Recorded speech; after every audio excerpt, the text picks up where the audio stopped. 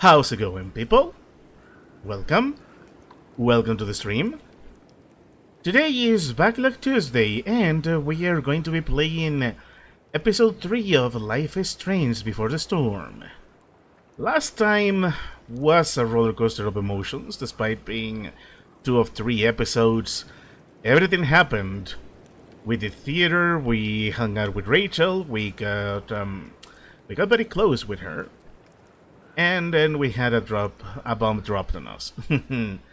The plot twist kind of bomb, just to clarify.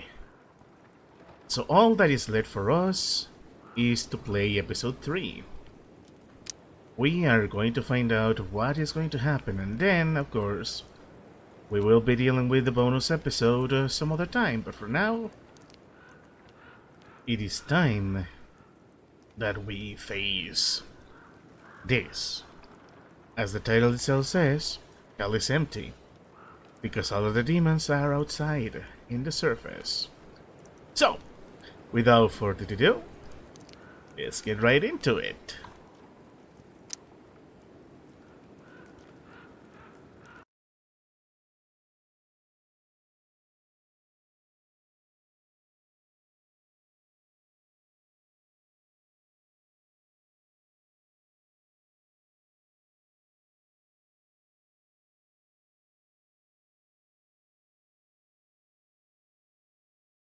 And yeah, once again, I forgot the trailer is also an entire audio track that I got muted because I muted the music. But yeah, Chloe is having it rough. Getting suspended and not having a good relationship with her stepdouche, or her stepfather. Joey's trying her best to be a mother, but things being very difficult, especially with their situation. Oh man, we dealt with a lot. Also, I appreciate that the game is keeping in mind which outfit I am wearing. That's awesome. So, yeah, we did theater, like I said. We did all sorts of fun stuff. We got quite the dramatic declaration of love live on stage. It was fun. I love theater. I didn't get to participate in theater, but it was fun. And then, because I purposefully been chasing the romantic road with Rachel, because come on, they were gonna get together one way or the other. Things started going until they went horribly wrong. And then we learned the truth. Dun, dun, dun. Sera, as it turns out, is Rachel's biological mother. And that is where we are starting.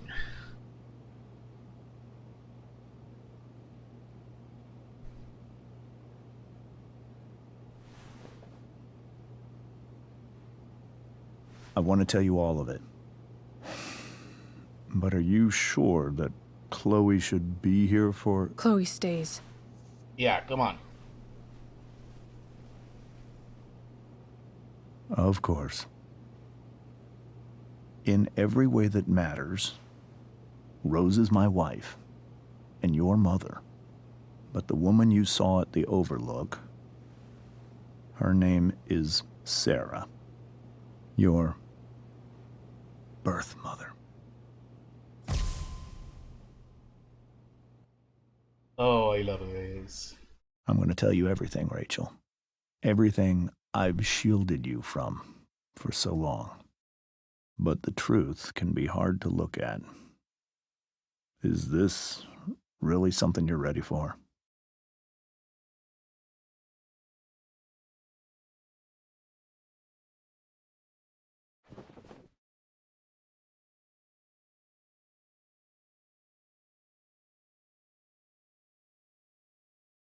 Chloe. Of course we're gonna be with her. I'm right here. Good. I need you.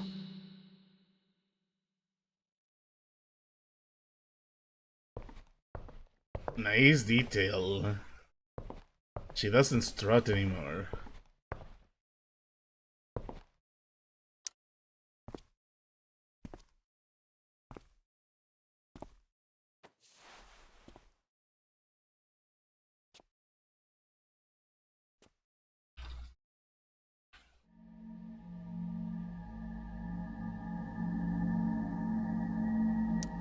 When I was in high school, there was one person everyone adored.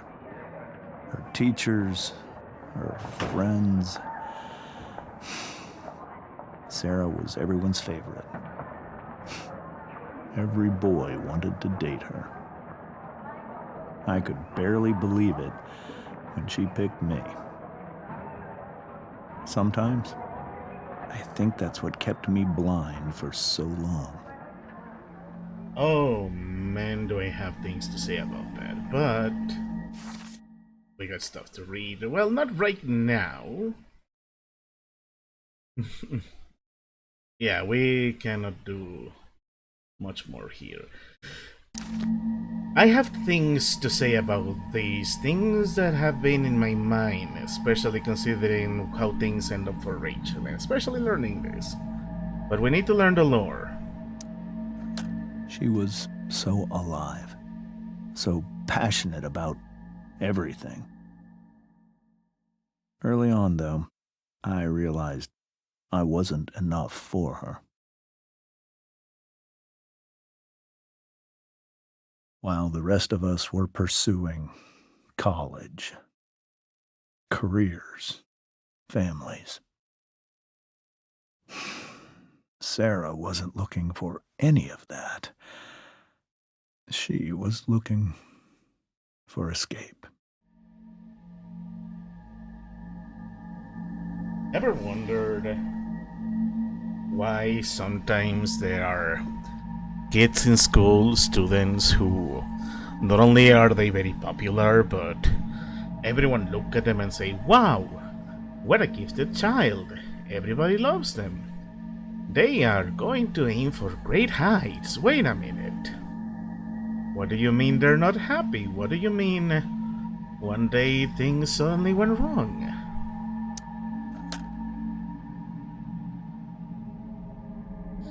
When Sera became pregnant, I thought it would solve everything. And it did. Ah, look a little Rachel. For a little while. Becoming your father was the greatest moment of my life. There was so much love, but I was still blind. Yep. We think I got an idea of what's coming. Yep. However much she loved you then, it wasn't enough. For Sera, the need to escape was always there.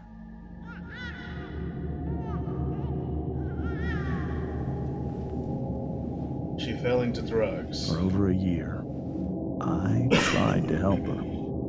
I made myself believe that she was still a good person. That no matter what happened, she would never do anything to hurt you.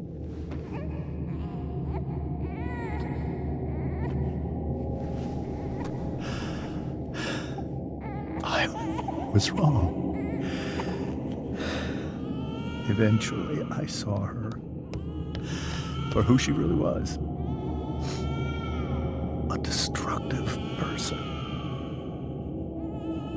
Someone who could never be satisfied with anyone or anything. Even the love of her own daughter. I was desperate.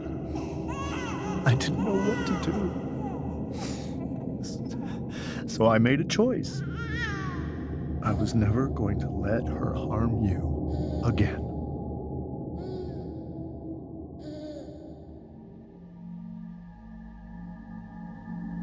When somebody is acing everything at school when they are essentially at the top of the food chain in school. Some wonder why some of them crash out. Why did Sera end up going into drugs? Why does James keep talking about Sera wanting an escape? Because sometimes, no matter how talented the person seems in school, maybe what you see in school is not who they really are. And I'm not saying it in a way like, say, the person was bad all along. I don't think Sera was a bad person at all, but rather the societal pressure of being considered talented, beautiful, and being at the center of so many people. I am only guessing here that didn't feel real to her. That rather than Sera doing all of this because she really had a natural talent or because she really wanted to aim high into her life, she was ultimately doing this to perform for others. Societal pressure. She's not doing it for herself, she's doing it for others. So when every aspect of her life has her as the center of attention for everything and everyone, of course, she is going to eventually want to do something drastic. That's what the escape was. That's why she eventually spirals. And that's something that even in real life tends to happen, where we're a little too concentrated on how people perform in front of others and not really worrying enough about how they're doing themselves. Is the typical meme, is everyone asking where that person is, but nobody asks how is that person, how is Sera? Which I think we can cut a bit of slack to James, because he was blinded with love. He was convinced their love will be enough, but I think we need to hear some more. What you saw at the Overlook, Rachel? It was true. We kissed. It was the saddest kiss of my life. It was a kiss goodbye. I told her that I was happy for her, that she felt like she'd gotten her life together. Finally. But she didn't get to just decide one day to be a mother. Not after what she'd done. Not after all the people she hurt. All the lives she destroyed. I told her she'd been given the greatest gift in the world. The chance to be your mother. And she squandered it. It pained me to hurt her like that. But I'd do it again. And again. And again. To keep you safe.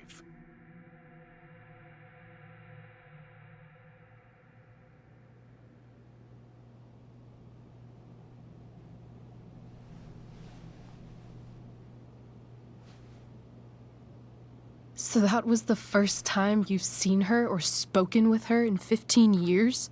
No. I send her money. Every single month. It's our arrangement. But now she wants to see me? Yes. But Rachel, it cannot be.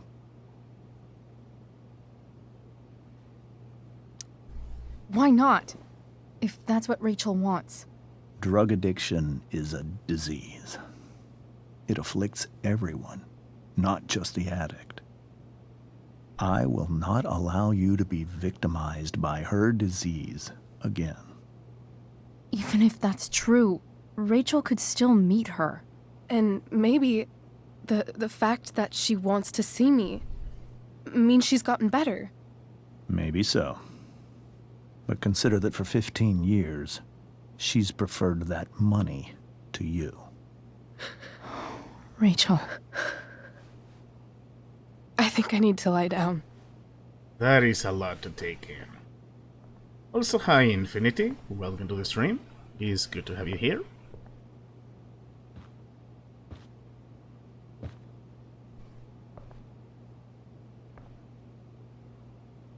What a mess.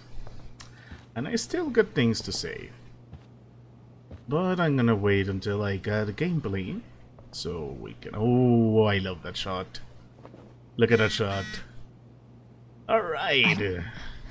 I can't leave Rachel to deal with this alone. Always a pleasure. It's always a pleasure to have you here. Alright, we got lore to read. We got a character profile to read. Turns out Sera was the profile we were missing. Alright, let's get... Ooh, we got a group message. That's a lot. From Dana. Rachel and Chloe, where are you guys? Where's the Tempest cast party? From Juliet, I already texted Rachel like 8 times. Hey, I don't think we're making it. Chloe, you should come. Yeah, Chloe, you did awesome, babe. Hey, Chloe, great job tonight. Thanks, I can't, but you were amazing. I'll even admit that Mr. Keaton seemed a little disappointed when I arrived. Seriously, just come, bring Rachel. Sorry, guys. Yeah, I don't think a party is appropriate right now. Not with all this bombshell information is being told to us. Okay, here's what I'm gonna do. We are going to read all the lore. We're gonna read Chloe's journal entry. We're gonna read the profile on Sera. And I'm gonna say a couple of things, a couple of opinions I have, because now I see where we are going with this. So, this is some awesome drawing. Max, I used to think the strangest thing about the Ambers is how normal they were. They seemed like a bad 90s sitcom family, and I did my best to play the part of the wacky yet lovable best friend. Yes, I did tag a newspaper picture of James in the fridge, but only because his face looked so stupid.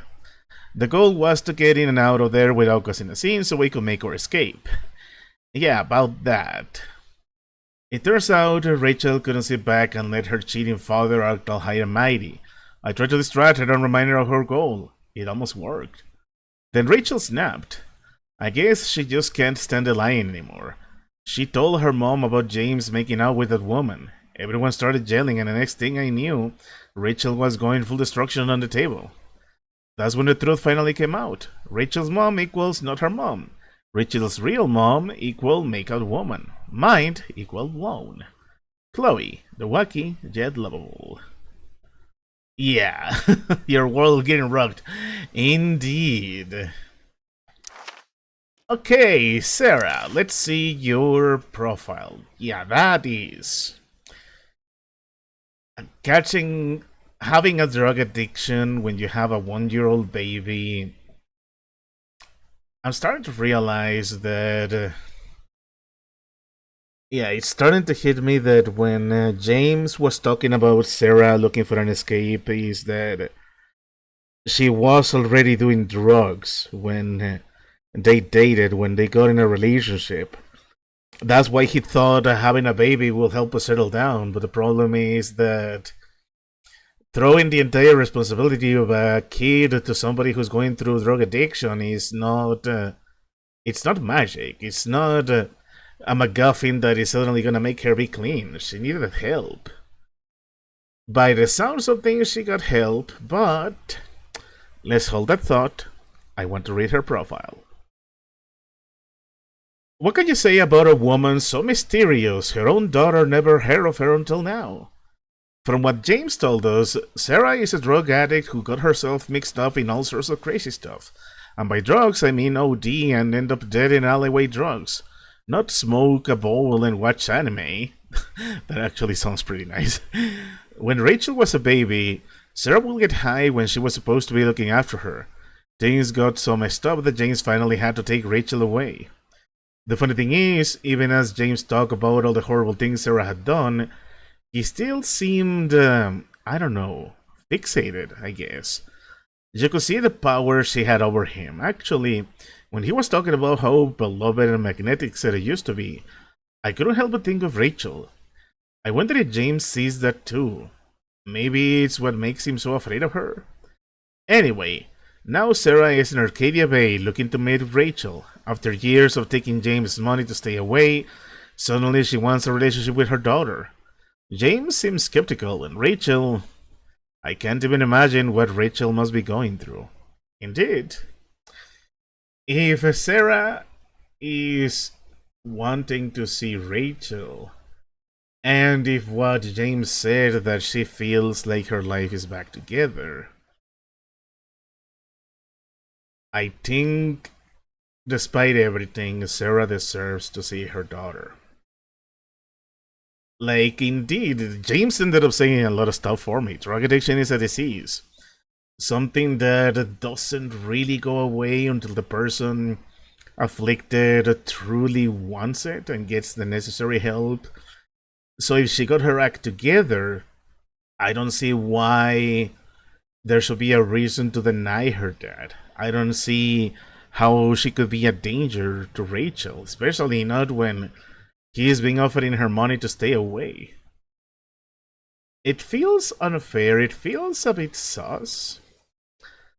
But I guess this is the core of the mystery. But I can see why this will rock Rachel's world, why this will be devastating. Her entire life, she thought Rose was her mother, and now she finds out her actual birth mother was going through a lot. And sadly, it looks like we got a cycle going on, considering that Rachel herself ends up at the center of a mystery in the main game. Oh man, this is going to be messy. We're gonna get some answers, then they might confirm or debunk some of the things I got in mind, so I say we should continue. Just give me one quick moment. Okay, here we go. Yeah, I don't blame you for feeling like that. I hope tonight hasn't messed up Rachel's memories of family trips like this. The Tempest show feels so far away now. It's almost like we had it a week ago. This is so painful to look at. Yeah. This seems like a James and Rose bookshelf. I can't imagine Sera here instead. Rachel only knew half the truth when she set that fire. What if she'd known everything? That is a terrifyingly good question. As much as I kinda don't want to... Wonder what James is thinking right now. This must be hard for you too, Master Amber. It could be far worse. My biggest fear is that Rachel will try to meet Sera. I've dreaded it. So that's why you never told her? You have no idea what pain Sera's caused. Her addiction has led her to do terrible things. I don't want Rachel to go through any of that.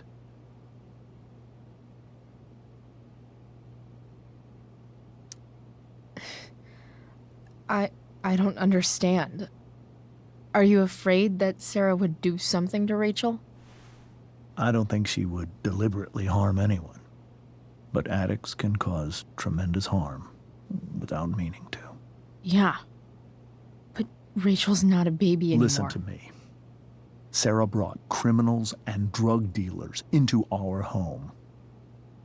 She put Rachel in serious danger just to chase her habit. Do you think Sera is involved with any of the drug dealers around here? It wouldn't surprise me if she were. That's who she is.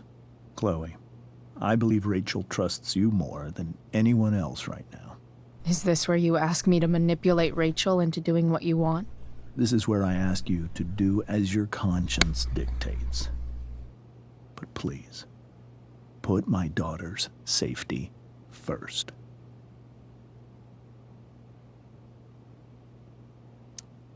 That is something I will always do. She's so young. You are too. But I know you've experienced loss. Protect her from that. Please. I'll do what I can. I care about her too, you know? I know. Thank you. Yeah, this is one of the things that has made me fall in love with this franchise. Why I'm seriously considering playing the Awesome Adventures of Captain Spirit and then move on to Life is Strange 2 because I'm loving the writing. These are complicated characters. It's not that one is good or the other is evil unless your name is Nathan or Mr. Jefferson. People are flawed. People are going through stuff. It's a bit difficult to blame James for wanting Sera away, and especially because he does kind of have a bit of a point. We did see Sera coming out of Frank's RV. That is not a good look.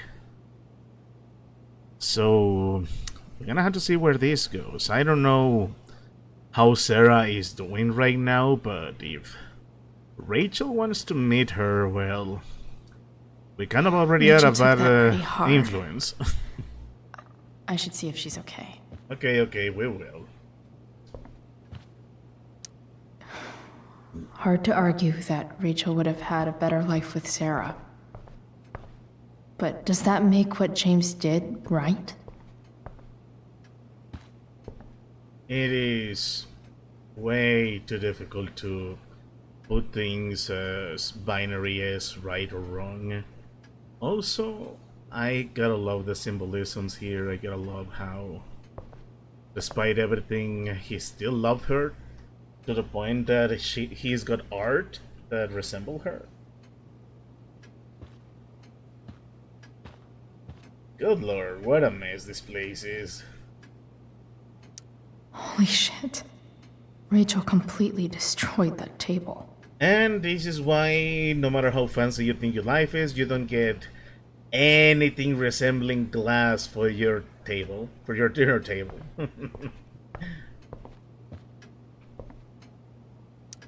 I guess there's worse things than growing up around fancy stuff like this. You said it, Chloe. Yeah, I really love how Chloe's walking is reflecting her mood now.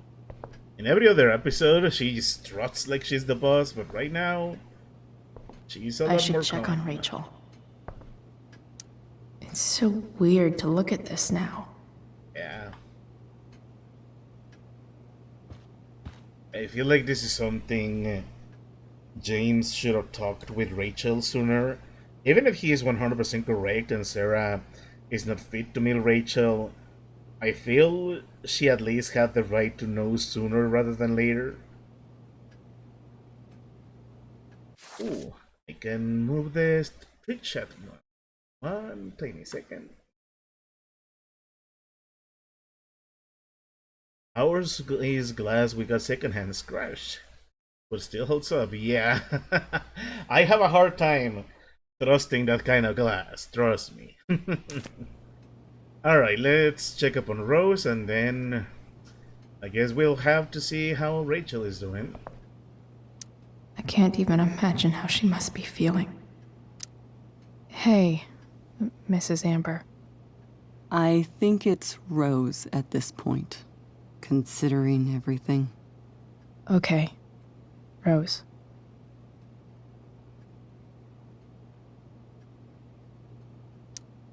Do you need any help with anything? That's very kind of you. Could you get out the broom for me? It's in the breezeway, door to the left of the fridge. You got it. We're gonna be nice at the very least.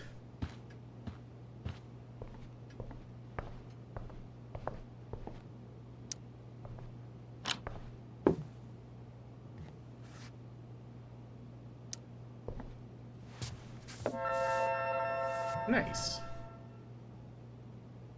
Also, I just noticed this. Hey, cool graphic. Rachel was really getting rid of this? Uh, you know what? Free t-shirt.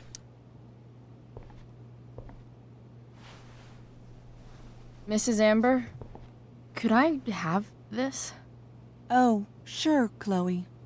Rachel was going to give it away anyhow. Thanks. Hey, a free t-shirt is a free t-shirt. Can't believe I was feeling goofy enough to draw that just a few hours ago. That's on me. Alright, let's deal with this. Holy shit. Rachel completely destroyed that table. Ah, wait, no, I'm supposed to get her the broom.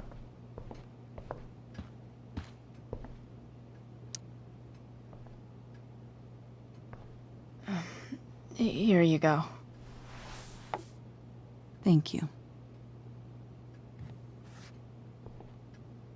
I'm really quite glad that you're here. Aww. I'm glad too. You've had to cope with much worse, I know. I'm grateful Rachel has someone as strong as you. How are you doing, Chloe? How am I doing? Your generation loves to talk about how awkward different things are. Well, this must be pretty awkward, I'd imagine. Yeah,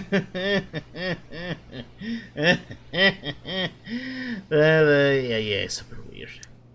I guess I'm not great. Rachel and I were really happy a few hours ago, and now...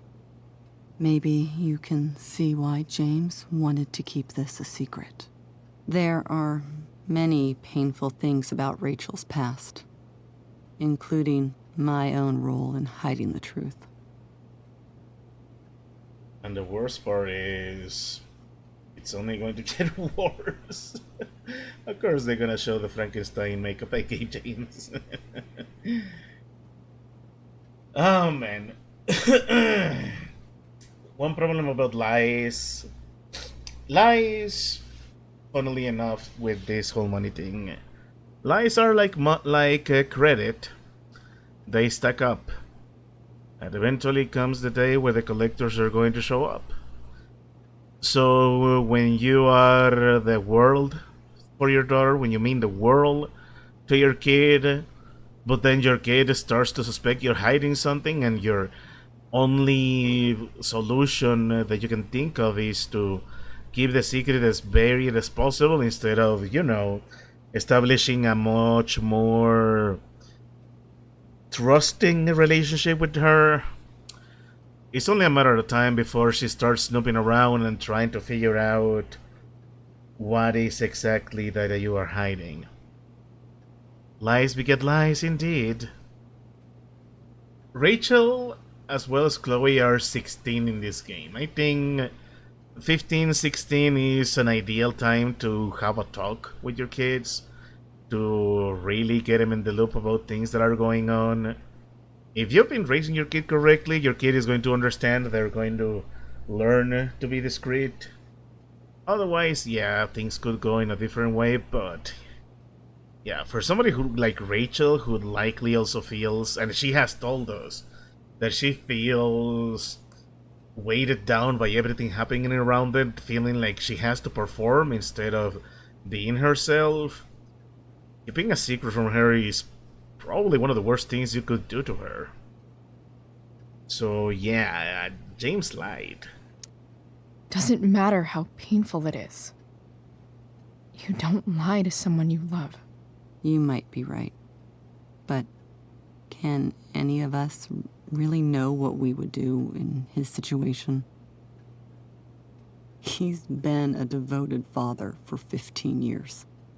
I know he loves Rachel more than anything. I'm surprised you're defending him after what he did at the Overlook. It might be hard for you to understand, but after 13 years of marriage, I'm not threatened by what happened. You're right. I don't understand. You don't have to worry about me or James. Rachel's the one who needs you right now. Do you think Sera is dangerous? I've never met her, so I don't know. But I'm inclined to trust my husband. His entire life is about keeping people safe. Rachel's extremely fortunate to have him as her father. Thanks. Thank you, Chloe. I love characters like this. I love when characters have layers. Rachel took that pretty hard. I should see if she's okay. I know, Chloe, I know. I think we did everything there is to do for now. And I'm pretty sure we don't feel very graffiti-ish right now, so don't worry, James. I think your house is gonna be safe from my graffiti. We got to be a good partner and look after Rachel, so let's continue.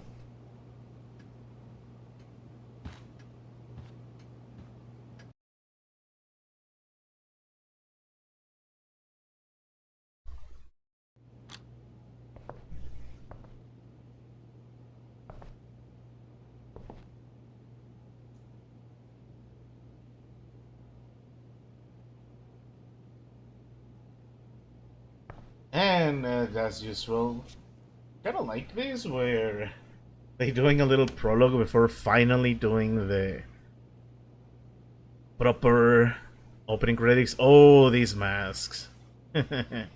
They're theater masks. They remind me of a collection of small little creepy masks that my father used to have. Rachel?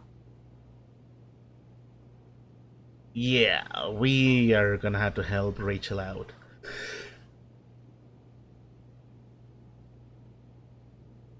Our big escape to New York is gonna have to wait. Show Rachel that I'm here for her. We were so close to making our break last night. Now, I don't know. The yin and badass yang of Rachel Amber. Above all, remember, you are loved. Before all else, be armed. Machiavelli. Oh, I love the juxtaposition here. Which I guess is also a nice little reminder of how things started to get more complicated for Rachel.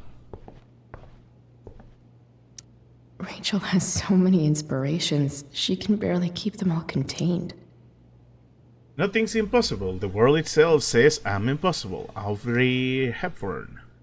The beginning is always today. Mary Wollstonecraft. Let us think the unthinkable. Let us do the undoable. Let us prepare to grapple with the infallible itself. And see if we may not F it after all. Douglas Adams. Is it well that I should Is it well that I should wish to leave this dreary world behind, seeking for your fair utopia, which perchance I may not find? Henry Kendall. Kiss me, Kate, at the promenade, once upon a time at the Forum of Paradiso, the glass menagerie at the Weber Playhouse. There's so much good media here being listed. Or maybe it's not. I don't even know. It's just... I'm always a sucker when real media is being referenced. Rachel even knows how to make a dinky lamp look cool. Makes sense that Rachel needs 2 signs to contain her awesomeness. I shall call her Lion Crab from now on. Lion Crab, Cancer and Leo. Why am I not surprised? Strengths. Creative, passionate, loathing, devoted, diplomatic. Weaknesses. Self-centered, volatile, possessive, dramatic. That about sums up Rachel. If what we learn of her in the main game and what we see in here an indication of anything, I don't think... I've been looking around online as I've been completing these episodes, and while keeping myself free of spoilers, I wanted to look at discussions, and there's always a mixed bag when it comes to Rachel. One part feels like Rachel really did love Chloe and she really was an ideal partner. Others feel that she was very manipulative. My own take is that I'm not sure if. Let me put it like this. I don't think Rachel is doing what she's doing out of malice. If anything, I feel like she's using her own social skills because she wants to figure out her ideal place in life. But that, of course, means that she has to know how to lie every now and then. But considering how deeply she got involved with Chloe means that there is something genuine going on. We know her plan is to leave Arcadia Bay and pursue an acting career in New York. So if what she wanted was money and to leave, I don't think Chloe would have been the first choice. And yet she did.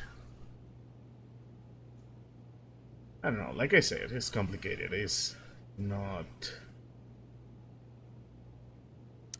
Cool light. Also, yeah, the tutorial wants me to do this. I don't need to see the objective.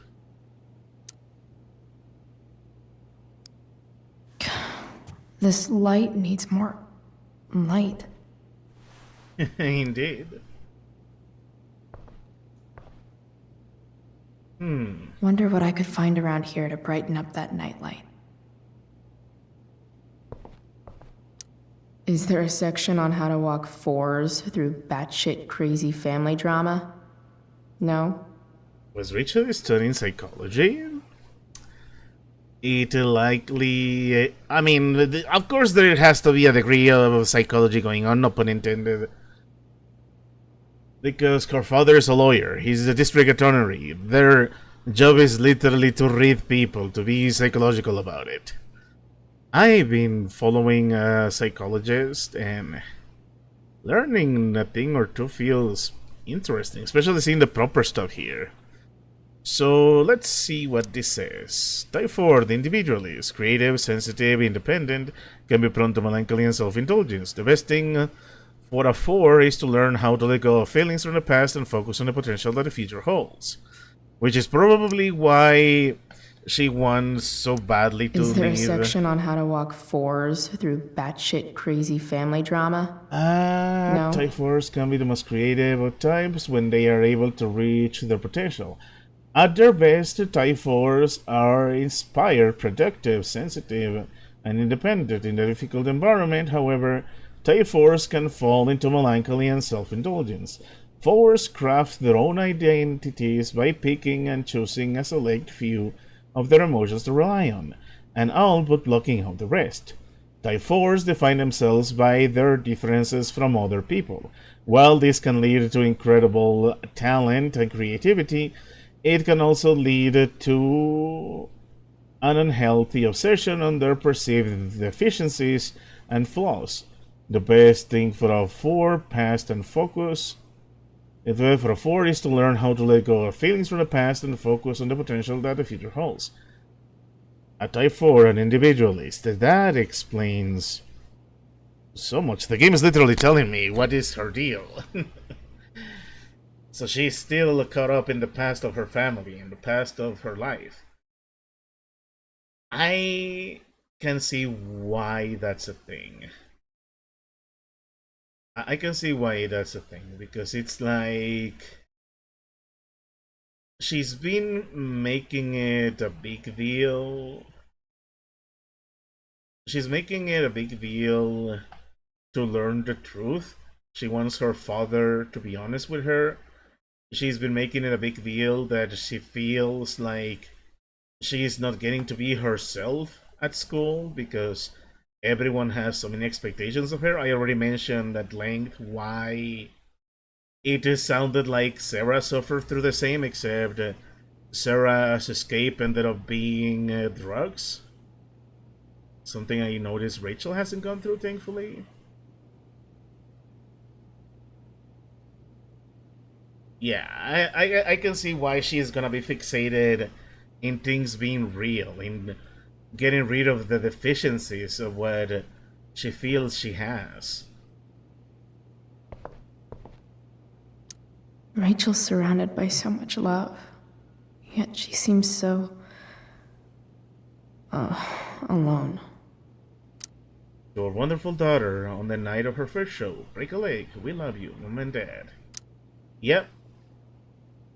Sometimes people can lose sight of the love they got, of the love they are being given, because they don't feel like they deserve it. Like I said, Rachel feels like she's not being herself, like she's being fake. That's why she wants to get away from it. Actually, this is hitting me even harder. She wants to leave Arcadia Bay because maybe if she goes to New York and pursues her dream of acting, she will get to be herself. She's not going to be burdened by the societal expectations that Arcadia Bay and her own parents got on her. And maybe that is going to give her what she wanted. Oh. Yeah. She feels the love she's been given is not for her. Need a way to make that nightlight brighter. I know, Chloe, I know. I'm just trying to get some pieces together, getting to understand them. I could get grades like this. I just don't want to.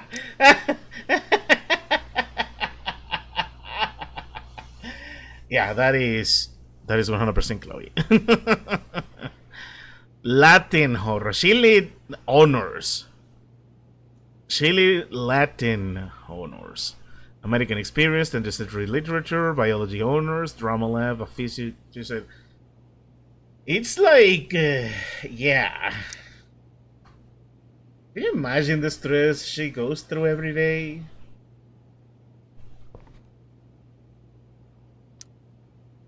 Hard to believe the show was only a few hours ago. Seems like everything has changed since then. Do I want to save those? Rachel's always made being an A student seem so... easy. Almost sad to see all this...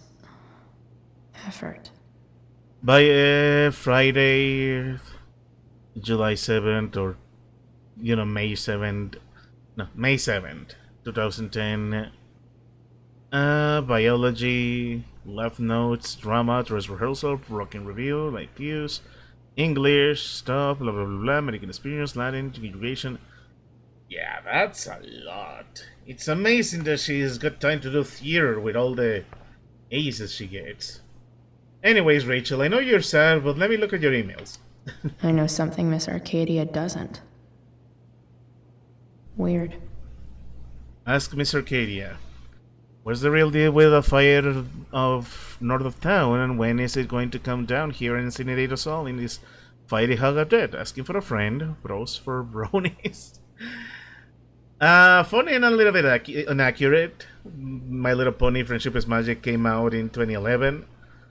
So perhaps in this universe it came out sooner. First, no. Didn't the fire start the day after the firework was here? This is a strange one, friends. ABFD sources, Arcadia Bay Fire Department sources, say they never seen anything like it. No idea where it came from, no idea why it lasted this long. Total mystery. Time to put on our tearful hands and start speculating. There's a dragon with matches that's loose in town. Symbolism. Prescott's like 50% serious. Why only 50? Prescott's are shady as shit. You really put this past them? They probably have some incriminating evidence to burn, or better yet, bodies, not to mention the chemtrails they drop all over town. Highly flammable. Okay, Razor, people just some kids getting high in the woods, and as for the weirdness, this town is weird. What else is new? But why male models? What? We are building an Indian burial ground, are we not? Native people's burial ground, and no, we're not. Burn, get it?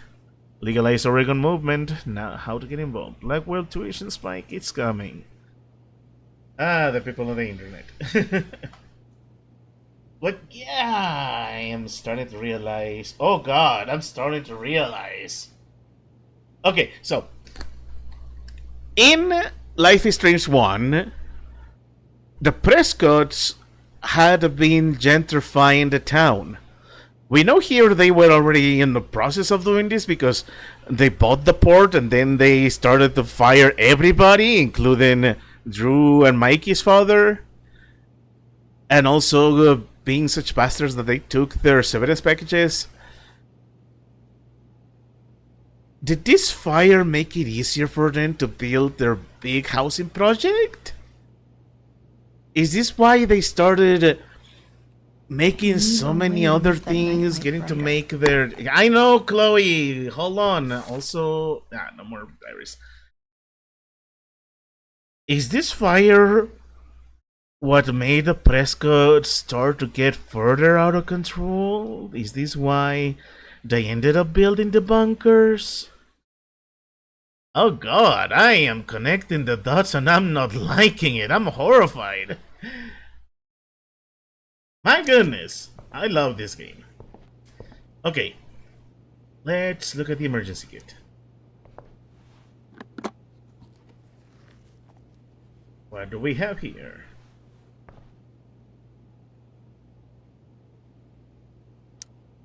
Rachel might not survive her family, but at least she'll survive the zombie apocalypse. True. Something tells me this is gonna come in handy for us. Yeah, definitely. Oh.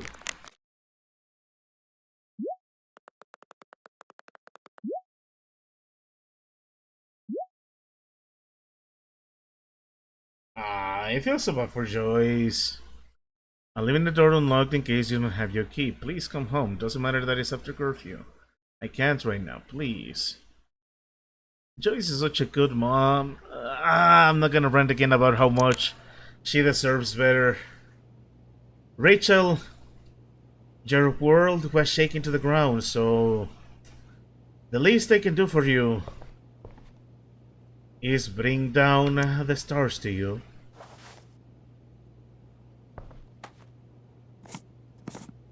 To show you that even all the symbolisms, after the fire, you can see the beauty of the sky, the freedom of the stars. I'll Yeah! wait for Rachel's light show. Better get her attention first. Yeah, it's all in my back pocket. I can't imagine what Rachel is thinking right now. I want her to tell me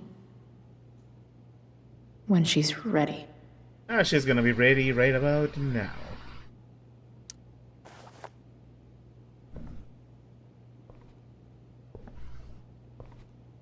Also, it's raining right now. I apologize in advance if for some reason power runs out and I go offline, because I just heard thunder.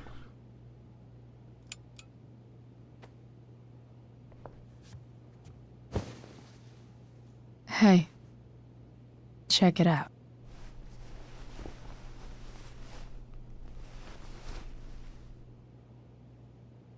It's beautiful. I thought you might like it. I've always loved stars. Why? They remind us there's so much beauty out there, which we almost never see. Because we're blinded by what's in front of us. Exactly. But then I learned the truth. The stars we're seeing have already been dead for millions of years. Yeah, that was a thunder. They're all That was my door locked. lies. Tell me lies, tell me beautiful lies. But that doesn't make them any less beautiful, right? I don't know. If they're not even real, then what's the point? It's all lies. everything. My entire life. My dad. My mom. If I can even call her that anymore. And that other woman. My real mom. She's the biggest lie of all. I can't trust any of them. I think you're the only one in the world I can trust.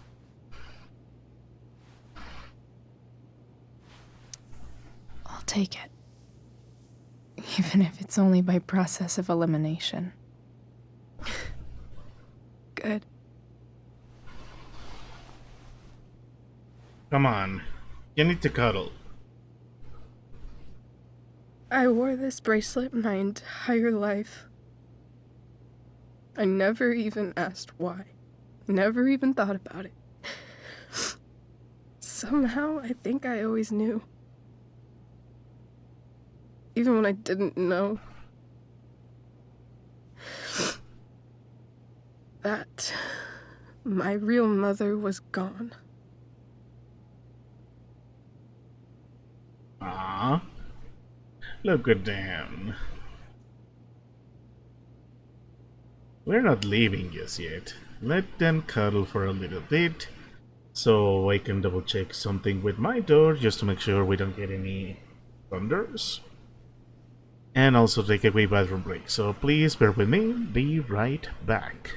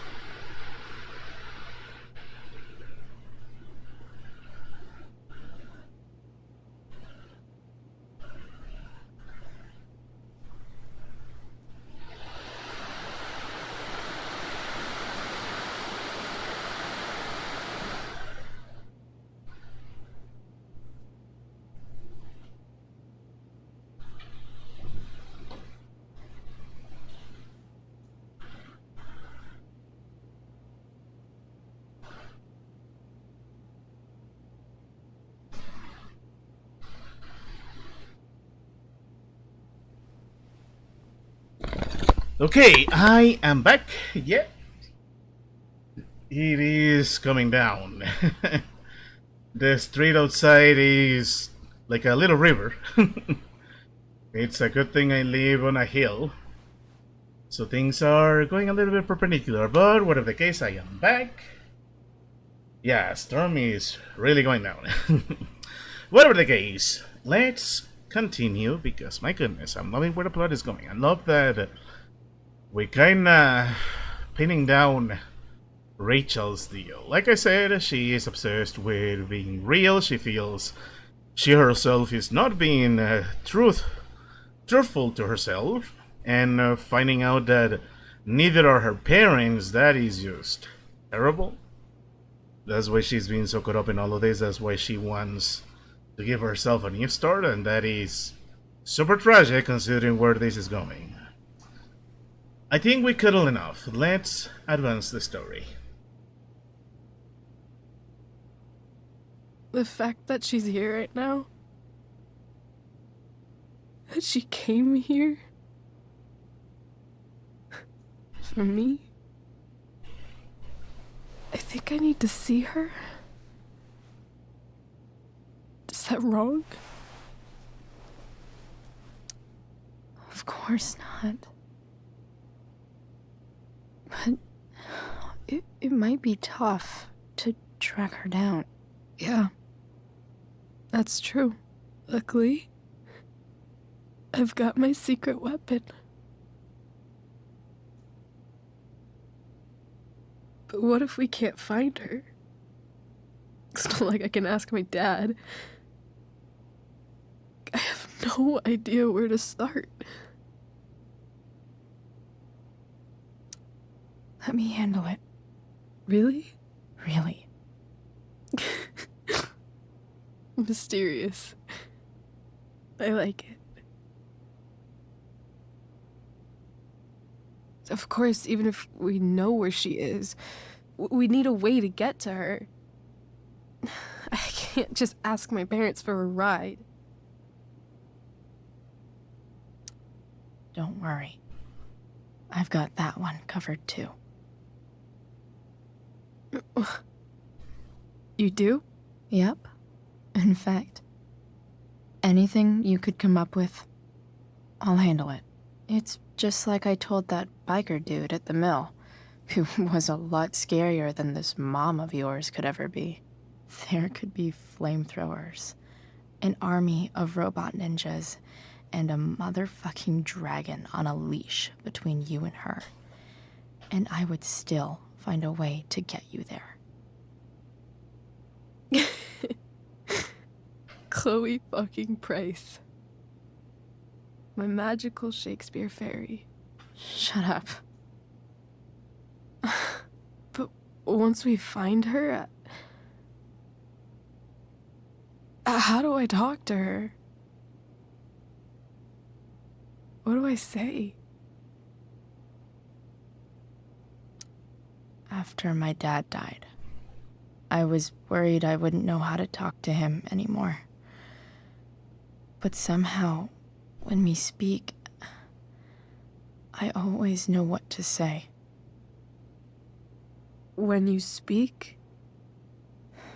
In my dreams, he's there. And it's so real. It's almost like it's another part of my life. It used to be the only part that mattered.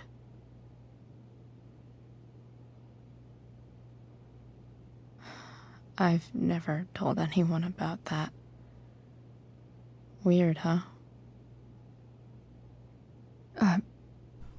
Rachel? I was just thinking. Maybe I was wrong before.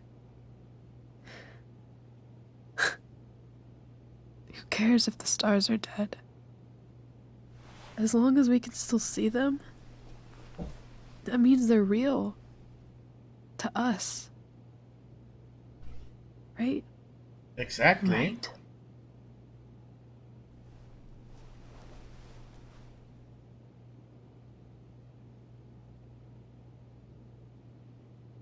We may not be able to reach the stars, but we can reach them in our own way, symbolically. We can create our own light. Be that light that guides us through darkness. And speaking of being guided through darkness, I love the supernatural element in Life is Strange. Of course, it's a William dream. And of course, it's in the theater.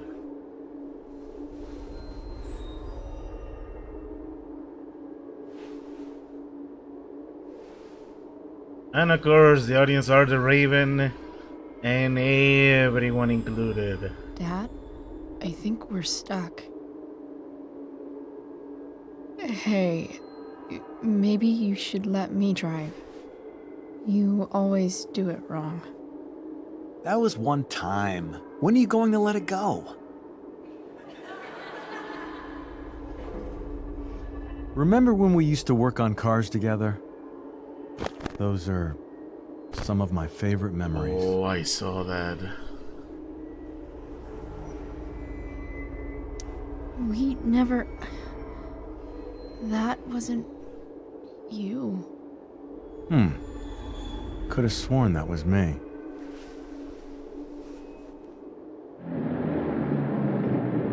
All right, you win. Why don't you go take a look? You sure?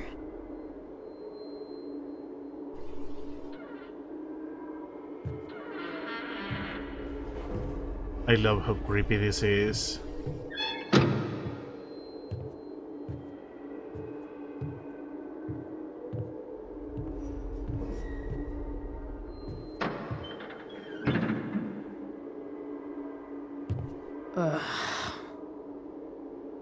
What's wrong?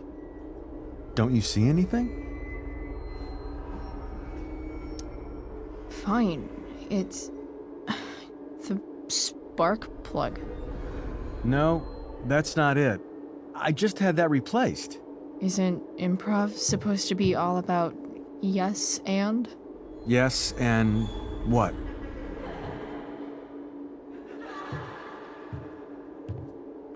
Dad, stop. None of this is real. You're not real. Rachel's family isn't real. This whole thing, it's all just theater. Well, you know what William Shakespeare said.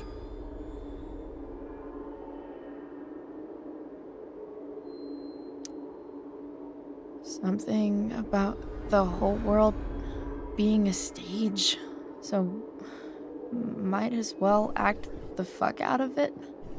Nailed it. But I don't want to be an actor. I just want to be myself. Give me a break. Well, maybe there's a reason we pretend. Maybe the lies we tell each other are less horrible than the truths we keep hidden. Wow. That's pretty dark, Dad. Where do you think you get it from? Oh god. There's my cue. Dad? Relax, sweetie. It's all pretend, right? Right. Just a bit of stage magic. Floodlights, sound effects. Chloe, look at me. Look at me, sweetheart. It's going to be okay. Oh god. Jesus! Dad!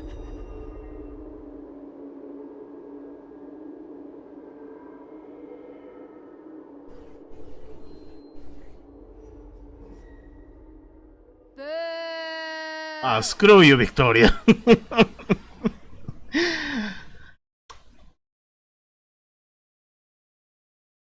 I think the worst part on all of this is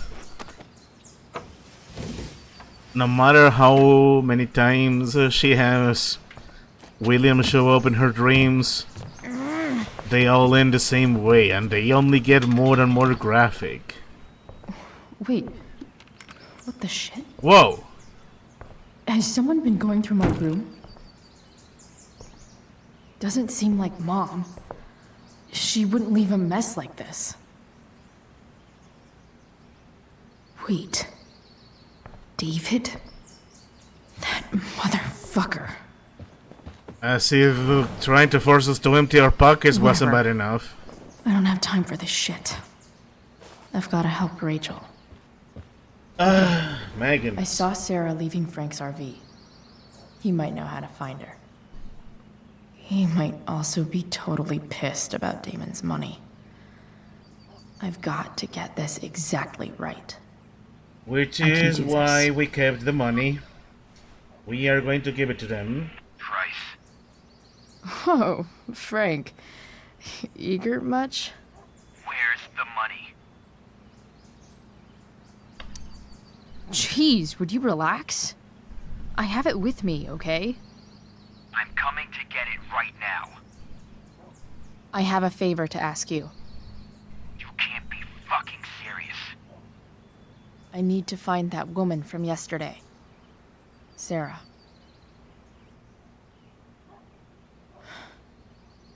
Frank, What the hell for? something important. Can you help?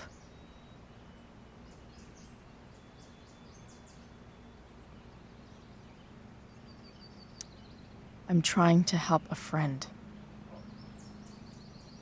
It would mean a whole lot to her. The girl with you at the mill? Yeah. Meet in the junkyard in 2 hours. And bring the fucking money. Sweet. Thanks, man. You're a real... Yeah. That went well, I guess. As we see in the main game. What am I getting myself into? Oh, Chloe, you have no idea. As we've seen in the main game, Frank gets a lot less friendly when it comes to money. Okay, I've got 2 hours to kill. A shower would be fucking amazing. And that was another thunder. And we got Lord to read. Yeah, things are getting interesting. And if we are getting Frank involved, that means Damon is getting involved then. I am already dreading this. But first, let's read some lore. And this is May 9th. Max, when you think about it, it's kind of amazing that anyone ever trusts anybody about anything. Take the stars, for example. We learn all these things about them in school, but no one bothers to tell us the most important fact of all. Some of them are dead. Yet somehow, Rachel trusts me with the most important thing in the world, finding her real mom. She didn't ask me right away. At first, she didn't even want to talk. It was kinda like the Junkyard a couple days ago, but this time I didn't freak out on her. I gave her space. There's something you never learn, Max. When someone you care about is hurting, you do anything you can to be there for her, even if that means making the stars shine in her bedroom. That's how I got Rachel to open up and ask me about finding her mom. I think my confidence surprised her, but if Rachel wants to find her mom, then I'm making it happen. Chloe, conjurer of stars. Before you can see the light, you have to deal with the darkness. Indeed. It has to get worse before it gets better. That's the phrase. My goodness, this is getting many places. So,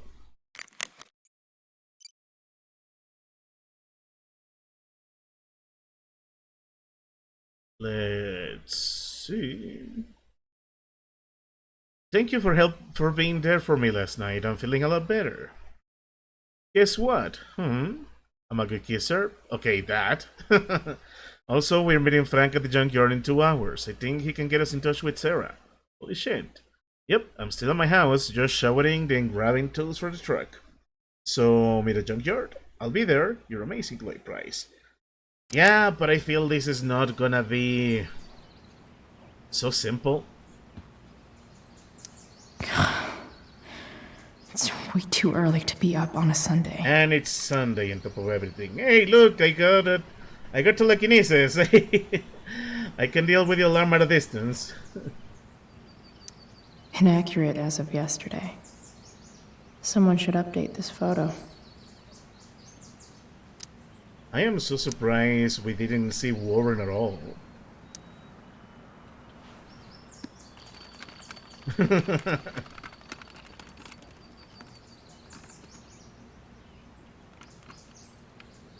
California, huh? California. Would be cool to see where Rachel grew up. Alright, let's check our emails first. Figures. Sera Gearhart, the Winchester High School gave Fisher Award.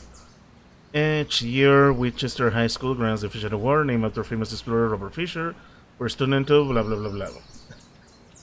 She really tried to Google it. What? Nice to see my work is appreciated. Just in case you needed more proof that Blackwell is better with a Chloe prize. So that's why girls take forever doing in the bathroom. Mad respect. No one asked you, Trevor. Burn. Wow, Chloe, that was classy. You know, even if it was vandalism, that was an amazing work. Even if it was done with a freaking Sharpie. And on bathroom tiles, of all things. A further layer of nuance. Nathan almost pissed himself. I wondered if it would have been different if I told someone to still be with him. Let's see, review. Blackwell's The Tempest takes Shakespeare by storm. Last night, The Tempest was reborn upon Blackwell's Academy outdoor stage.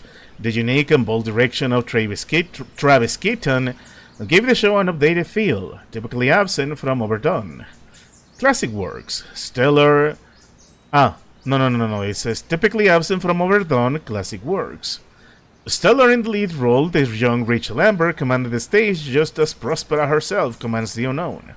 Worthy of special attention was Nathan Prescott as Caliban. His promising young actor's weak, anxious, trembling interpretation of the enslaved monster added 4 layers of nuance, severely underappreciated by the teenage crowd. I guess that's one way to get art from suffering, which is kind of messed up considering where Nathan is gonna end up. Thou art an idiot. Yet the real star tonight in the role of Ariel was newcomer Chloe Price, whose chemistry with Miss Amber's Prospera surpassed even that of Miranda and Ferdinand. As she explored Ariel's struggle between loyalty and liberty, Miss Price gave a truly genuine performance indeed. When Prospera refuses Ariel's freedom in an excellent revision of the original script, I have never seen a more believable portrayal of surprise than Miss Price's authentic astonishment. 5 stars. Yeah, Hang in there, Skip. you could say.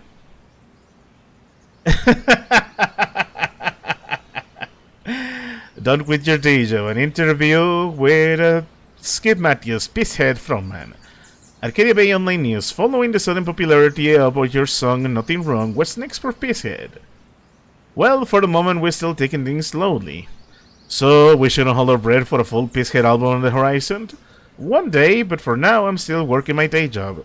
Sometimes you have to do what you have to do in order to keep the dream alive, even if it seems like it's holding you back. Hey! Skip might be the smartest, maybe most sensible rock singer in history. I guess I'm glad he's not trying to piss away his future. Otherwise, the results could piss him off. Please bear with me. I'm just taking the piss. Oh, God, I'm awful and I love it. So, that was that. Actively dying. I guess you could say your sanity is pissing away. So much has changed. I wonder if you'd even recognize me now.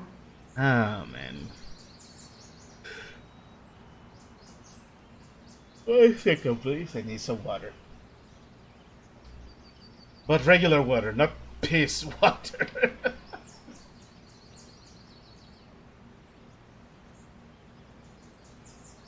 I completely forgot to check on the graffiti. Let me take a good look to see if we didn't miss anything. Land of the Freaks, I already missed one. I forgot to graffiti Rachel's place. Portrait of the Survivors. And my goodness, Greasy Gong, Daily Pigs. Checkbox. Clean canvas, Brotherly Limb. Yep, I already missed 2, so I guess there's gonna be more material for the collectibles mode next week. Let me see if there's anything I could... Yep. What do I want the record to show?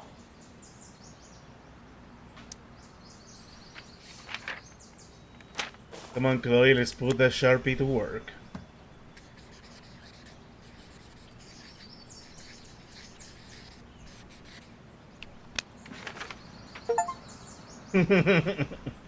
A sudden and mysterious absence of Chloe Price. I actually kinda like that. She got off, and I only now realized that she was right next to Warren, huh? Interesting. I wonder if that's the universe where Dad's alive and Rachel has 3 happy parents. I've been to that universe, Chloe, trust me. You're not missing anything. Not at all. Okay, what else is here? Still can't fucking believe that David went through my stuff. Also, something I feel it is worth mentioning. This game is taking place in 2010. Huh? Mom usually does my laundry when she gets sick of me not doing my laundry. Yeah, that is never a good sign. Maybe she believed me for once about never coming back home. That is sad. But anyways. Okay, so a very you're in trouble now roller. that's amazing, Infinity. I love it. Okay. This game is taking place in 2010. Rachel is 16 years old. My goodness. She's 16 in 2010. She was 6 years old in the 90s. Yeah. That means the 80s. The 80s, somewhere in the late 80s. She was a baby in the late 80s. Which means that because of the time period, helping deal with drug abuse was not as simple as it is today. It hasn't evolved as it was. Which I guess explains why James tried to do his best to help Sera, but it didn't work out. It was a different time after all. And that is actually sad. Yeah, it could explain why it's been so difficult, why instead of truly getting her the help, he chose to just give her money to stay away. That is depressing and a half. Okay, let's keep messing through my own stuff. If Rachel and I were still leaving today, there's literally nothing in there that's worth taking. Hey, you know they don't want to control pawns. That is good to know, Infinity. I love it when I have a fellow Pungeon Master. Sorry, Board. I've got a real ride to fix up now. Have I ever watered that? Let's water you.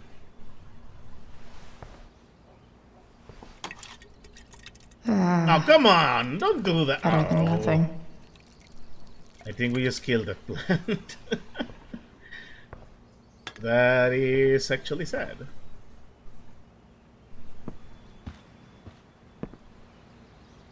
And of course, why not? Let's ponder for a bit. It's not a Life is Strange game if I don't have a place where I can sit and ponder the current events. You could say this is the high note of the story. It's so weird to be home.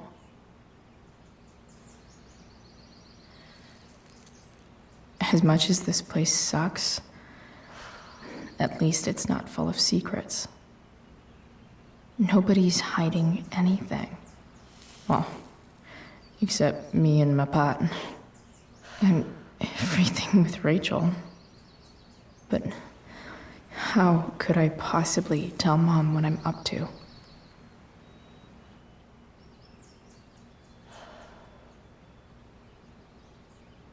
And that's another sad thing about being in your teens. When you're in your teens, you're still trying to figure yourself out. You're still prone to thinking that while you're old enough to no longer be treated like a kid, you're still too young to be treated like an adult. And at the same time, you start to delude yourself into thinking that you know everything when in fact you don't know anything. And that only complicates things for yourself. Because then you start to make rash decisions, and they only get even worse if you are going through the grief of losing your parent, your father. But yeah, I guess honesty is something Chloe can say she enjoys, as much as it sucks, because they are being real to each other. Although, as I myself have experienced in life, being real, just being honest, is not enough. From that honesty, you have to build trust. You have to be honest about the good and the bad. But not only that, you have to work through it. If we say, for example, David being the way he is, being such a stepdouche, the ideal thing would have been to work things out between the three. Joyce has the right idea of wanting everyone to get along, but David just insists on going about it in the worst possible way. So that degree of honesty where he lets out his sexist streak, where he tends to be a little bit too harsh on Chloe, even though she may need a bit of discipline indeed, is what causes the relationship to be permanently strained. And of course, when it is her mother's boyfriend, she's basically in a 2-on-1. And I don't think any amount of backtalk is gonna do anything for her. At least that's how I feel. Something tells me we're going to have yet another scene with David and Joyce, and it's gonna be complicated. And I love it, and I hate it at the same time. I'm so tired of pretending things are fine to Mom. I always mess up again, and then she gets mad. Maybe I should try not to see her today. I disagree, Chloe. You need to see your mom. Also, I realize now that there is a bit of continuity that I like a lot. Everything Chloe went through with Rachel, learning and everything about the Embers, is what gets her to make the slogan. I can't wait to Everyone take a shower. lies. Dad's favorite jacket. Definitely taking that if Rachel and I ever leave. But that's enough pondering for now. I say... Is Mom playing music? Yeah, she's playing the best silent songs ever. Oh, Victoria. What does Lady High and Mighty want? I am going to read this in a moment. I'm just waiting for it to happen.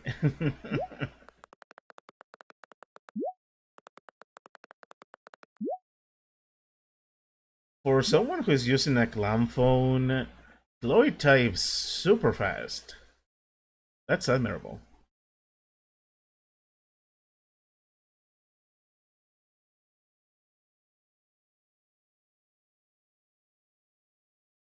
So I was right all along. Rachel Amber is an evil bitch. Oh yeah, she totally is.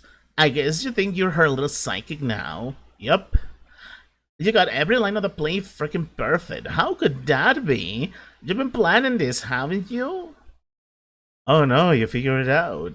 I had it with the school. Nobody gave a crap about me last night. It was all Rachel, Rachel, Rachel. Oh man, when you're an awful person and everyone suddenly realizes, that's just the worst. Screw you, Chloe. Oh my goodness. It's like I said in episode 2. Max has the option to be nice to Victoria, to work things out with her, but I think Chloe can afford to be mean to her. Oh, Victoria, Victoria, Victoria. You deserve a lot of good stuff, but that stereotypical rich girl, mean girl personality does not suit you. Oh, look. See what I mean? See what I mean? She's strutting again. Things calm down a little bit. She can get started with her day. Now she's all confident power walking. Okay, before we move forward. No way. Mom actually sold her ring for $300. Yeah, that is unfortunate. And again, this also... Jesus, this also tells you why Chloe couldn't get any proper therapy. How could they afford it? They couldn't even afford Blackwell Academy. They needed a scholarship for it. I guess this explains why eventually David is gonna end up the security guard at Blackwell. Because nothing screams compensating for something like a bright yellow sports car. Hey, cars are cool, although a yellow sports car is kinda cliche. It's always that kind of car, it's always a yellow Porsche. Sports cars are really good for...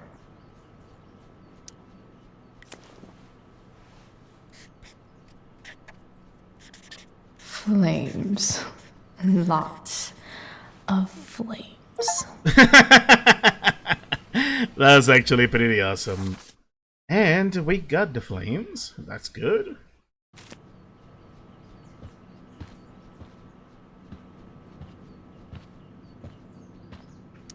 I wonder who gave this to Mom. Putting your foot down, a guide of reining in your unruly team. That is kinda terrible. Look, I'm not gonna pretend that Chloe is a saint, that she's been going through a lot, and now she's being very flawed, but... doubling down on the whole confrontational thing is not exactly working out. If anything, it is only pushing her away. But who am I to judge, right? It's not like we know what's gonna happen in 3 years. So, if I put this photo out, Mom just hides it in a different drawer? What the hell? That's depressing. Guess William doesn't get to have a place in the house anymore.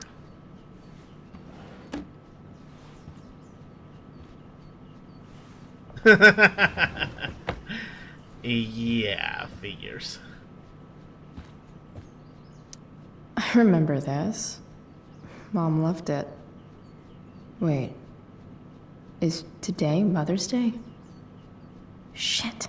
It is the 9th, which means we spent Mother's Day.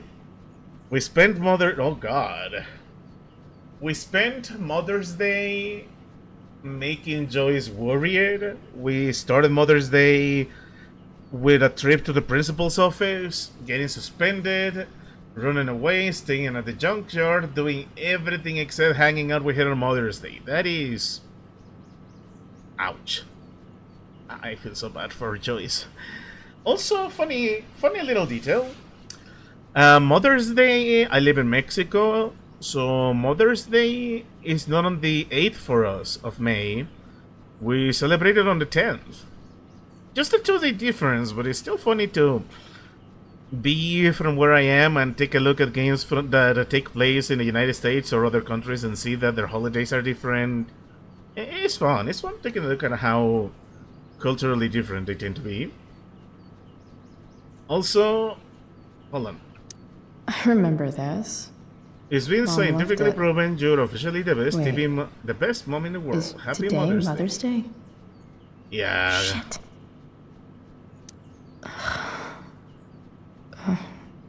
Can I just give that to Mom again for Mother's Day? Not a good idea, Chloe.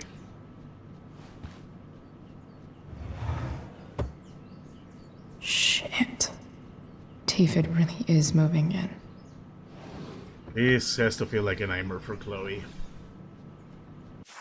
Okay, we don't have anything else. Good. Obviously, I'm not gonna go down here. I'm not doing this. I need to take a bath. Is that David's towel? Where the hell is mine? Seriously. Okay. My towel. No awesome pirate towel. We need a pirate towel.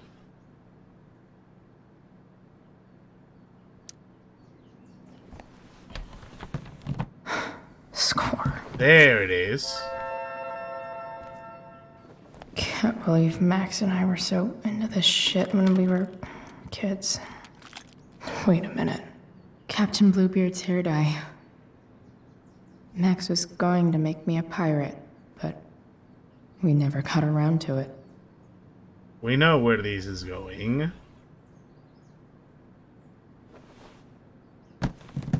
We are going to begin our transformation. Ready for the best shower of my life. Hot water, don't let me down. I truly hate seeing so much of David. Gross. Manly Grape Poma, May 1994. Hairstyling. Oh god. I hope that's for his hair and not for his mustache. Anyway, let's take a shower. We stink of weed and depression.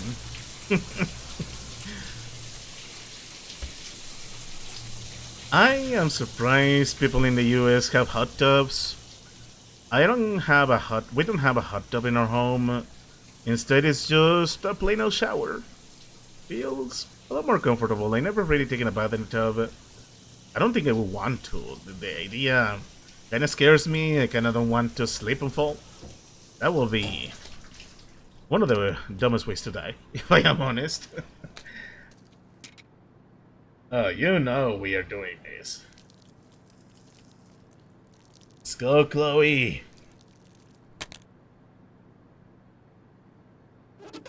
Awesome. You are slowly turning into the Chloe from the main game. History is coming together. But before history continues to come together, New clothes. we need a different outfit this time around.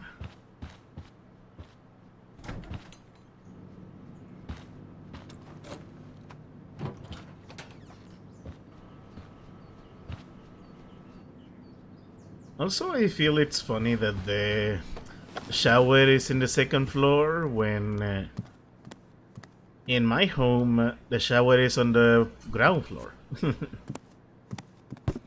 Oh, of course you're gonna be using William's clothes. I mean, why wouldn't we? What do I feel like wearing on this crazy ass day?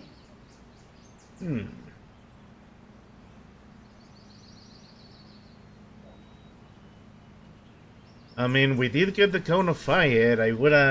I kind of regret not using the shirt I stole at the concert, but probably was the right call considering how easily Joyce figured out we snuck in. Dragons are cool, but I don't think I want to use one. What were the bonus outfits again? Bird School. Not interested. You know what? We need to sport something. Oh, there you go. Not only is it the one from the title card, but we're wearing Rachel's shirt. Yeah, we're keeping this. This is coming closer to classic Chloe. Hey, it is closer to classic Chloe. She's wearing the bullets. Yep. Alright, We're good. one last thing. I need to get Dad's tools so I can fix that truck. We are on a Dad's mission. toolbox should be in the garage downstairs. It's too bad we cannot take it. That pretty much ends up completing the whole look. But yeah, look at how awesome she looks. Alright. I guess all the pleasantries are coming to an end. Let me see. Greasy gunk. Is that... I wonder. I don't think it's gonna be here, because we just showered and we explored, and we painted flames on the room. Is getting out of here still in my future? Or is this picture the closest I'll ever get? Either way, we're fixing that truck from the junkyard. At least in one timeline you do get to get your road trip. But it's sadly not the happiest thing. Okay, so it's not gonna be here. We are gonna have to go down. And that means we're gonna have to deal with David again. Oh boy, this is gonna be fun. Here goes. What are the chances I can avoid Mom or David?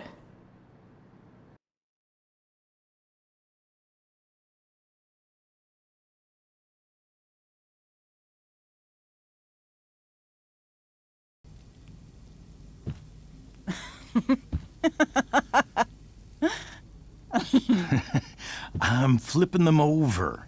Not yet. I told you, 3 minutes each side. They're gonna burn. Oh, you're the expert now. I can't stand it. I'm telling you, it'll make a mess. You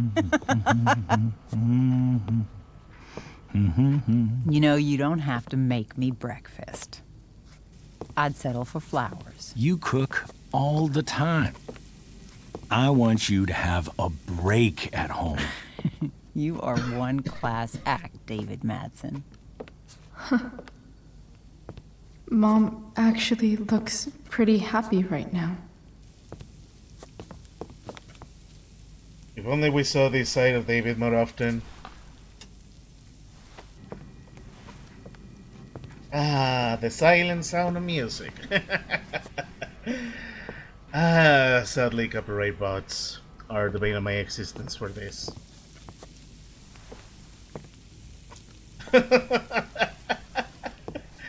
The happiest silent dance on earth.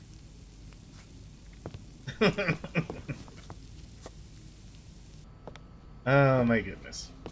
This is hilarious.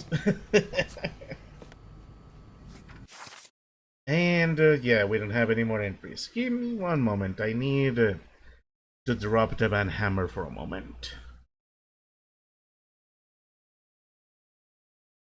I am banning you, please. Thank you.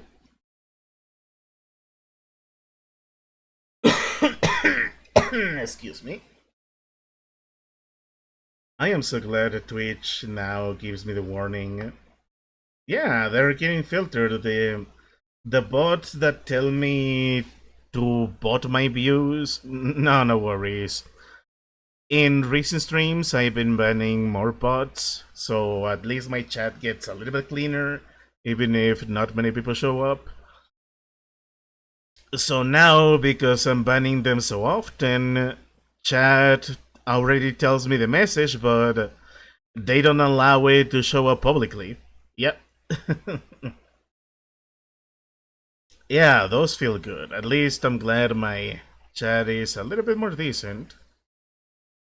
But anyways, let me take a quick look around here. Yeah, not much else to see. Oh man. I hate that we're gonna have to cut this short. They look so happy, and oh man, we shall get this over with.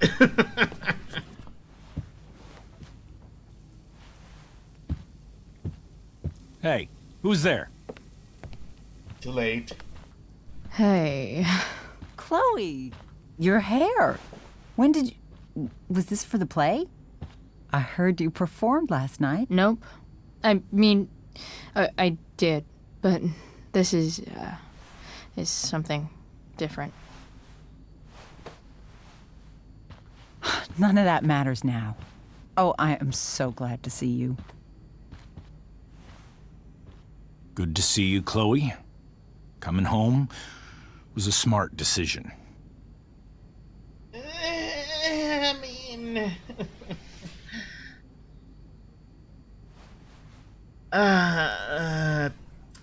like I said, I have a soft spot for Joey's. I'm sorry it had to be so late. Happy Mother's Day, Mom. Thank you, sweetheart. I didn't get you anything. Having you back home is present enough. I'm just here to pick up something. Then I have to go. Are you coming home tonight? Mom, I don't know. I wish you would tell me what you're up to. We need to be a little bit more upfront about it, even if we're not gonna tell them outright. Because she's 16, she's a minor. Telling your parents, I mean, it's probably a good call, but considering the friction and that this could get the police involved, it could mean a lot of trouble. Anyways, I'm gonna continue being nice to Joyce. I'm just hanging out with Rachel. Oh, how is Rachel? I was telling David about the play and you being in it. I really gotta go. Listen, wait. Before you go, David has something to say to you. Figures. It won't take but a minute. Okay. By the way, Joyce, we Mom. did get you something for Mother's Day.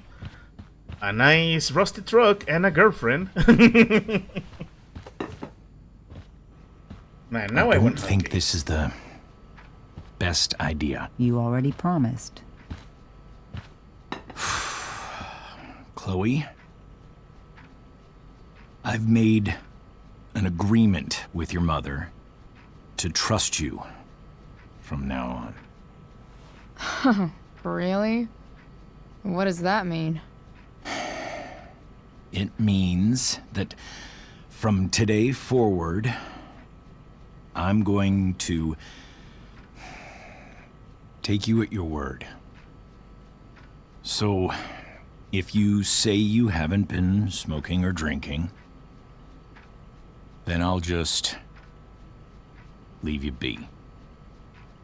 See? Even though Salon. she had Come on! pot yesterday. David, Thank you, Joyce. the idea is you should feel comfortable here, Chloe. David's not going to question you, and neither am I. I'm not feeling... Okay, two things. One... I got something to say about this relationship. I got something to say about how things are playing out here and how they're gonna be playing 3 years later in the first game. But right now, I think we need to be nice. We need to show that at the very least, Chloe is being driven by the love for her mother. Like, she will want to at least give this a shot, and then we can say that freaking David ruined it. Because he kinda sucks, even if he doesn't mean to. Well, this sounds like it's doomed to fail, but hey, kudos for trying. Chloe. What? I really meant it. Good job. Can we be done now?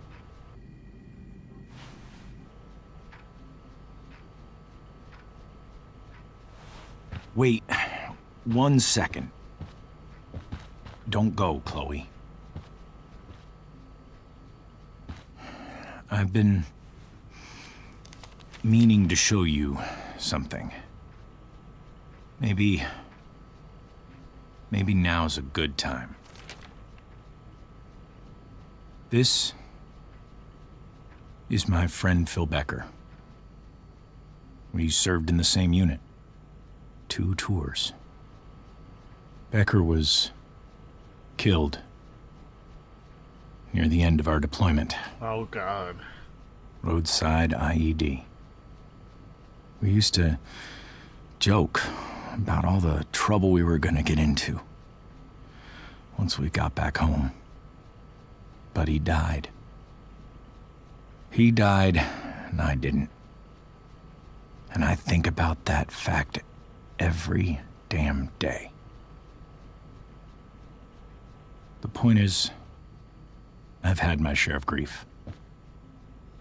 I know what you're going through. So I guess what I'm saying is, I'm here to do whatever I can to help you get over the loss of your dad.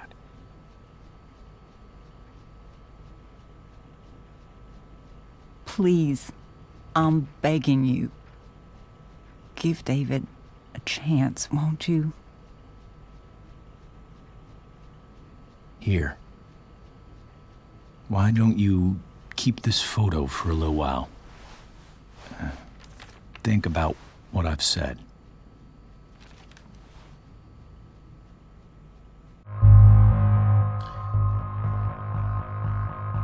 This is depressing. This is heart-wrenching.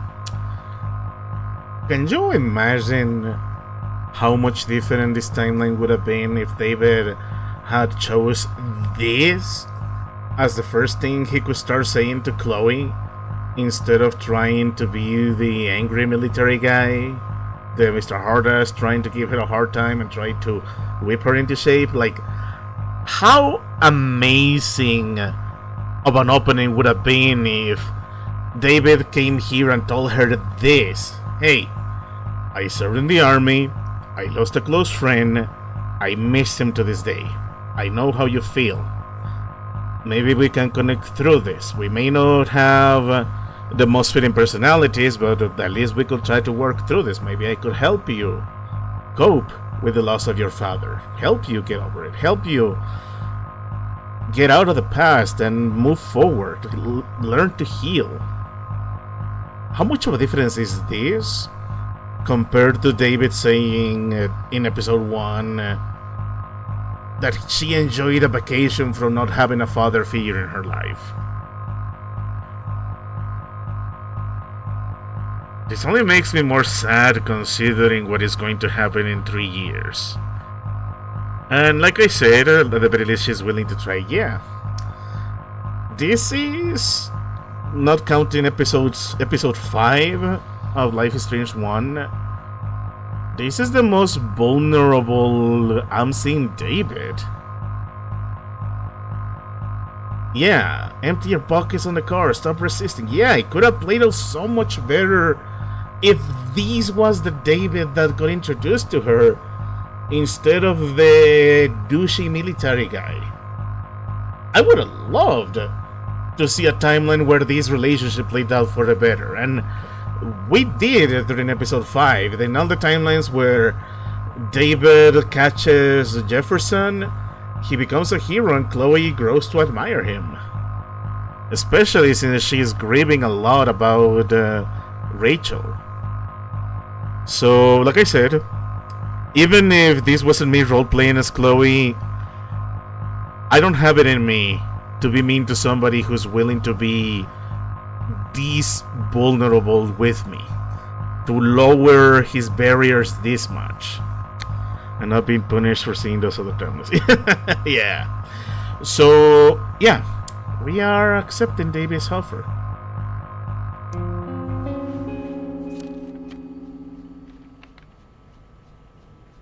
David looks so young. And this Phil guy, they look close. And considering that the conflict in Iraq went from 2002 and it will go on to last for over 20 years, if he served between 2002 2006 or so on, that means he's been grieving for almost a decade. So that's something I can empathize with David for. And I think we saw this photo? No, I don't think we saw this photo in the main game. Anyways. Don't say I didn't try, David. You kinda won me over a little bit with this, and of course you end up winning me over big time in episode 5 of the first game. Thank you, David. Oh, Chloe. Ah, Mom. I'm just so proud of you both. Mom, I really need to go. Be careful out there, Chloe. like, see? I love you, Jeez. sweetheart. All right. Why all right. couldn't we do this from the start? I feel so bad. What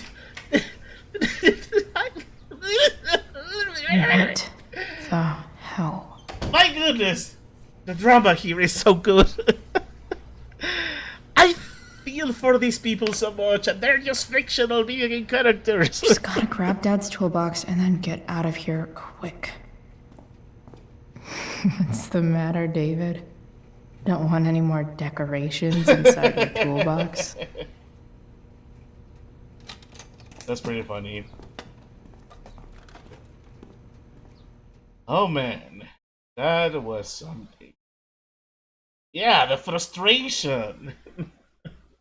It's like these. Why not more of these? Oh, you know we're gonna be reading a fair bit of lore, and I'm going to love it.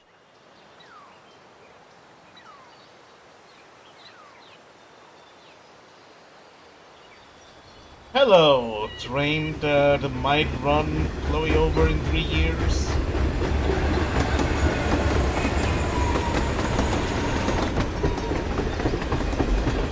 We are on a mission. We're gonna make sure the Chloe Mobile is up and running. Right, Squirrel? She agrees with me.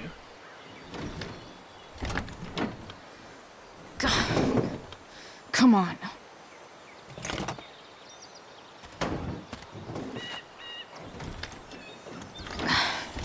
Work with me here.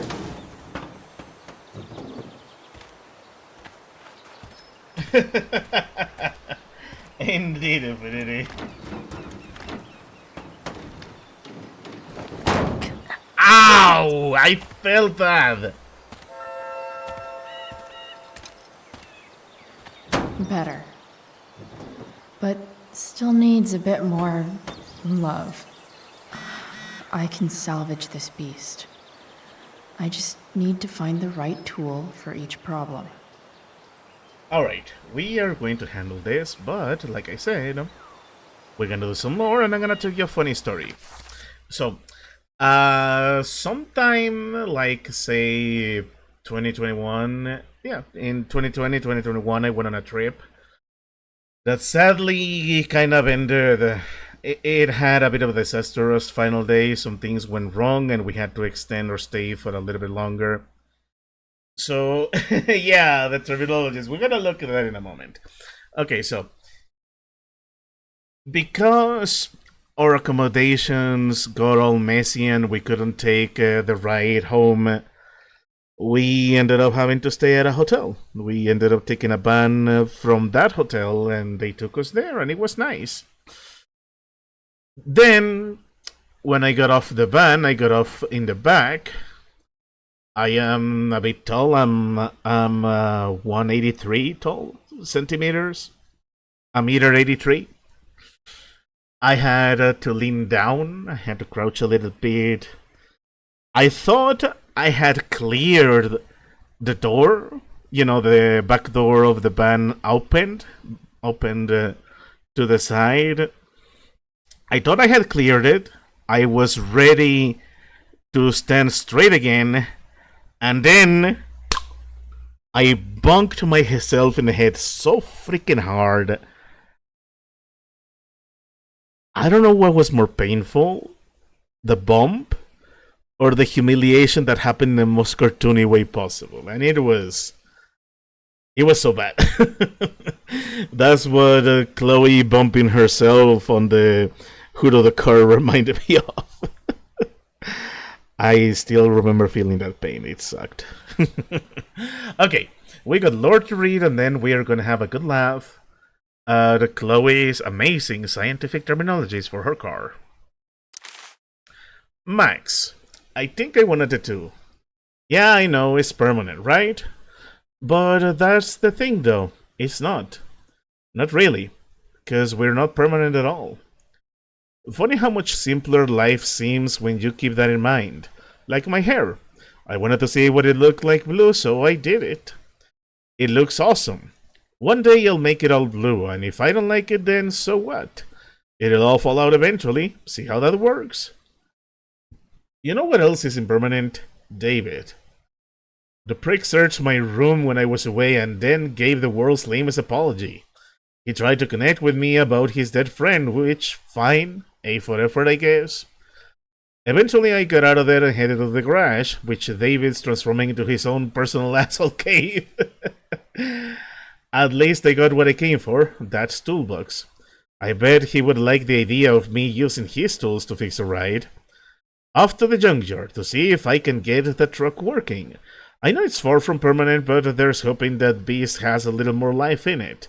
Chloe, the impermanent marker, is especially funny because that truck is going to last for 3 more years and is gonna be quite the Chloe mobile. It's gonna get us around Arcadia Bay as we investigate Rachel's disappearance, and it's amazing.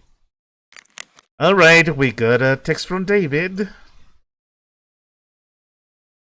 Chloe, this is David. Did my mom give you my number? Yes, she did. I noticed you took your father's toolbox. Are you working on a project? Sort of. What kind of project? Sorry, I'm a little busy right now. Well, I'm glad to see you taking an interest in something. Keep it up. Thank you, David. I'm giving him kudos for this one. But like I said, it makes me a bit sad because we know where this is gonna go in 3 years. Anyways.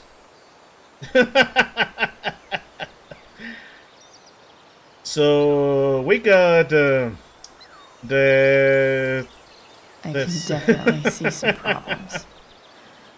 Just need to match them to the you right got tool. the Yamama jig, some freaking tinger, the fuel filter, or silent radio, serpentine belt.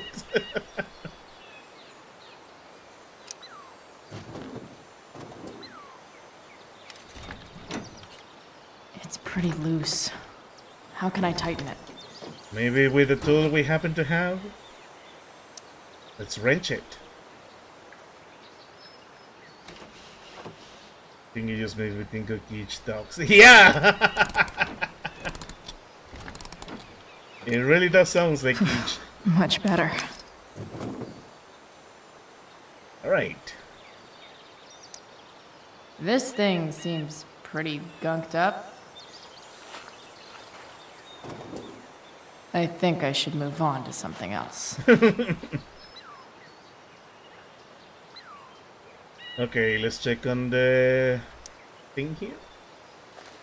This connection is pretty shaky. I could fix this battery post if I could get a good enough grip on it. Maybe with the pliers?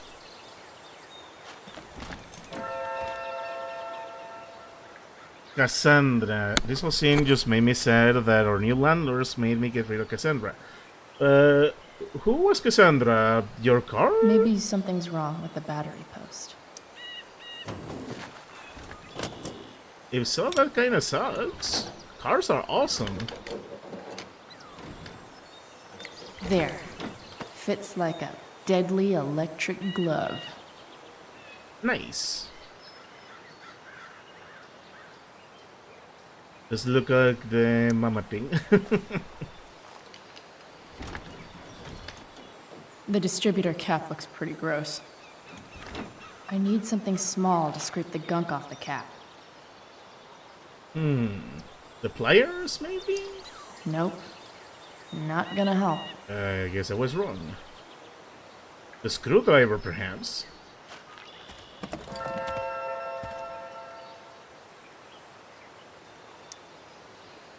Oh, it is! 1996 Chevy Impala, four-door hardtop that it was restoring. A front hill was broken on one side, and it made it look she was always been a little sideways smile. Ah, it sucks that the landlords made you get rid of it. That That's should just like a help keep lovely shit car. Distributed. Well, fuck. Hey, Land 102, welcome to the stream. We are on episode 3. We are fixing Chloe's truck. Things have been very interesting. We are going to be meeting Frank in a moment, and I am dreading it because if Frank is involved and he wants the money that we were supposed to take from Drew, that means Damon is gonna be involved, and that Glad those wires are easy to shove back in. that can go wrong in so many ways. I feel you, man. I hope one day you can find a car similar to Cassandra. There's hoping. Go back from whence you came.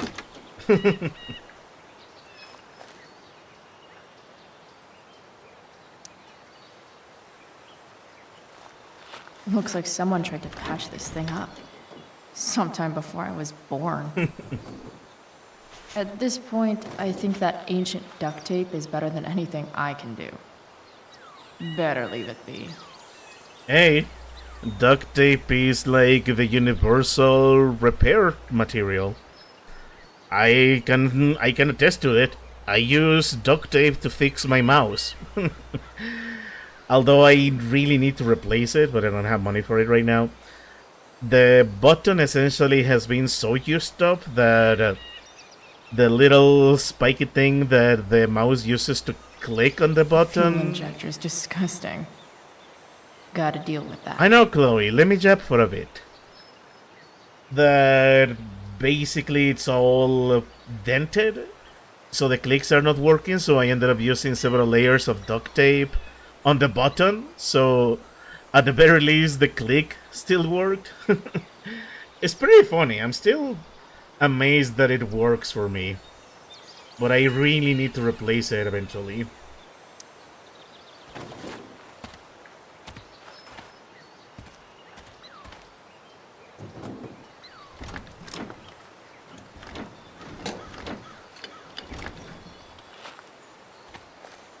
This thing is going to the fuck up.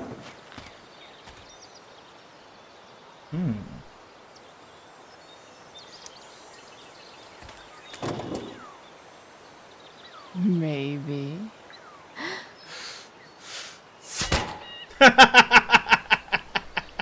Sick. That's awesome.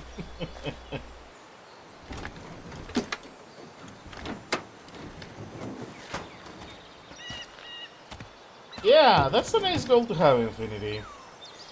I hope one day you can get your car back. You deserve it. Spark plugs busted. Carbon deposits. Of course. Oh, don't tell me.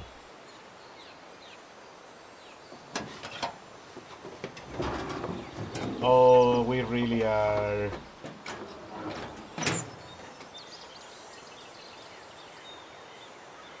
We're gonna take a spare part from William's car.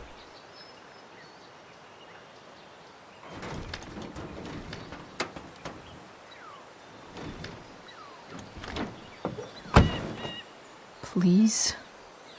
I need you. Hey, we did it! It lives!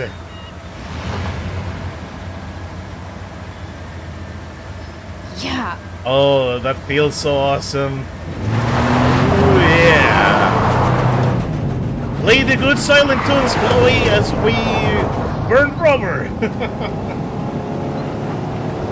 Oh, that's amazing.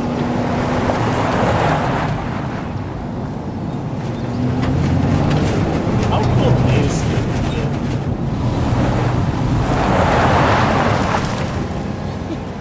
Not only getting to drive your own car, but a car that you repaired? That's sweet. Also, I'm pretty sure I lost a graffiti opportunity, so that's another one for the collectibles mode.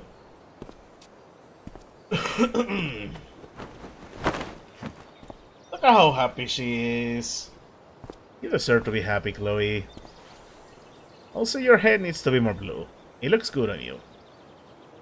Hey! Junkyard Queen! Where are you at? Oh, look at Rachel, sporting her Hey! awesomeness. Holy shit! Your hair. It's so... Badass. Ah, I was gonna say hot. But, yeah, badass too. badassly hot. Hey, not sure if you saw, but someone moved your truck. No way. Should we check it out?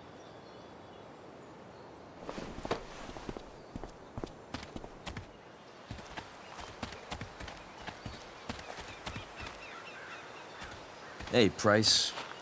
Nice wheels. Thank you.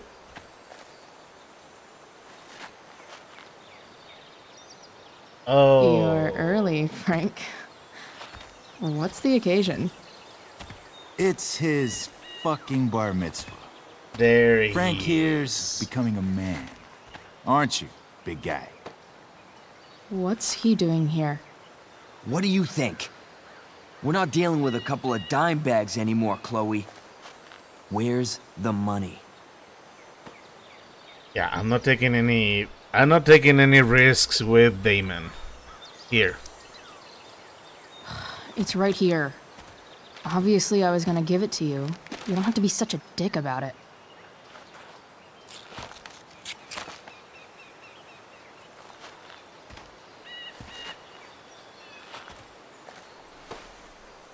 Oh, I don't like this. I really don't like this. You heard what happened to Drew, right? Maybe try keeping that in mind when you talk to me. Screw you? Don't fucking touch her. I would like to cheer, but this is not someone you want to piss off. Why is it that chicks think it's okay to hit me? But if I lay a single finger on them, suddenly it's a whole other thing.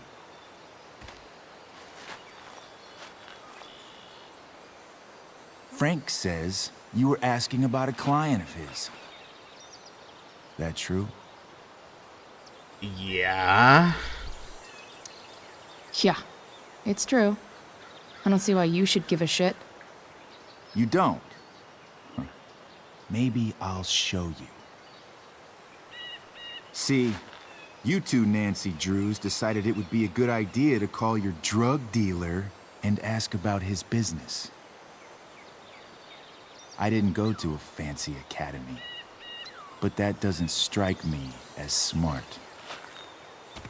Maybe it was this man's sunny disposition that confused you. But he's got a whole other side to him that I don't think you'd like. Should we let them see it? We're just talking here. Okay, then let's talk. I want to know right now why you give a shit about this woman.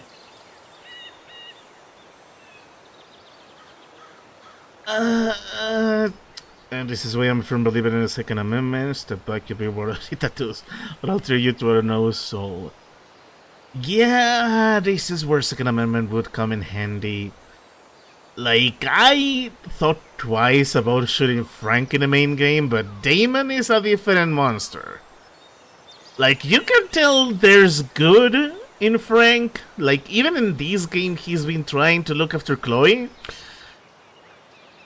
But Damon, no.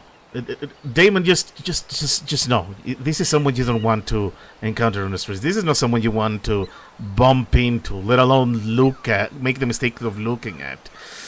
I need to play this save. She's a friend. An old family friend. This chick doesn't have any family. Or any friends. Look, none of this matters. All we care about is that you stop asking questions. Got it?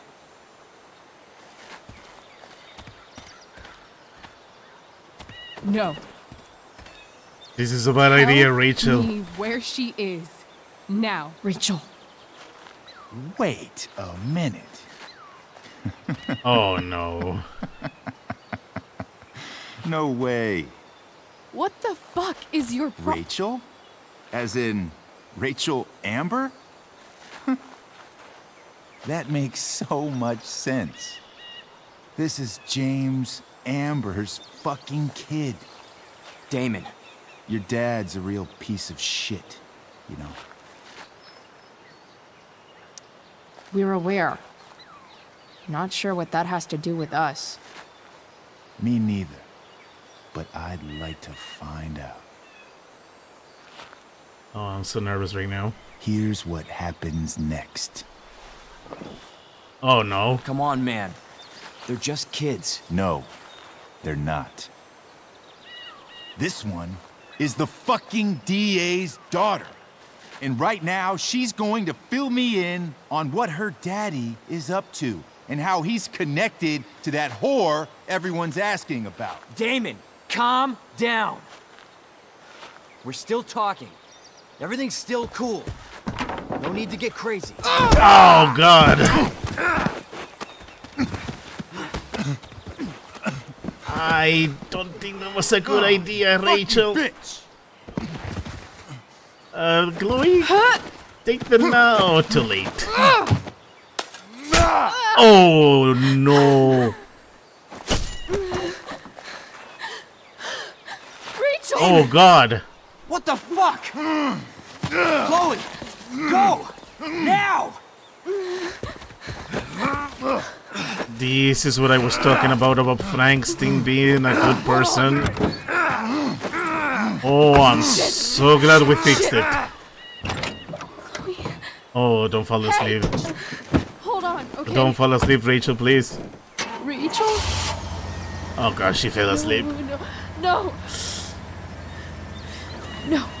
I'm not losing you.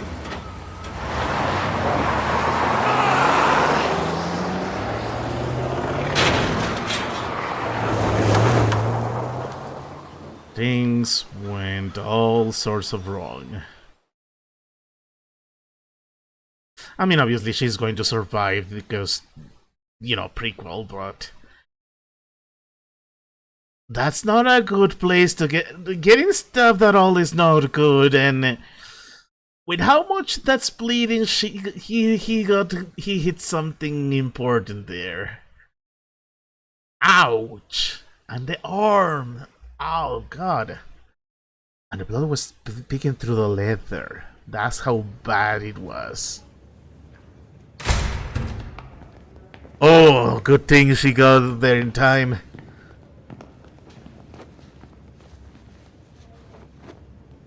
I'm pretty sure dramatic music is supposed to be playing, but I feel like this is a bit more tense without the music. Oh, Chloe. You did your best.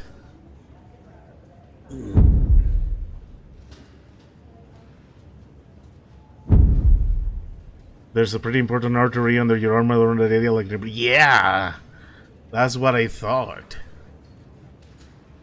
Like that, it's not like that was a pocket knife. That was a freaking blade. Oh god, hours passed. You did your best, Chloe. Let's hope we get to hear the news, and of course we had to call them.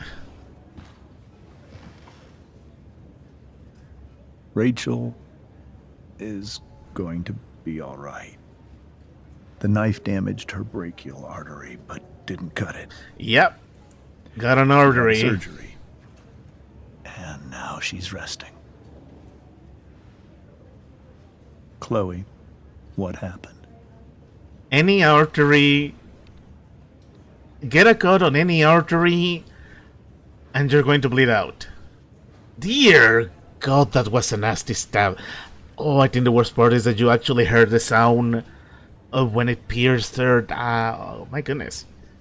No, it's not. Yeah, there's a pre-mortem artery. That was a K-bar. Yeah.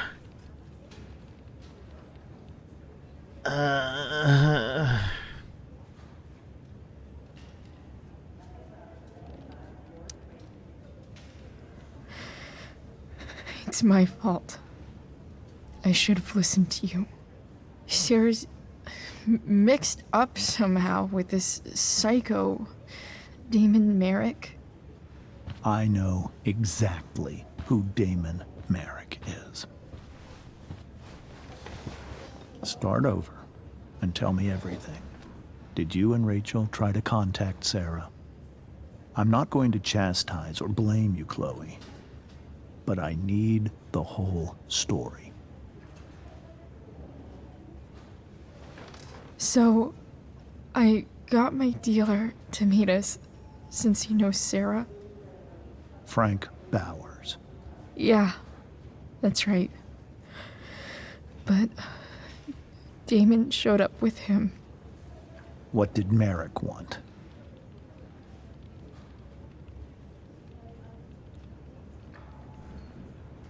He wanted to know about Sera too. I mean, he is the district attorney, but right now things are far more suspicious. Your military surplus. A military knife on top of everything. Like, those is not just a little thing on, oh, sorry, I accidentally stabbed myself with a kitchen knife. That's a freaking military. That's literally made to kill. Dear God. Let's be honest. I'm gonna tell him the necessary truth to scare us away. I think he wanted to scare us, so he'd stop asking questions about his business. Is that how it became violent?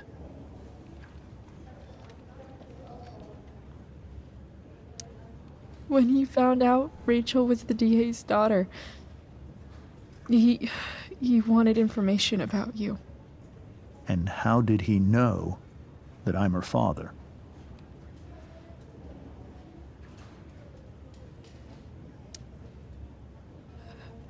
I called her Rachel. And he figured it out from there.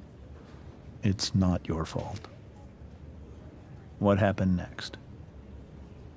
Damon had a knife out. We all could see it. But then he said something that pissed Rachel off. And she just grabbed a piece of wood and hit him. And then he stabbed her. I keep thinking that maybe I could have done something, but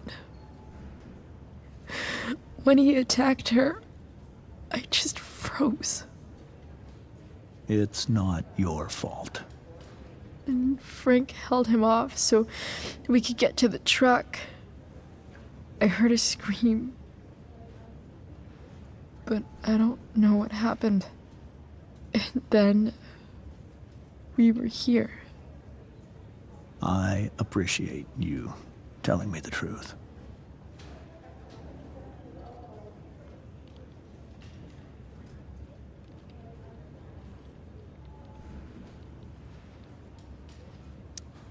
What are you going to do about Damon? Find out if he is alive. First of all, my department's been after him for some time. I was told that if Rachel had arrived only a few minutes later, she might not have, Thank you, Chloe. You saved my world. It will be some time before Rachel wakes up. I promise. I'll let you know when she does. Okay. Thanks. Just as a reminder, Chloe is 16. Rebel face and all, but this is not something someone her age should be seeing or experiencing. Hey. Steph, how's Drew? Pretty good. Miss Amber just told me Rachel's going to be okay. I'm really glad. Yeah. Well, our room's just down the hall. You should come by. Oh, we definitely are. Okay. Sure. Definitely. You read my mind, Chloe.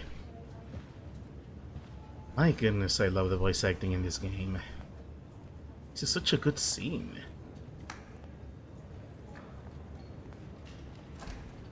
I don't think I can sit still any longer. Might as well stretch my legs while I wait for Rachel to wake up. Okay, this has been quite a dramatic scene. Could be wrong, I didn't get the best look at the hilt. It's either a cable or a hunting knife, but yeah, that was not joking away. Indeed. It is such a good thing that we fixed the truck and that Chloe acted as fast as she did. Oh god, I never experienced a stabbing, but I did experience somewhere where if my mom and I hadn't reacted as fast as we did, we could have lost my father. That was one of the scariest moments I had, and I was a kid back then.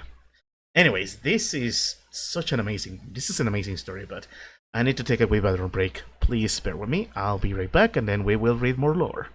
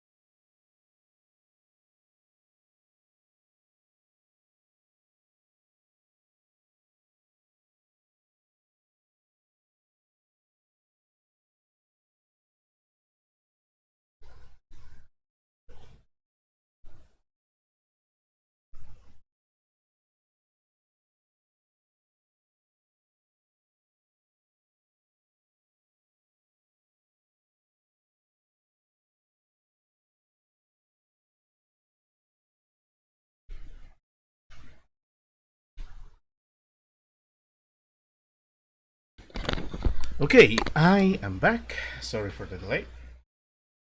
Oh, we got so much to read right now. Well, not that much. But my goodness. The beans! He was eating those beans!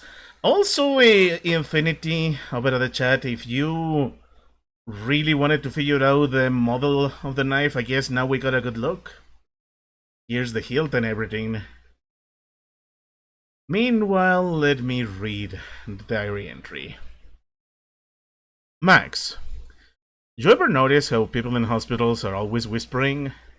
I think it's because hearing our own voices make everything feel much more real, somehow. Like writing it down. Weird how, only a few hours ago, I was the one bringing something broken back to life. I almost can't believe I was able to fix up the truck. I took it for a joyride around the junkyard before Rachel showed up. We chatted for a bit and then things got crazy.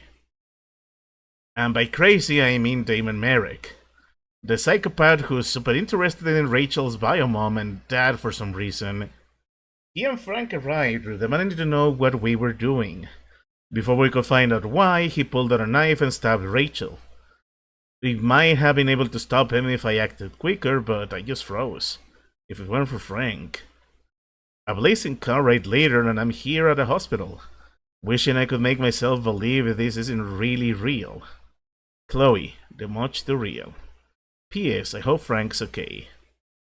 Yeah, that's okay, but that's military surplus, yeah. So, Damon is both a drug dealer, he runs a whole lot of criminal enterprises, and he has military equipment. Lovely. And by lovely, I mean nasty.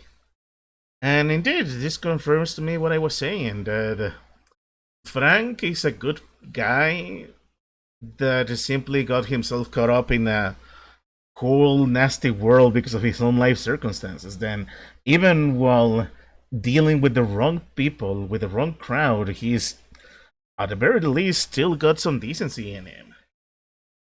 I am so glad we were able to somewhat befriend him in the main game.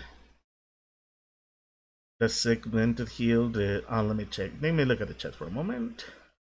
The serpent escaper, that's military surplus, that's segmented heal, the channel in the back, and little rough bits on the base of the blade. Sorry for the military surplus action. No, that's actually a very good tangent. It's always good to pay attention at things, little details, because knowing what kind of weapon this is, instead of just, oh, a really big knife, it kind of makes a nice emphasis on just how messed up that whole scene was, and how Rachel is lucky to be alive.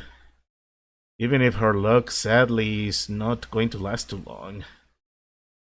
So, let's take a look at... Yeah. Air quality, health, adversary, Arcadia Bay Forest Watch, Arcadia Bay. Combination, state port fire remains active, moderate to heavy smoke expected. Limit outdoor activity. My goodness. Just so we are clear...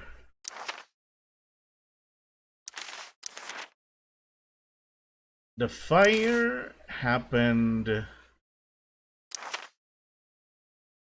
we met Rachel for the first time on the 7th. I don't remember about that. Chloe was there. Poor guy. Chloe the Cash 22. There will be monologue to tell you. The fire. I need to figure out where the fire is. Yeah, the fire wasn't the 7th. The fire has been going for 3 days and they still haven't contained it. That sadly sounds about right. Yeah, when he got that, he knew what he was going to be doing with it. He brought that to put legally healthy people. He brought it for a purpose. Yeah. Like I said, that's something I really love about the character designs. They really nailed it. Like I said, Damon is the kind of guy you don't want to meet in person. He's someone that if you make the mistake of seeing on the street, you want to look the other way and pray that he didn't notice you. My goodness. Also, I now realize the name is on the nose. Damon. He really lives up to it. Alright.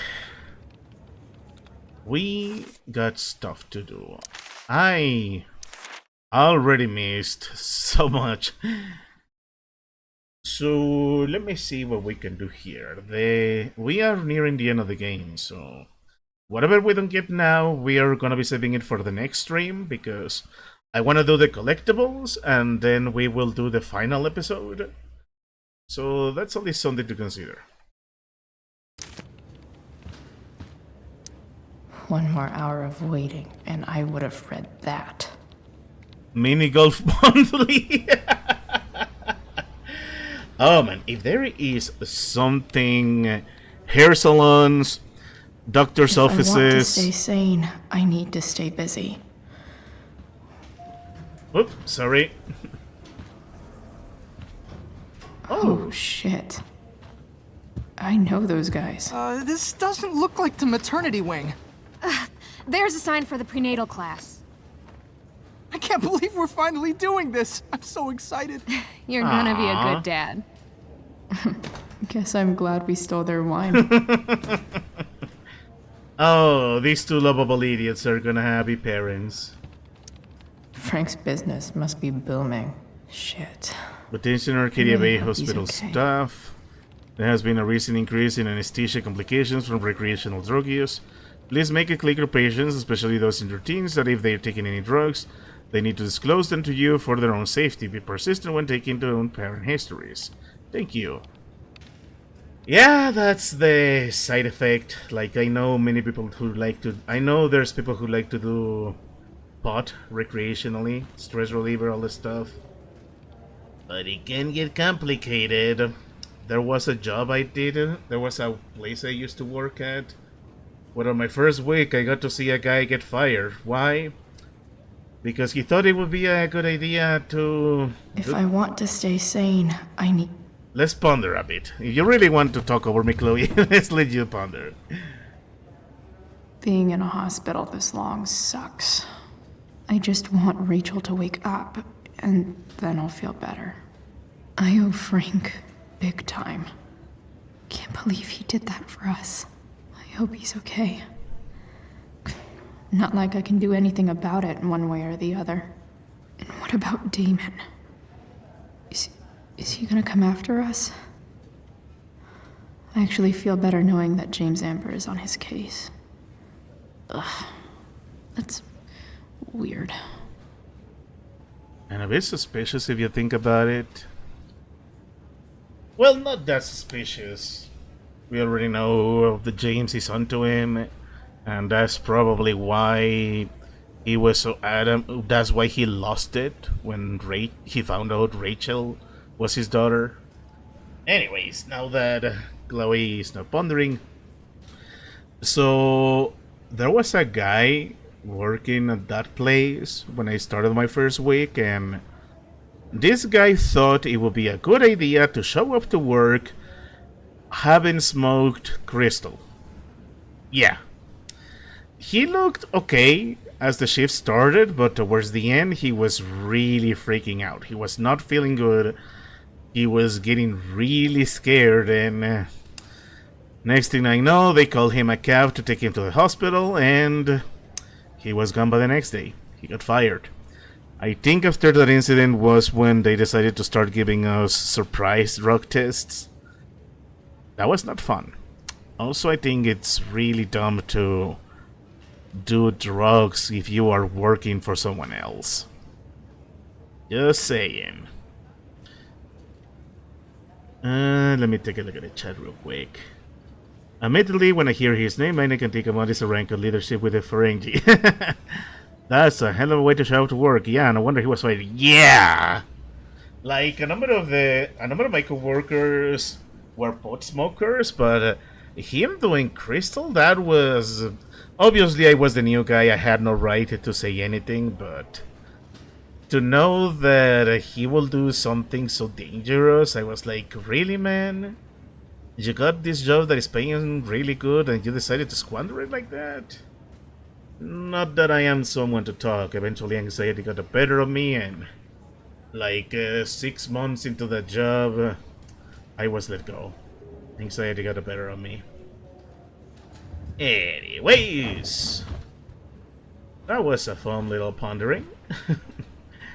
Let's go ahead and continue exploring. We are going to talk to everyone here before we get to Rachel. Come on. Not that I have any coins anyway. Oh man. Jackpot. Oh, please tell me I can. Yes! Nobody's looking. Bam. Don't mind me. I want my snack.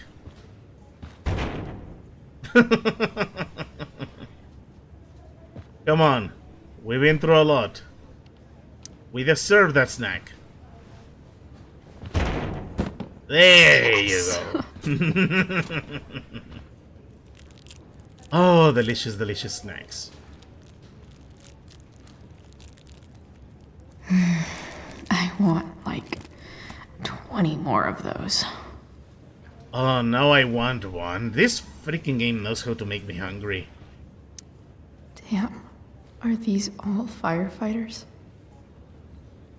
Due to increased volume of patients suffering from heat exhaustion and smoke inhalation, we have made several additional recovery rooms available.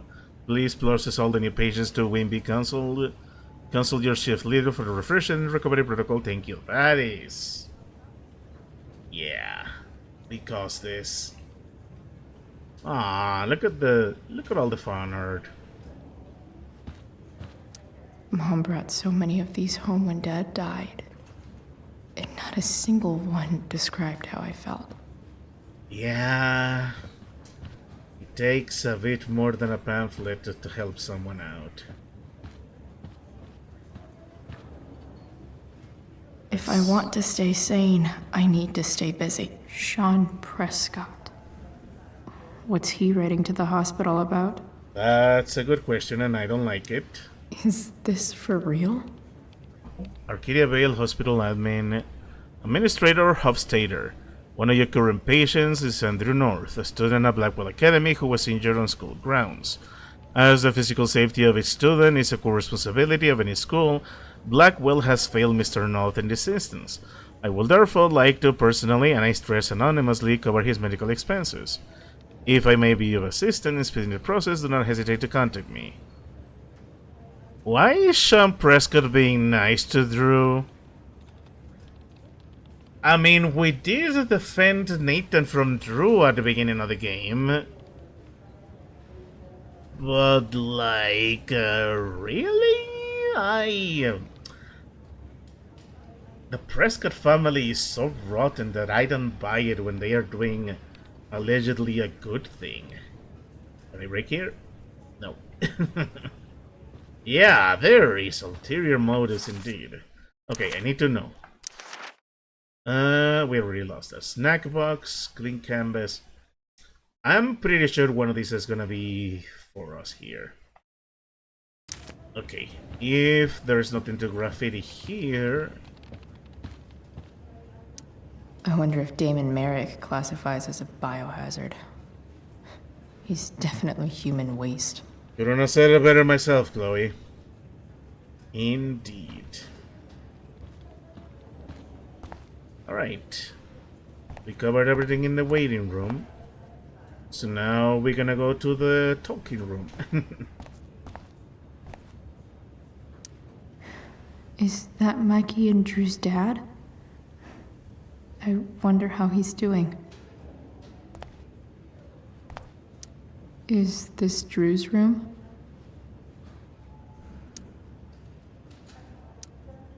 All right then. Thank you. Hi, Mr. North. That's me. And you are? I'm Chloe. You here to see Drew? Yeah.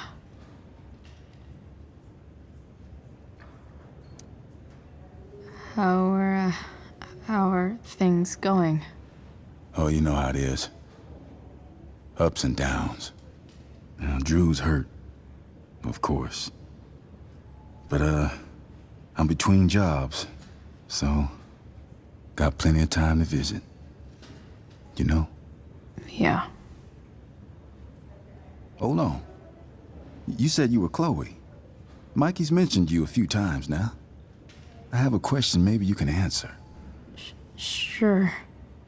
Both of those boys have been acting a little, well, guilty lately. Yeah, I've been spending most of my time looking for work. I'm worried I missed something important. Do you know if anything's going on with them?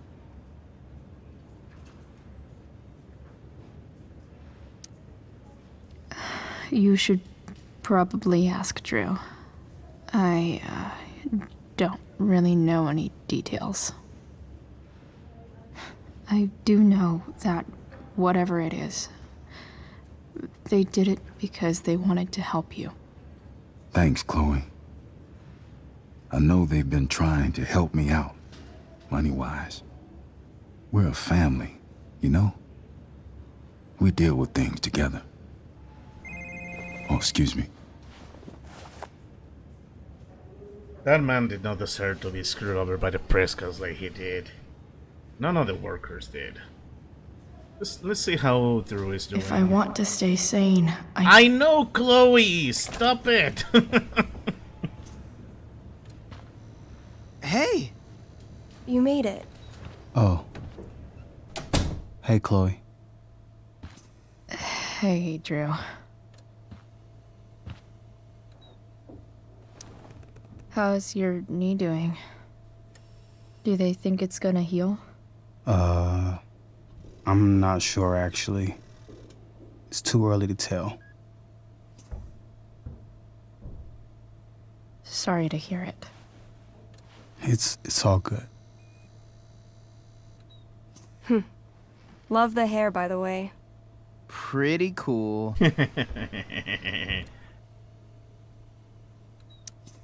I figured it might fit with my new barbarian look. You know, war paint. Awesome. Nerds. Hey, any news about Rachel? Her mom seemed hopeful. Rachel's stable. She'll probably wake up soon. How'd she get hurt? You'll think I'm joking when I tell you, but I'm not. What happened? She got stabbed in the arm by Damon fucking Merrick. Seriously? It wasn't because of me, was it?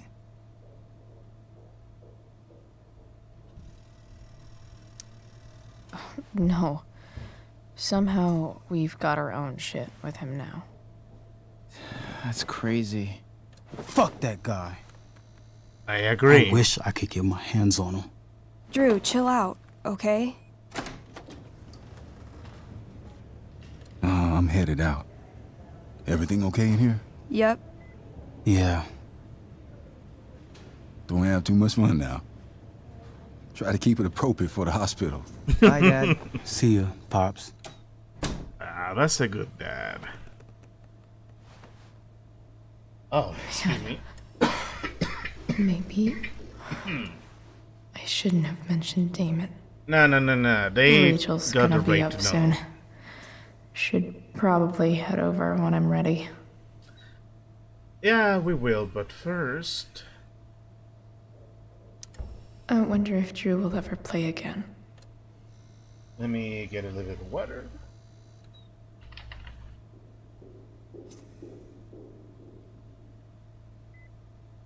Hey, Drew. Sorry to hear about your leg. We are really going to miss your talent and leadership out on the field for the duration from your recovery. Rest up. Let me know if you need anything, Coach McKenna. Ah, that's nice. Look at that. Wells being nice for a change. I know, right? I guess there was a benefit of the Drew being a football captain. I'm glad he's that and not in Chloe's situation where it's so easy to get us in trouble because he loves doing preferential treatment. I have so many mixed feelings about the principal, but as long as he's under the thumb of the Prescotts, I hate him. At least until he gets his character development. Doesn't sound like she's thinking. Yeah, I get it that these are ways to remind us of the objectives, but come on, Chloe. I don't need you to say it all the time. Okay, so Drew, I would like to express my deepest condolences from your injuries. I strive to make Blackwell a safe and welcoming place for all students. I realize now that in many ways I have failed to do that. You think? I want you to know that the students and facility are rooting for your speedy recovery. Your absence will be felt by all here at Blackwell. I have made sure that your coaches are ready to accommodate any recovery needs you may have. As for the matter that you were injured on Blackwell grounds, I can't help but feel personally responsible. I have begun to look for new security personnel. If there's anything I can do just to make you feel more safe upon your return, please do not hesitate to let me know. That's a weird way to put it here. I'm sure hesitate could have it. Sincerely, Principal Haywells. Alright. At least Drew is getting a bit of a break for everything that happened. I'm still glad that we didn't get Mikey out. If Mikey got out and he tried to stand up to a monster like Damon, that could have ended horribly. I really think Mikey doesn't deserve to be injured. Alright. Let's stare at you. It's nice that Mikey and Steph seem to be staying here all day. Drew's been in a lot of pain today. Yeah. I think the football team needs thicker helmets. Congrats on your vasectomy. You guys seriously gave that to Drew.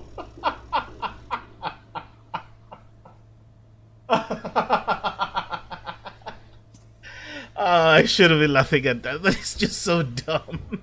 Yep. Definitely too many concussions. Rest up. Now you can play without fear. You need... And this one is Comic Sans even. You missed the worst bio test ever. You rock, bro. Save me some bacon.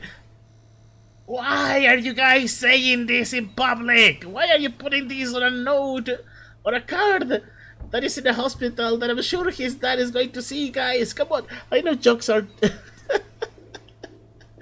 I know football players got the stigma, are stigmatized by the stereotype of being dumb, but come on, guys!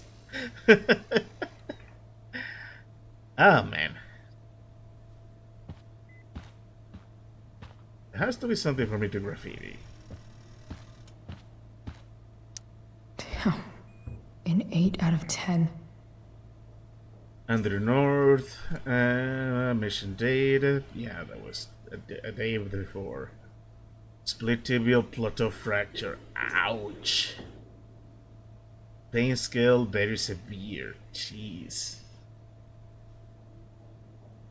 Is there anything for me to graffiti? Those must be from Steph's parents. I guess not. Hey, pudding! Ooh, I want to eat that. Right now. No, Chloe. That's Drew. That's for Drew. Alright? You're not having it. We're being nice to Drew. Hey. Sorry for losing it there. It's nice of you to come by. Feel better. I mean, no pressure. I know it's gonna take a while. You know what? I'm kind of tired. Oh, right. I'll leave you alone. Sorry, Drew.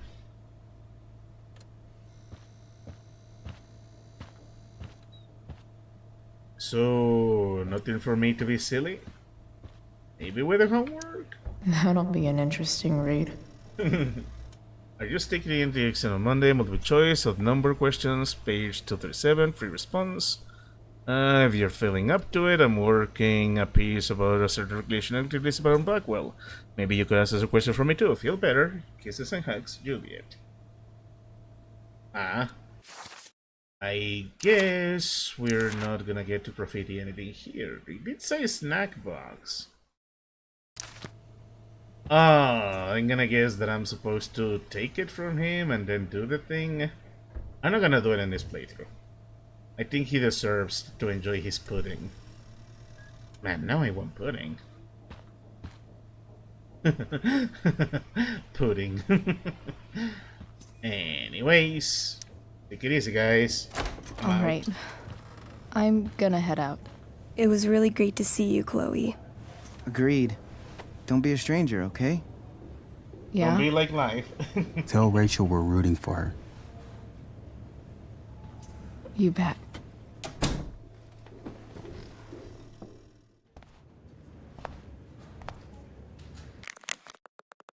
Oh, hey.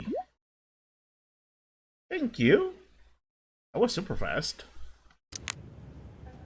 Okay. Before we do that, I want to explore a little bit. Does anything change over here? Oh, sweet. I think this vending machine could be improved. I am glad I checked. Oh, yeah. I get it. Lois Sharpie strikes again. Nurse, I'll need my forceps to extract this baby Ruth. Oh, Chloe. That's so dumb. I love it.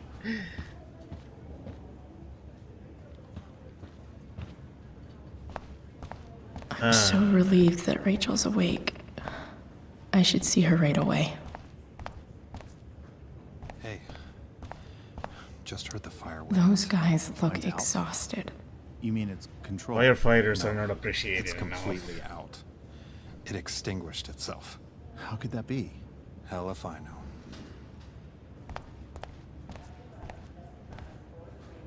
Unless you get stabbed. An apple a day keeps the stabbing drug dealer away. Or not. Everything about this fire.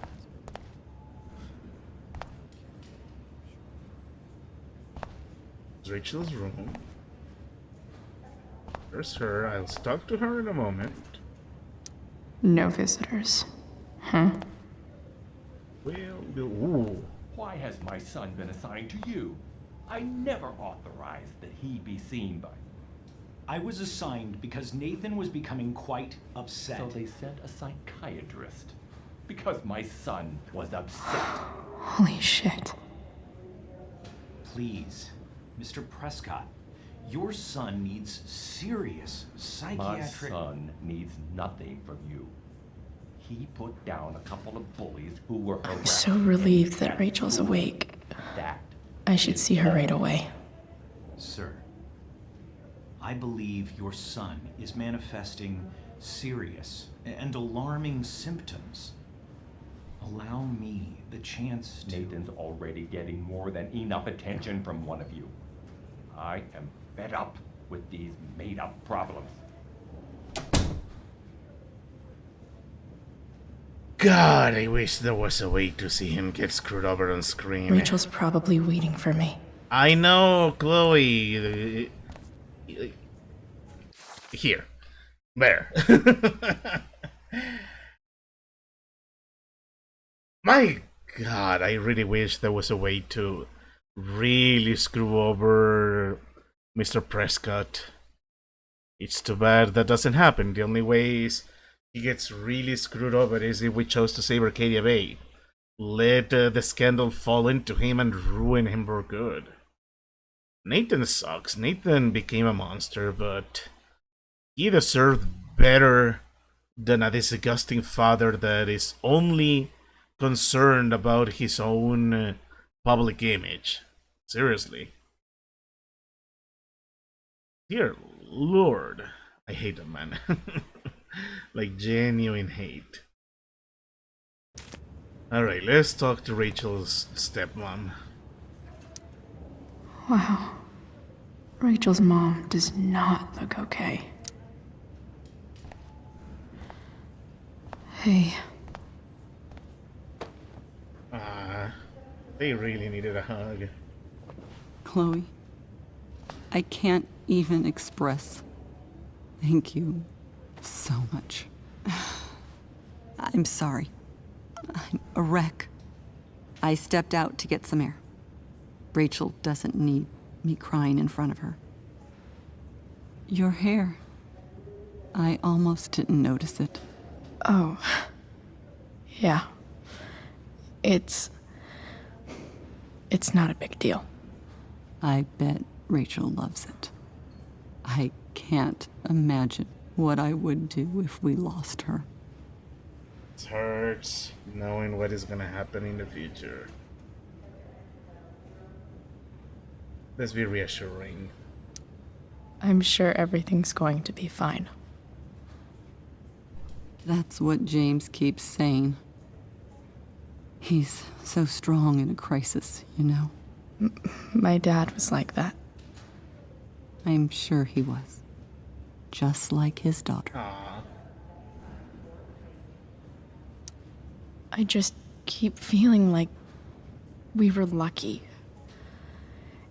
It could have gone so much worse, you know? I'm sure it would have been if you weren't there for her. I am so glad you and Rachel have found each other. When you meet someone who changes everything, you just know. Well, hang in there, Mrs. Amber. I will. No family deserves to go through this.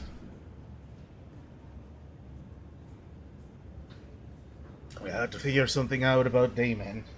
And we still need to figure out a way to contact Sera. I am not giving up on her. I'm gonna just walk into Rachel's room. Try and stop. I'm so glad Rachel's okay. There. I stopped you.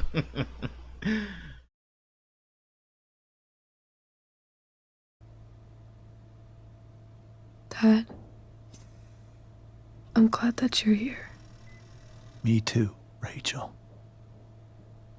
It really hurts. Shh. The pain will pass. Chloe's here. You want me to stay? No. I'll be okay. Thanks, Dad. I'll come back in a little while.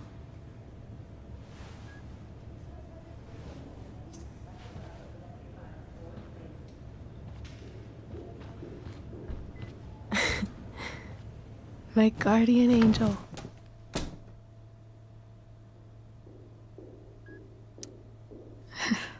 I saw Steph earlier. She says hey. Steph's so cute, but not as cute as you. Stop. I mean, Chloe is pretty cute. I mean it.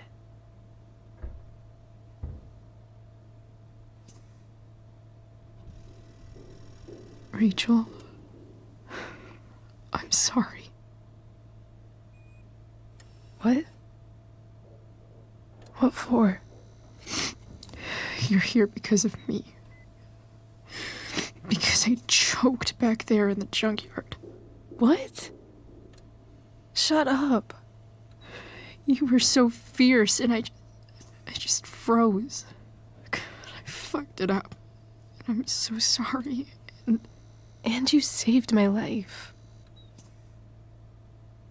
You saved my life.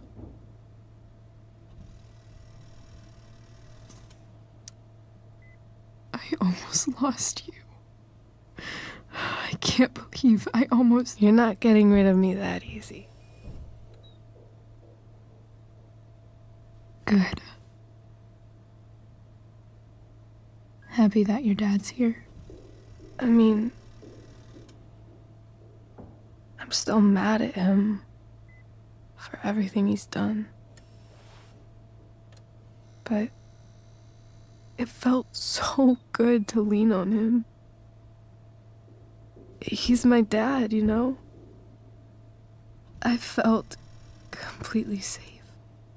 Like on Mount Hood.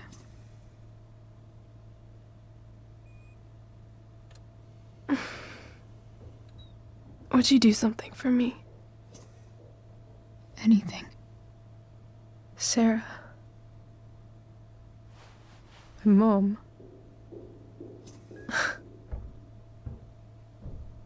It's so weird to say. I'm not even sure what she is, honestly. But I think I still want to meet her.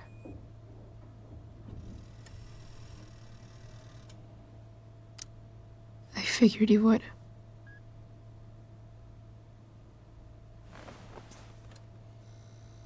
I don't even know if she's still in Arcadia Bay.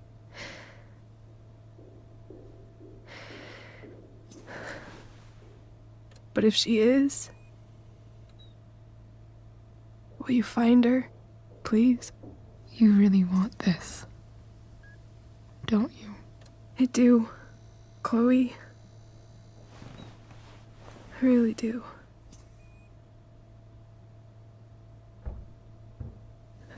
Then, of course. Whatever it takes. I bet my dad has her number. Maybe in his office. Our house key's just under the mat. The code is 0722. To your dad's office? 0722. Yeah. My birthday. July 22nd. I'll find her, Rachel. And then I'll tell her how fucking cool you are. Thank you, Chloe. For everything. Rest easy, Rachel. We will find Sera. As soon as we get back to gameplay, I'll check out the chat. Alright. Come on, come on. Yeah! I know you little keys. Excuse me. Oh man, this has been such a roller coaster of emotions. Hey, Eliot. Hey! Wait. Your hair, it's different. What are you doing here? Yeah. Yeah. I like it. It's nice. Okay, I got things to say about this guy, but and let me check chat. He's a remarkably decent guy after the first rough interaction we had with him, where he's like really hinted that he wants you to leave his house. Yeah, everyone has layers to them. Everyone is complicated.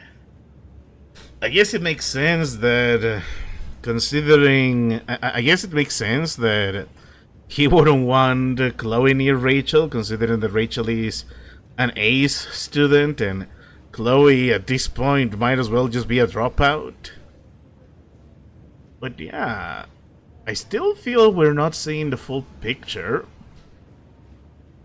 One stick of look here at everyone is just losing your mind. Yeah! I mean, even for the 2010s, dyeing your hair was starting to get very common. Also, I don't like Eliot. I don't like this guy. I don't like that we keep running into him. What are you doing with that balloon? Nice balloon, I guess. Yeah, it's for Drew. Were you just in there? I'm actually here for Rachel. What? Rachel's here? What happened? I don't feel good telling him. My God, your hair is like, what is this, Christian book? Yeah! I guess it's a big deal to them because she never dyed her hair before. But still, it's like, yeah, take it easy. She just wanted to try a new look. I think she's keeping that private for now. She's okay, though. Well, that's good. God, I guess I'll stop by after I see Drew. She probably wants privacy. Oh. Right, of course. This guy rubs me the wrong way so much. Are you two in some kind of trouble? You can tell me if you are, you know. I won't judge.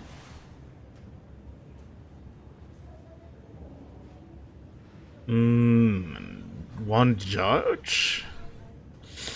I'm tempted to ask him. I think it's amazing how much he rubs me the wrong way. Like, not really Jefferson's way of weirding me out, but he's like, we keep running into him, and he's acting all nice and stuff, but I guess it's because of the way he's modeled. Like, obviously, this game is going for stylized graphics, kind of comic bookish, kind of slightly cartoonish, but this guy in particular looks like a freaking Ken doll. He's even got blushy cheeks. Like, who does that? It's like he's screaming, look how nice of a guy we are. I am so weirded out by him. Nothing we can't handle. Chloe. I'm seriously worried about you. Well, don't be.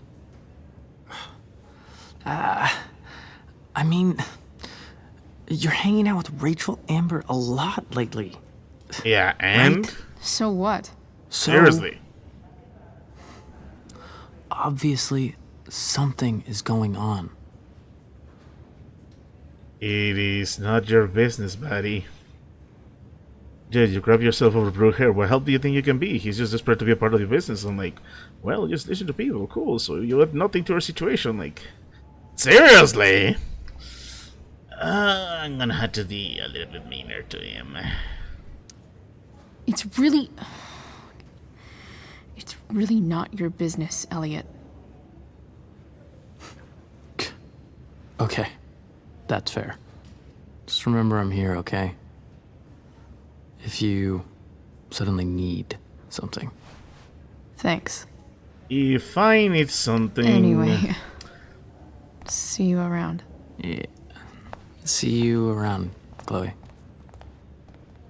And you're still not going to Drew's room.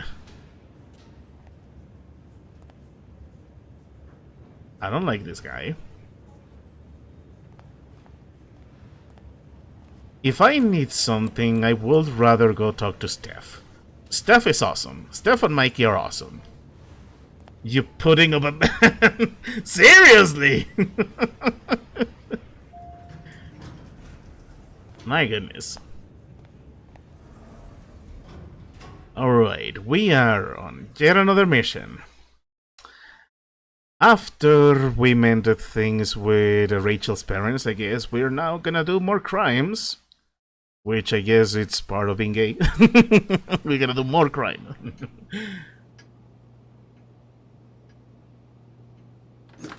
Oh, this freaking house. Also, I was gonna comment, of course, the key to the house is underneath the welcome mattress. Classic. Typical. And this is 2010.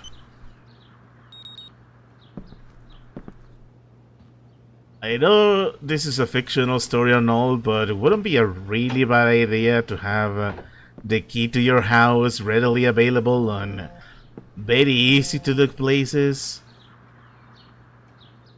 So, we are gonna do some detecting. Search this office for any communication with Sera that can help me find her. Alright, we got more lore to read. Max, I don't think you can know how you feel about someone until you almost lose them. Yeah, that's the age-old quote, the age-old phrase. You don't know what you have until you lose it. Or until you almost lose it. Which is why you don't want to take things for granted. I don't think you can know how you feel about something until you almost lose them, until you sit in a hospital waiting room, frozen in place, yet somehow falling silently, desperately pleading to hear their voice, touch their hand, make them laugh. Then you know. It was weird being with Rachel's dad, and actually kinda nice. We were on the same team, suddenly, and none of the other stuff mattered. I think I can see why Rachel loves him. Got to check in on Drew, spend some time with him and Mikey. Gotta say, that family is actually pretty amazing. After what felt like forever, Rachel woke up. Even with everything that's happened, she's still focused on finding her mother, so I am too. Here's the plan. I'm going to dig around James's office to find whatever I can about her, and track her down so they can meet. I don't care how tough it may be. Chloe, the bounty hunter.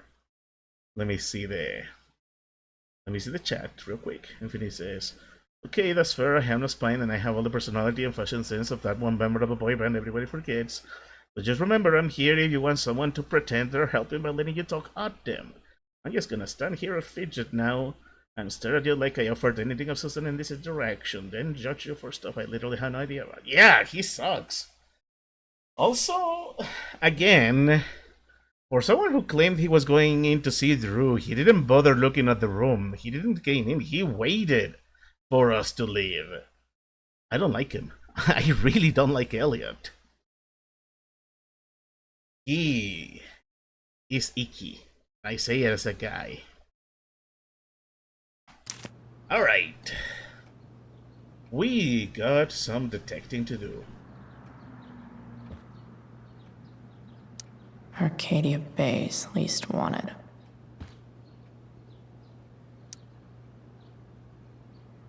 Let's see. Arcadia Bay Police Department, Burfnoston, Alex Keller. Suspect inscription, Damon Merrick, age 30. He's 31.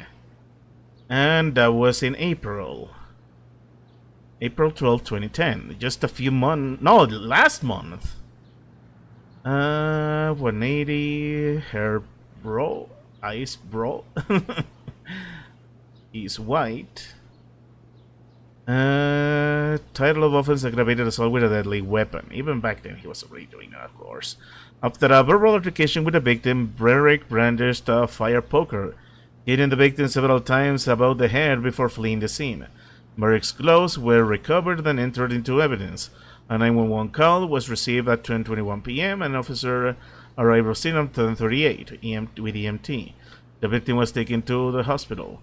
A bystander who requested to remain anonymous named their Damon Merrick as the assailant. My goodness, he's a nasty piece of work.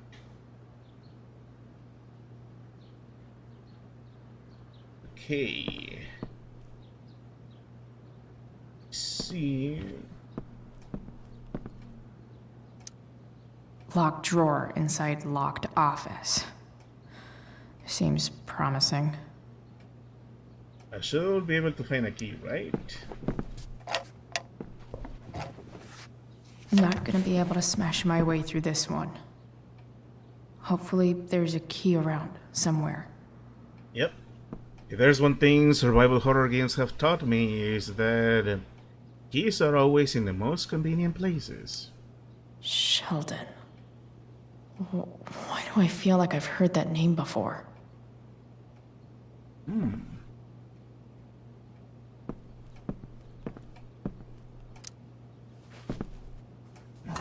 Best dad.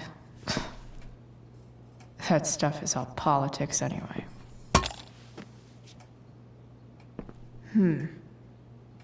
Well, what do you know?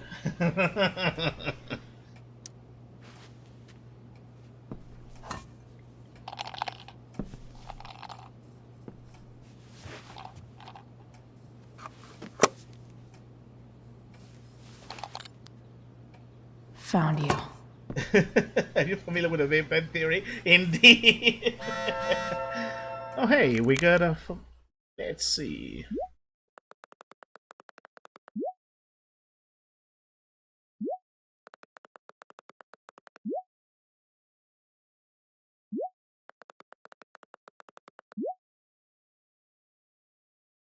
Okay, let's take a look. Most heroes do. Hey, Chloe, thanks even for visiting. Drew says good luck out there. Thanks, good luck to him too. Chloe, yeah? You're stronger than anything. Hope so. Indeed. Even with everything that happened, Chloe is a lot stronger than she gives herself credit. Okay. Let me take a look at this. James sure keeps lots of files on people.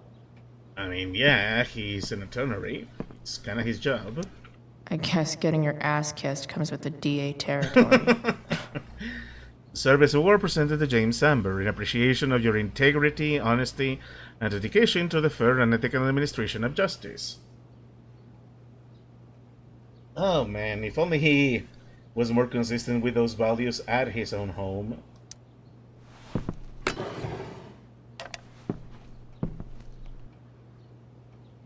He has low... Look at what he has. More sherry. Low res... It's not just any sherry, it's low res sherry. Of course we're gonna graffiti.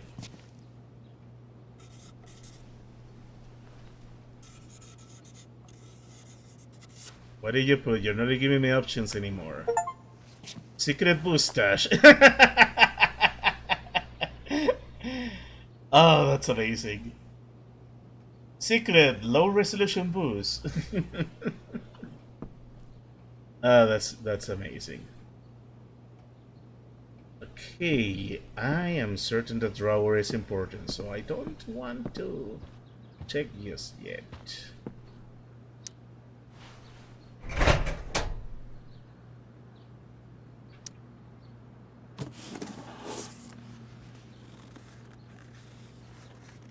What do we have here? Okay, take it back. This looks more important. And I see weapons. Okay, so let's check here then.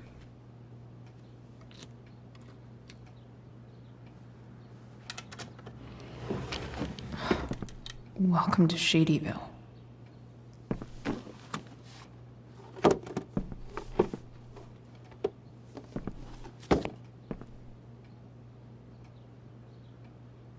Let's stare at this box. James's stamp collection.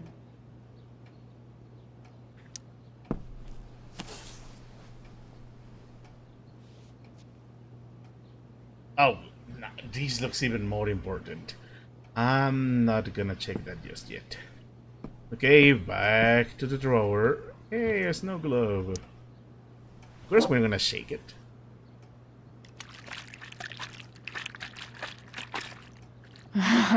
It's the big one. Snow globes are awesome. James has a file on Frank.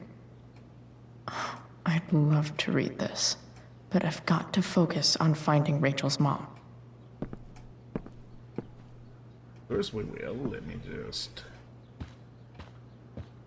take a look at the evidence. I should check the computer or some of those files laying around. Alright, alright.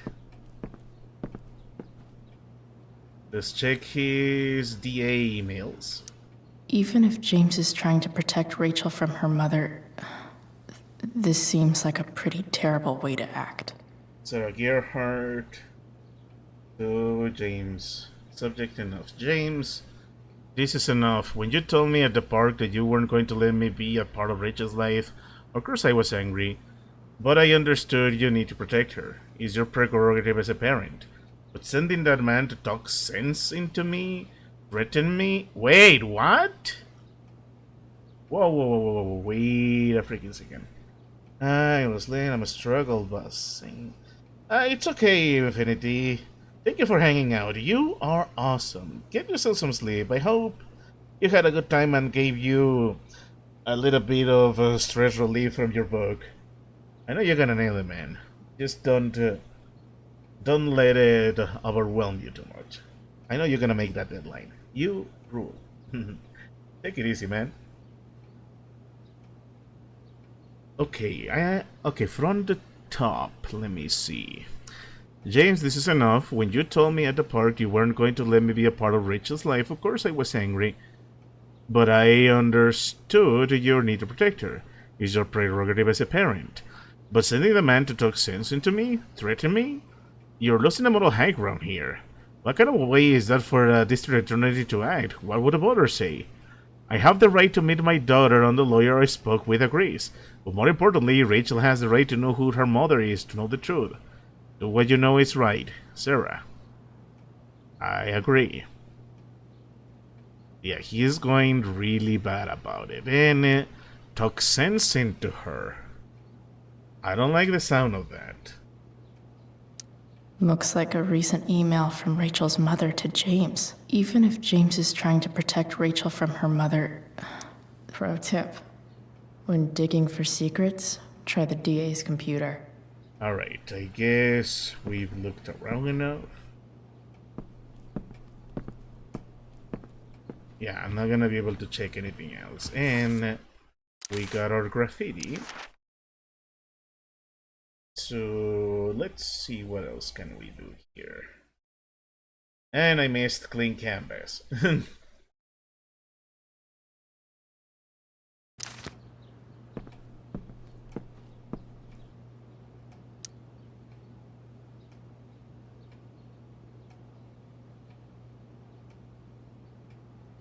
have to know who James is talking to on the secret phone of his. It could be about Sera. Let's see.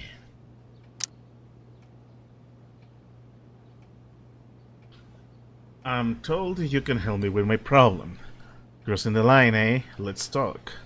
We'll call tonight. I found who you were looking for. Called you in 15. Well, this isn't a charity. I'm gonna need you to do what we talk about. I can't. Sure you can, because I talked to your girl and she has a big mouth. Turns out she's not so easy. We're going to need to be more hands-on. Don't hurt her. Relax, I got my guest guy on it.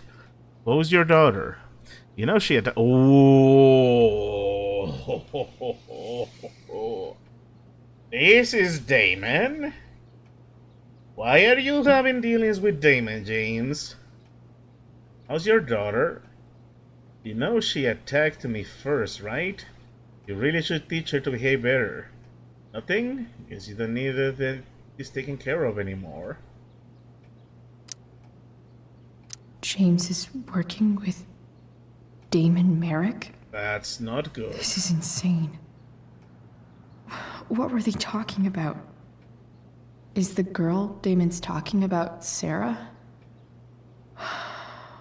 Whatever is going on, I need to see if Damon knows where Sera is. But how do I get him to tell me?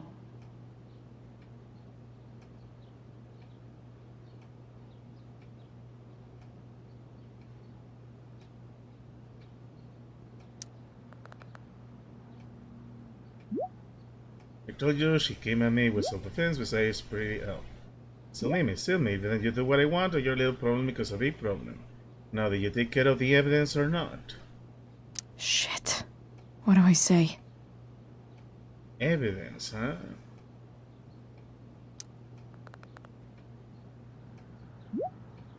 I know you're new at this, but here's how it works. You show me proof, I give you what you want. Okay? Hope James actually has this evidence. Don't think Damon will tell me where Sera is. Unless I send him a picture. Oh, we're gonna have to do some stuff, huh?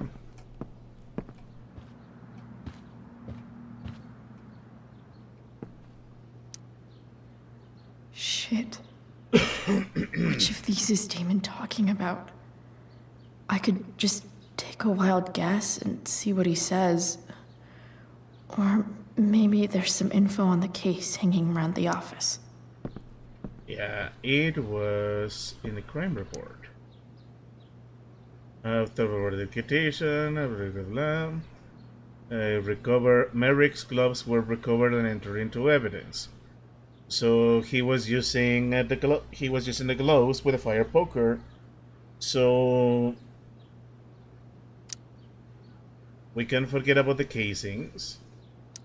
Did Damon really shoot someone? No. Guess I shouldn't be surprised. Could this be the evidence? Damon and knives seem like a solid bet. Yeah, but this is just a kitchen knife. Huh. If TV has taught me anything, these babies will be swimming in DNA. Yeah, that is most likely the one I need.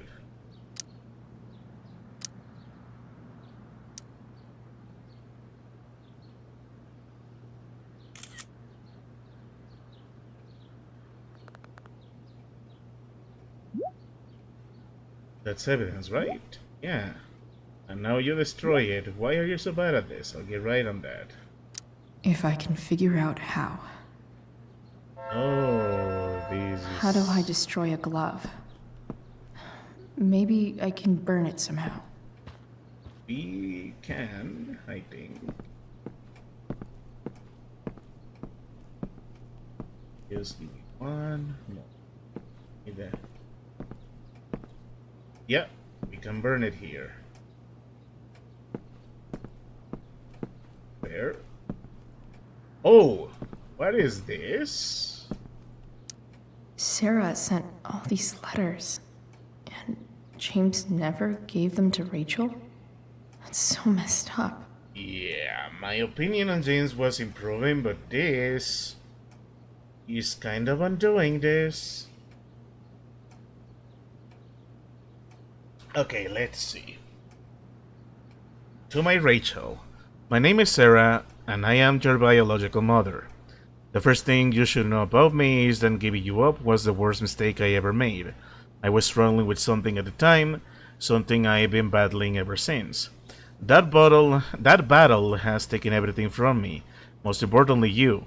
But now I am in a place where I know I can be a part of your life. It's more than I deserve, I know, but I would love to try if you want to. Please take your time, and if you have anything to say or any questions, hearing from you will mean the world. I love you very much, and I hope to meet you soon. Love, Sera. So she has been pulling herself together. If someone is going out of her way of doing that, cleaning direct, I don't see why we'll have to deny her the right to see her daughter.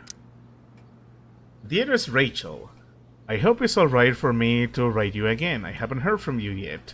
And that's okay, if really it's just... I feel like I have so much to catch up on, you know? I don't remember much of my life. It's a symptom of the choices I made. So much is lost. Except you. I remember everything about you. The crinkle of your nose, the depths of your eyes, the knowing smile that somehow made it seem like you've seen it all before. I can call it up whenever I want. As clear as a summer day. I was so afraid that I would be a terrible mother to you, that I will screw you up, the way I screwed up so much of my life. Now I know, of course, that my fear was wrong. Far worse than being a bad mother is never knowing what kind of mother I could have been. I am sorry. If you can find the courage to forgive me, maybe we can start over. I want to, with all my might, I want to. Love, Sera. Beautiful Rachel. I read somewhere that maybe a fortune cookie, that you can never step in the same river twice, because after it moves, it's not really the same river anymore. It's something new. Do you think that's true? I try to picture you reading these letters. I wonder what your reactions are. How I might seem to you. This mystery mother. I don't blame you for not writing back. You will write when you are ready. Oh man, this hurts. I imagine your dad is still wary of all of this. That's okay. James is protective of you, just as I would. But he's also a kind and compassionate person.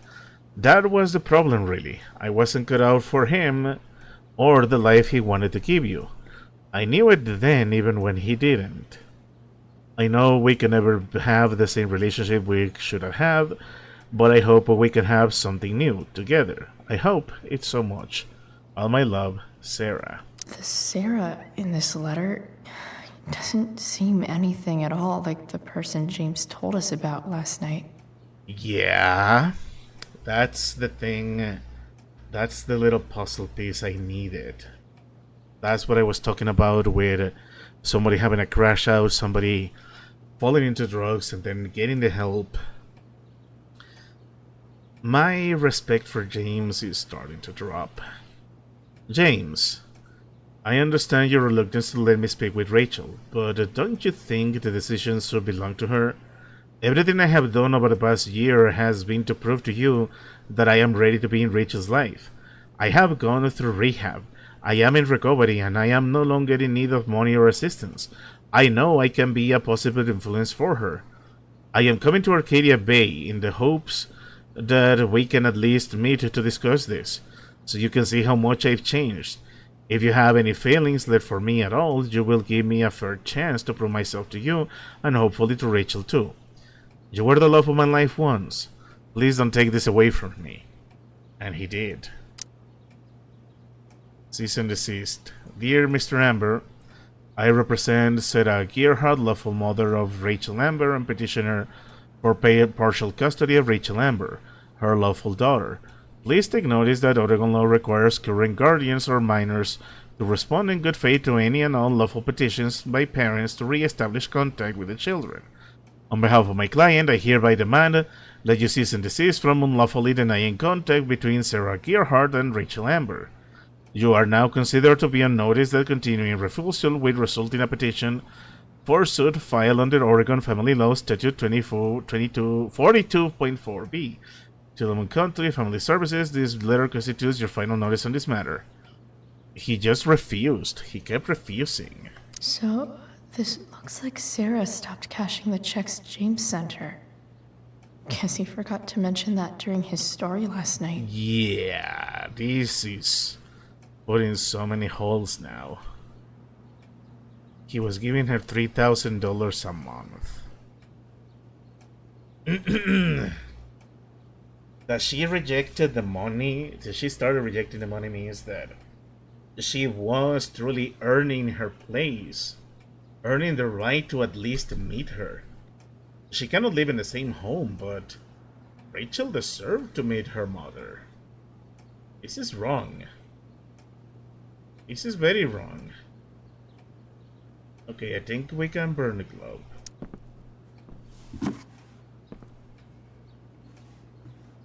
Please excuse me a moment.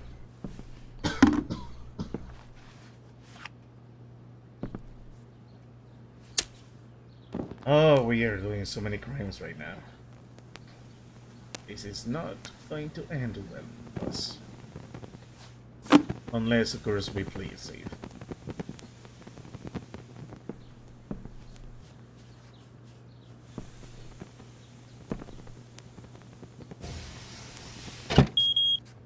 Oof. Better not touch that again. Yeah, we need to play it safe.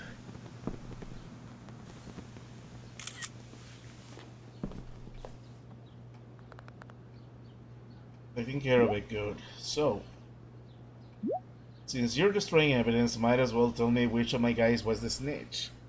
Oh, that is more complicated.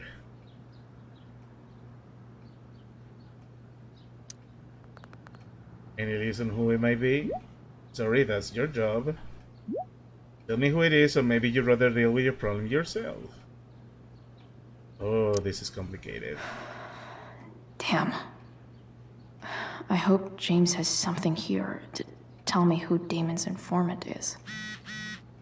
So I need to find which of Damon's guys has been snitching. I should search around the office to see if there's any info to help me out. That is a very good idea. Let's see what you got, Joyce. Planning supper. What time do you think you'll be home? Don't wait for me. Sweetheart, we don't get enough family time as it is. Does Rachel want to join us? She's very welcome to. I just can't make it tonight, sorry. So is everything okay? Everything's fine. Okay, I love you. Love you too. Ah, Joyce is such a good mom. I really can't see why Chloe won't tell her anything. It's one of those situations where you got a loving family, you got amazing parents, but because you know you are getting caught up in something questionable, if not downright dangerous, you feel ashamed. You start distancing or you start hiding stuff, and it starts to feel like you don't say anything out of fear that these will make them ashamed of you or that your own transgressions are going to hurt them. And because Chloe is a teenager, this only means that she's going to do a really bad job at hiding it and only worrying her even more. Okay, there's no way that Frank is snitching on Damon. But I love learning about his badass loitering charge. Detained 23 of May 2006 to 25 by Arcadia Bay Police Department on suspicious of drug dealing, loitering, drug dealing, charge dropped due to insufficient evidence. Francis Bowers and blah, girl, 90 pounds. Yeah, makes sense. Obviously, it's not Frank. It's not Frank. How about you? This is that freak from the mill. Wonder what Damon would think of his very cooperative comment. Sheldon Pike. You arrested in the last month? No. Arrest, charges, blaming you. Shift loader. Officer comment, he's been very cooperative. No miss check-ins. Alright. It was a good parole. E. But this one looks more important. This one is in his desk directly. I agree to aid the courts on future cases. That could be seen as a little snitchy. Plaintiff versus Gerald Scott, defendant. I, the defendant, they did a plea deal. Charge, illegal sale of stolen goods, guilty. I understand my rights and give them up my own free will. I understand the judge is not bound by this agreement. I agree to aid the courts on future cases related to my own. Yeah, this is pretty much a snitch.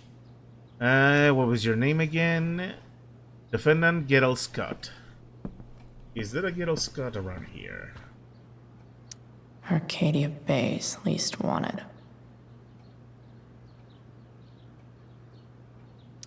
Arcadia Bay's least wanted. Okay, that's not what I thought it was gonna be. Okay.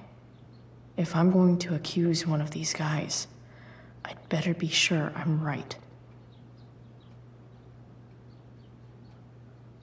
Alright. Crime report. Frank headshot. It's just headshots. I totally knew this guy was a criminal when I stole from him. Bender. Who's this guy? This guy let me into the mill. Cool dude. Yeah, he's pretty cool. Thunder, huh? Frank and there's Sheldon. Could this douchebag be the snitch Damon's talking about? I don't know, but we're gonna think about it in a moment. I'm just gonna take a quick break. Bear with me, be right back.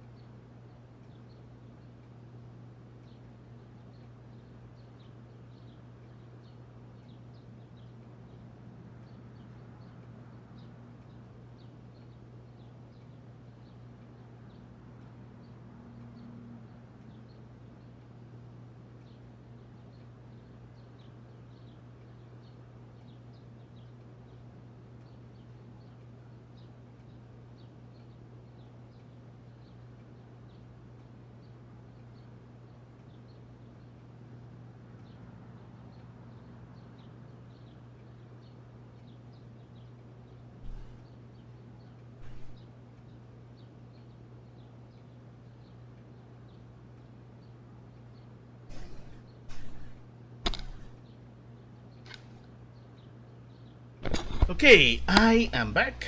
I apologize for the long wait.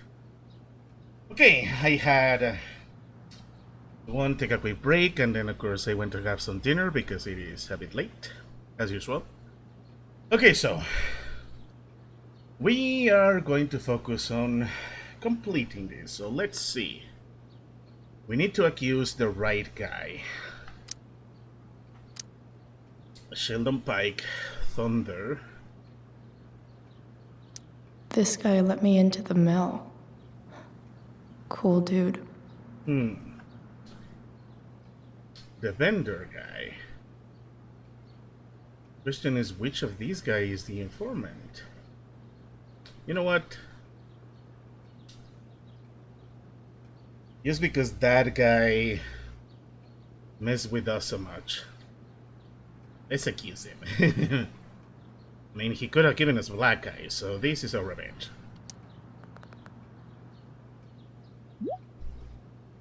I barely know that guy, and now he's gonna wish he never met. Good work. Guess all that leaves in your hands. A hand over, show me my payment, and I'll tell you where to meet. Okay. We can take care of that. Payment? Fuck.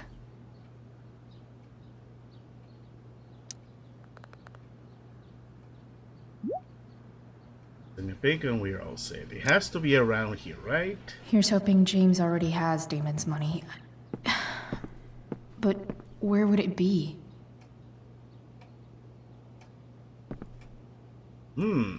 That's interesting. I wonder if this has anything to do with Damon's stash.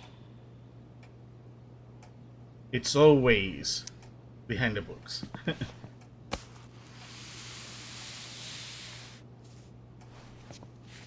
If you're going to be sneaky, you need to leave no traces behind.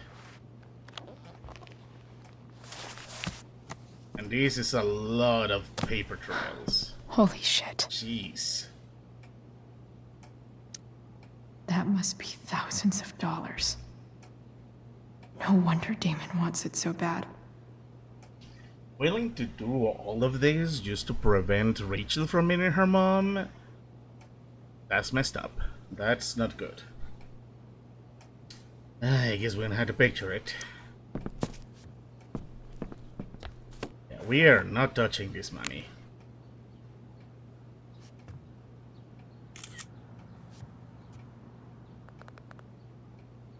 Good work, and now here's your girl ready to go. Alright.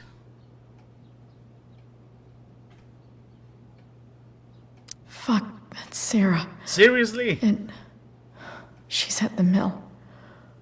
What is he doing to her? This is bad. We need to get there. Put me in the package and we can finish the job. Yeah, you got it.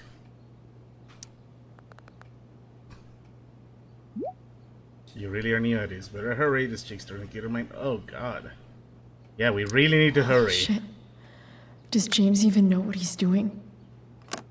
I am fearing that he does. I still have time. Damon's waiting for his money, right? He wouldn't do anything to her. Yet. Let's hope. Fuck. I need to get there fast. Chloe? Excuse me? Eliot? Hey! What are you doing here? What are you doing here? What are you doing here? This is Rachel's house, right? Did he really just follow me here? This is bad.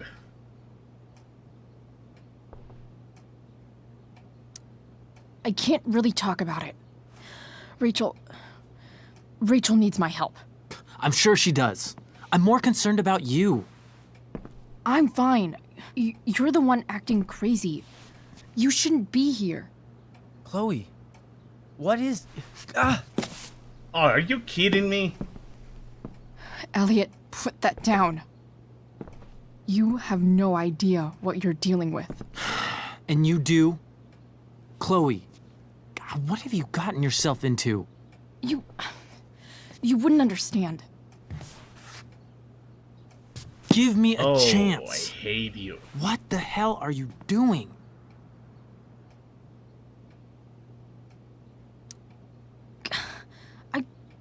I can't tell you, but obviously this is pretty serious shit. That's why I need to leave right now. You mean serious for Rachel, right? But you're the one putting yourself in danger again. I'm so sick of you not seeing who Rachel really is.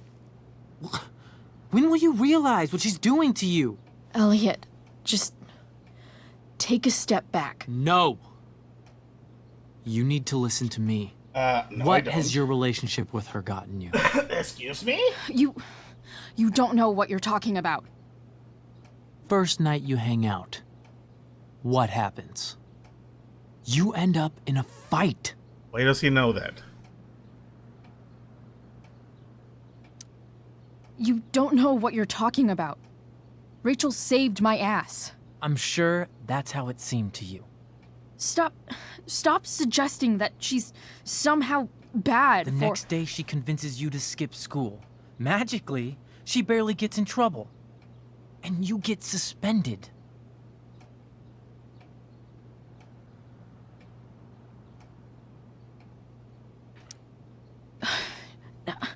I took the fall because I wanted to. Rachel tried to protect me. Yet somehow, it all worked out for her in the end, as usual. You don't understand. You weren't there. Seriously? Was she protecting you when she made you take part in a play you didn't want to be in? Seriously, man. You need to shut the fuck up before... I've been quiet long enough. Look, Rachel is an amazing actress. And I don't mean on stage. She's fake. You're real. And I hate to see her manipulate you like this. Eliot, I promise. No one is manipulating me. No? Just look where you are now. A high school dropout. Hanging out with criminals and breaking into houses. It's crazy.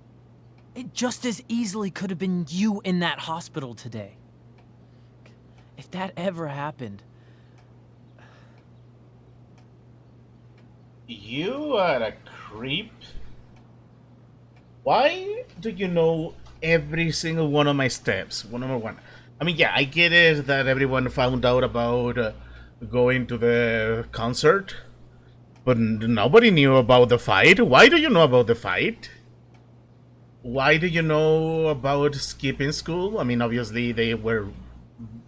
No, seriously. Why would you know about getting in trouble? How do you know that Rachel didn't get in trouble? What are you doing? How did you know how to find us at the hospital? How did you know how to find me here? Oh, I'm not gonna be nice to this guy. Screw this guy. Dude, you know you sound a little stalkerish right now. Oh, that's not good. Stalking is defined as repeated unwanted interactions. How long have my interactions been unwanted? From the start, buddy. Eliot. I'm the one who cares about you, Chloe. Me, not Rachel. It's time you saw the truth. What does that mean? It means you're going to stop thinking about Rachel and pay attention to me now. For once. No? What's wrong with you?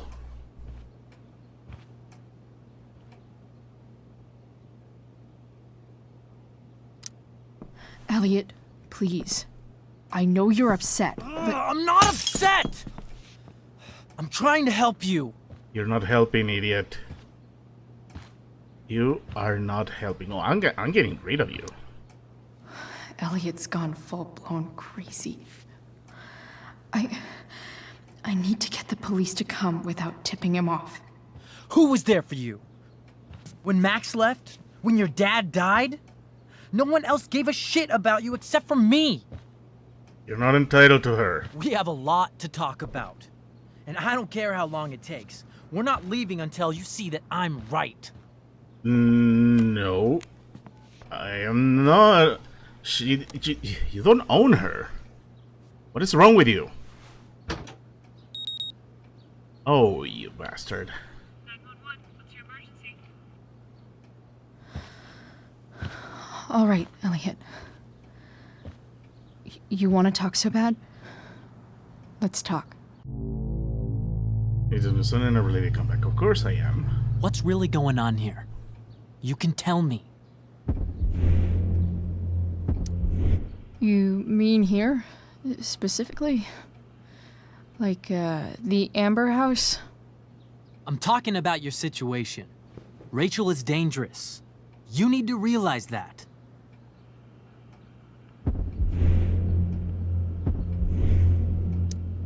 You're the one who's keeping me Dang here. it!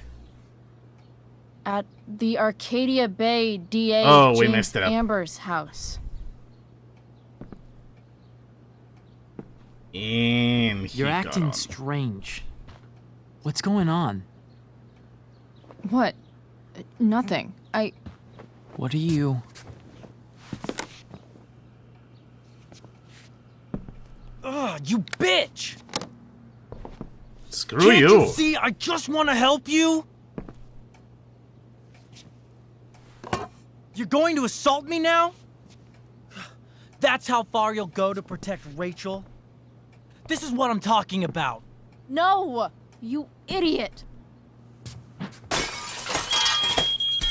What the fuck? Better run, dickbag. Cops will be here any minute. Screw this guy. Stalking, possessive, entitled? No wonder he rubbed me the wrong way. Yeah, no, he can rot.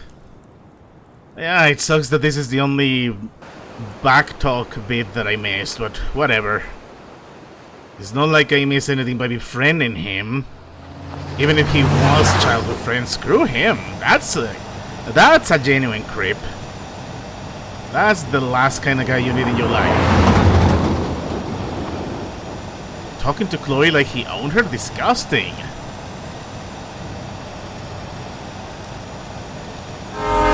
Oh god. That was horrible.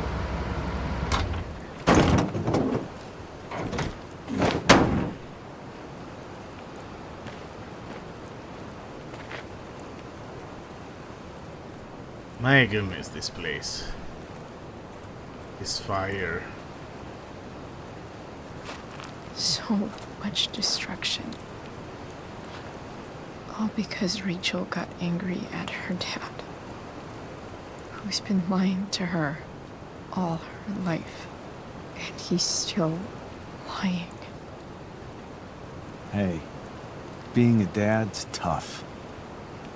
That doesn't justify what he's done. I'm just saying, I'd probably do anything to keep you safe. Hey, Dad, Yeah? did you ever lie to me? I don't mean telling me that ashtray I made for Mom wasn't a piece of crap. I mean, like, really lied about something that might hurt me to know. What do you think?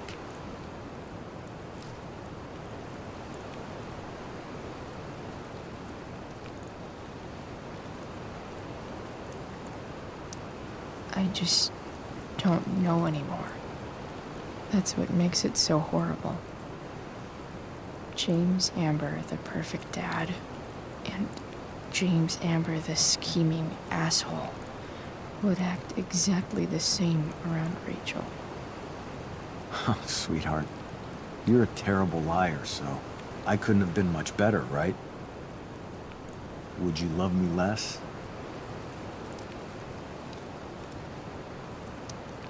Of course not. You sound pretty sure, sweetheart. You were pretty sure Mom would never fall in love with someone like David, too. Are you really ready to hear the answer to your question?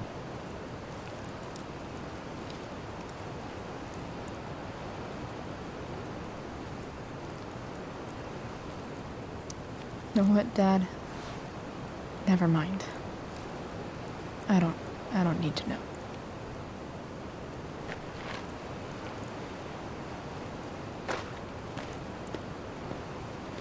I think it is best that we let William's memory stay intact. I like it better this way. Indeed. What way? That I'll always be the perfect dad? How many people get to say that?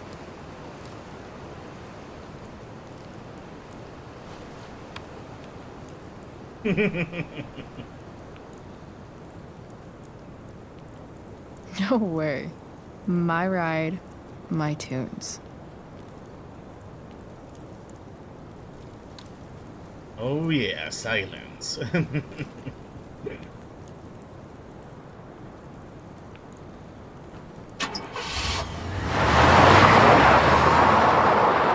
Yeah, he's best.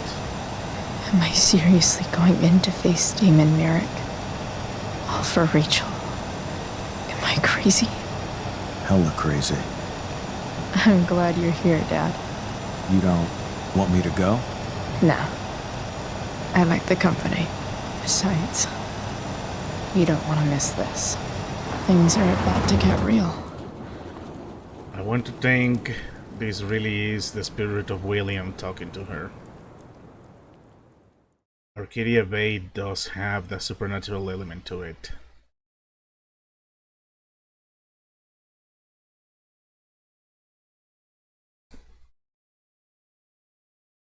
And now is the moment of truth. We are a 16-year-old about to rush in with a dangerous man. All to save our girlfriend's mother. Oh, Chloe. I think this is not even the first crazy thing you're gonna do. Is that blood?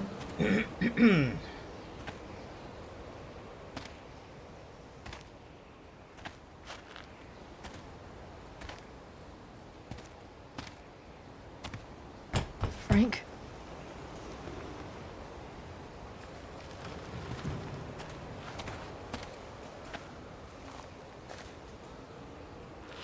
Frank! He's nowhere to be seen, and that blood is not good.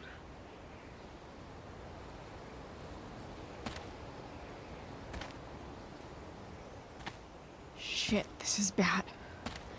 I'll get you help, Frank. But first, I've gotta help Rachel's mom. Let's hope we're still on time.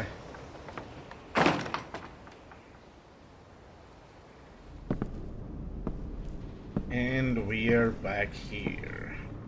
What a bookend. We are ending the story in the same place where we started it. Where the hell is Sera?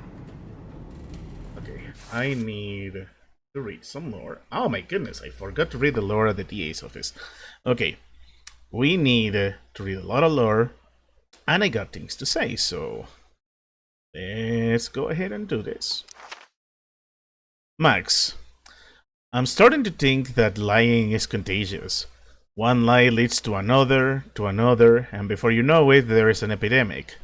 Case in point, Rachel's dad. Remember when I told you about how he lied to Rachel, but then the truth about her mom came out? Yeah, about that. I guess the hardcore security should have tipped me off. I managed to break into his desk, that's when the lies started to pour out. I found letters from Sera to Rachel.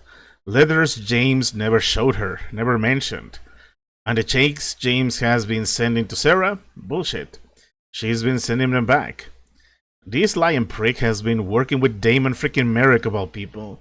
I had to lie too by pretending to be James. It was crazy. I burned actual evidence, which means I should probably burn this journal too. Then I ratted out one of these skeevy guys who harassed me at the fireworks show. Serves him right.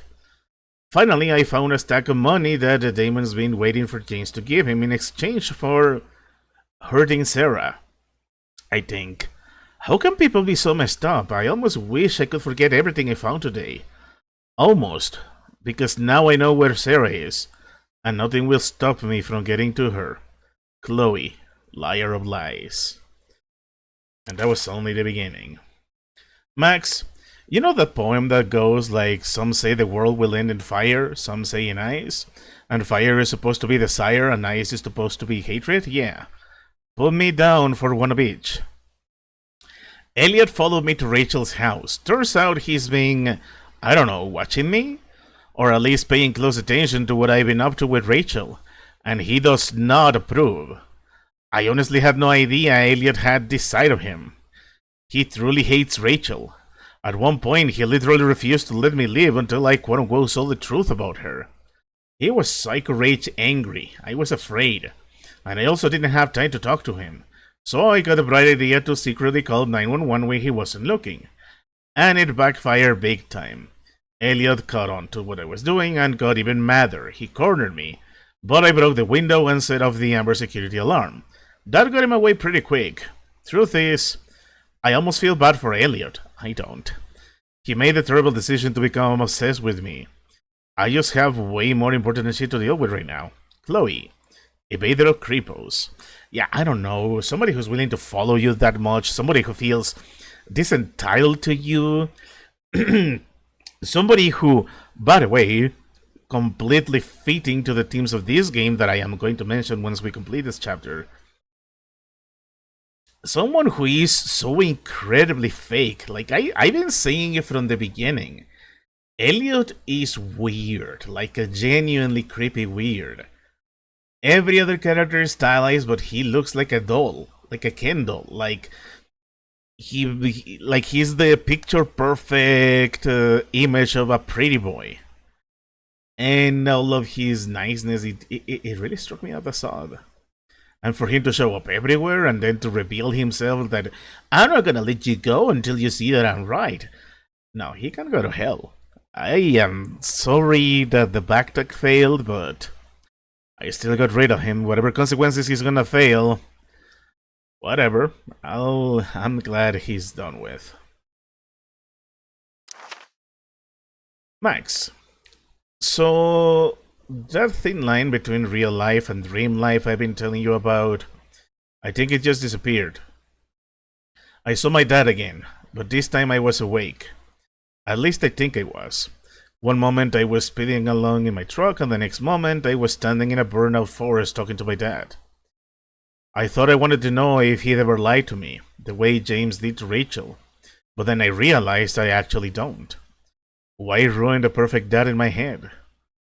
If dreams can blend with reality, then I guess nightmares can too. That's exactly what the meal feels like now. Frank's RV is here, smeared with blood. I really hope Frank's okay, but I have to get to Rachel's mom. I don't know what I'll find, but I have to, for Rachel. Chloe, the unreal. Yeah, I 100% believe that William really has been talking to her. Because it's the least weird thing going on to Chloe, or in Arcadia Bay for that matter. Max can rewind time itself. She can visit the multiverse. She manipulates time and space in such a way that it causes everything that could destroy Arcadia Bay and leading to a decision that I sadly had to take. So it's not out of the question or out of the realm of the extraordinary that Chloe would be able to communicate with her dad. Because there was a lot of unfinished business there. And there's a lot of grief that she wasn't able to let go of. And sadly won't be able to deal with for a while. And I think that's also why we saw small glimpses of Rachel. I feel Rachel does have a power that is related to emotion and is related to the weather. Because we saw it twice. At the end of episode 1, we saw the fire lose control when she screamed in rage. Then in episode 2, we saw the fire from the candles burn up with more intensity the angrier she got. So the intensity of those emotions, it is likely that the storm in Arcadia Bay was indeed her doing.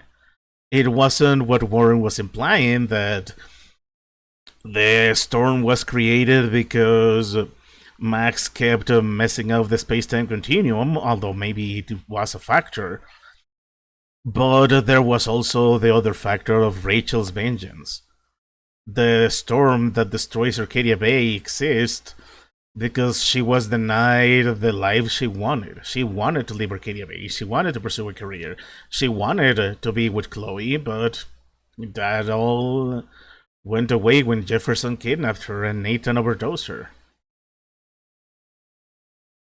And I think this explains why, when Max turns back time, if you decide to sacrifice Chloe, the storm goes away.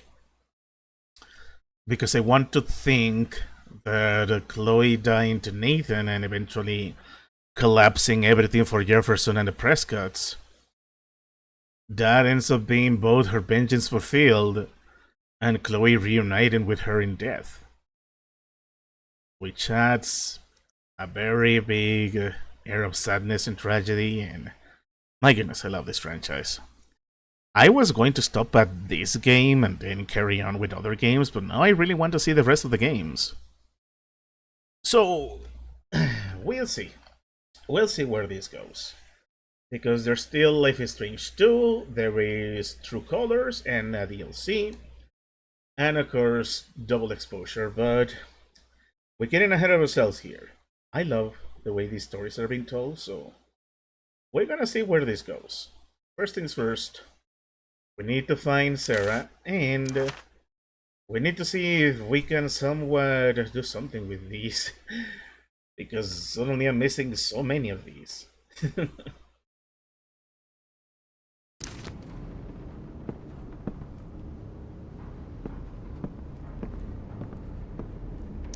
Frank's couch is toast. This whole place is a mess. It's kind of amazing it didn't burn to the ground, considering everything that happened and how intense the fire has been. What's this?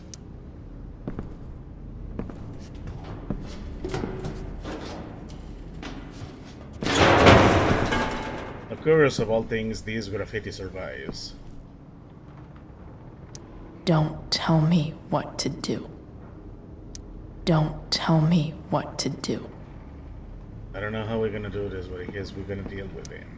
Glad to see the bone. Oh, I see what you're doing there. Pastime. Sera's got to be in here somewhere. A knife might not be a bad idea. I need to be able to Never defend thought I'd ourselves. have to say that. Yep. We need to defend ourselves. Nice. Let's hope we don't have to use it, but knowing Damon, certainly do.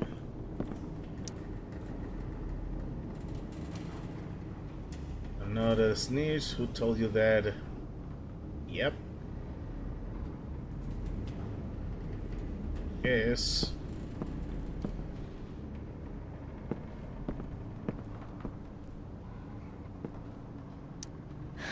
No more beer. No more time.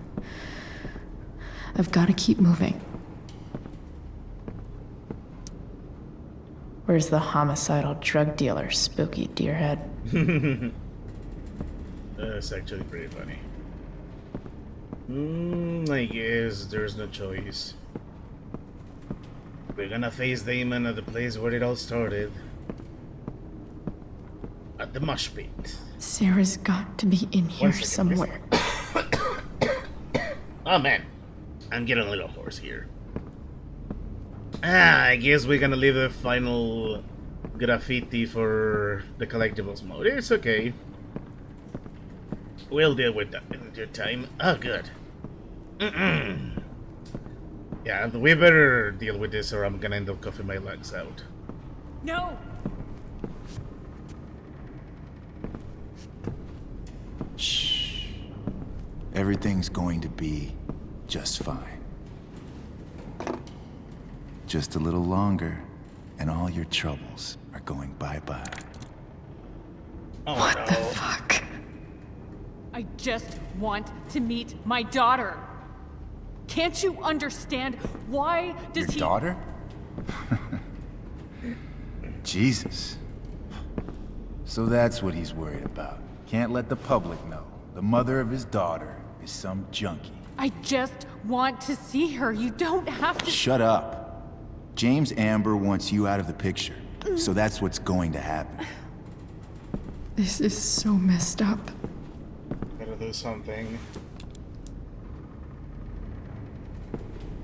Oh, God. After all, no one believes a junkie. No. He said you've been sober a year. Respect. It's hard to kick this shit. Need to act. You can do this. Damon. What the hell are you doing here?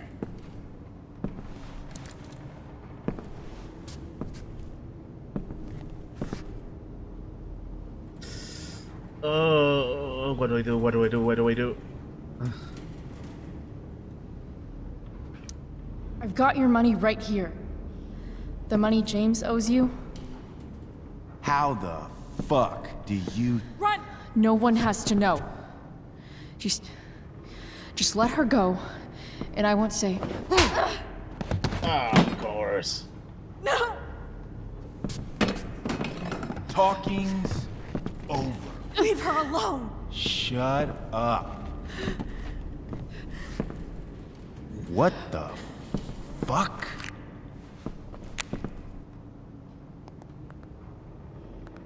You boosted the DA's shit? Got my money? Burned the evidence?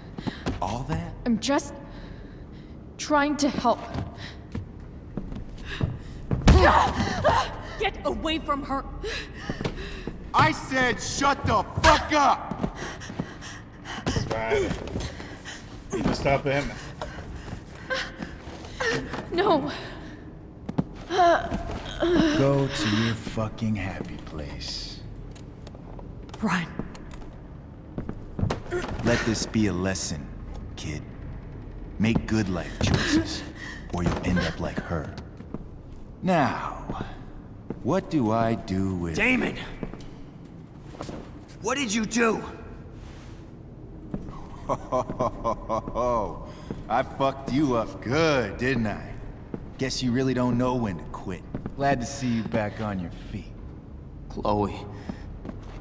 Frank. You don't really want to do this again, do you? Okay. Then I don't want to do this again. Come on, man. Fuck you. Sera. Rachel. Your daughter. She...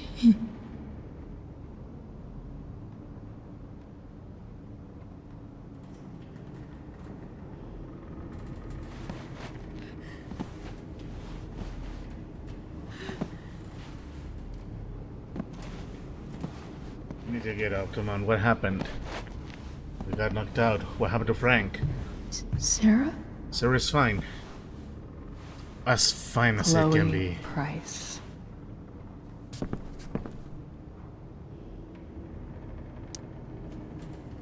You know who I am?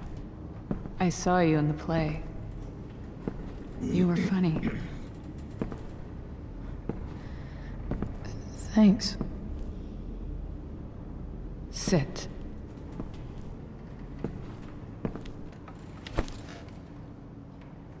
Sera. Are you okay? We need to talk about what happened. We really do. I am so sorry for... Rachel can never know.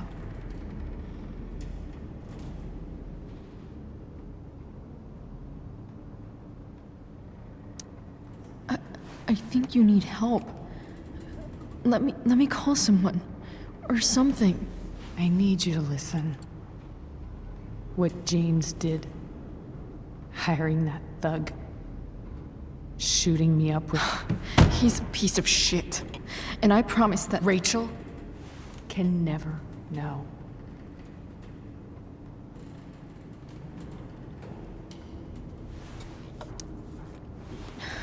Tell me why.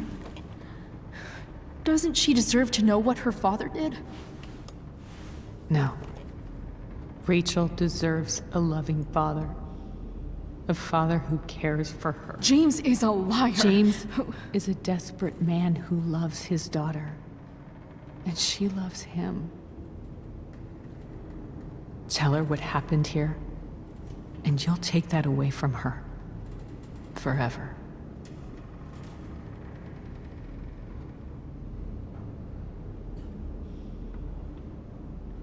She deserves to meet you at least, come on. And just what is James protecting her from? You? She wants to meet you, Sera. No, she doesn't. She wants to meet her mother. I can never be that for her. Why are you saying all this? Because James is right. He's taken something from me that I might not ever get back. But he's right. I'm broken. We're all broken though.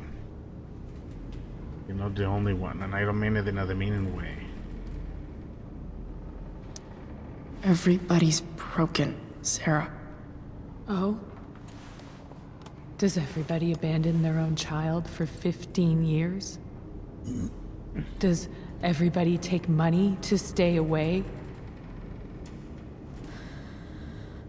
You're here now. That's what matters. What do you know? I know Rachel needs you. I know loss. I lost my father 2 years ago. How? Car accident. He was picking up my mother from the grocery store, and a truck ran a red light, and that was it.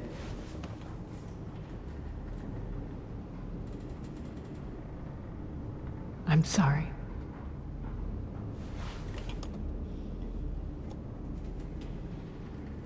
You don't know what this is to me. Every pain, every fear, gone. No more sadness, no more grief. Why would anyone not want to feel that way? Ever. Because it's fake. Because, well, it gives you a placebo. It's a placebo that, one, is only temporarily, and two, it destroys your body. Like, this isn't even just pot we're talking about. This is straight up stuff that destroys your brain, destroys your mind. It's a miracle that she managed. Well, not a miracle, it's just remarkable that she managed to go clean. If anything, she needs to get help again. Make sure she doesn't relapse, although these risks greatly a relapse. But right now what's important is that Rachel needs her. I don't know anything about addiction, but I know what it's like to be needed by someone. It gives you strength you never knew you had. Rachel needs you. Rachel needs her family. I recognize I might not know what the fuck I'm talking about here, but I wish you could know how amazing Rachel is. I know. She's fearless. She's brilliant and talented. And she feels so much. She's so strong. She's had a good life. Raised in a loving home, given opportunities I could never give her. At least talk to her. She's felt like something's been missing her whole life. She told me so. That something was you. She didn't miss anything. She has a perfect family.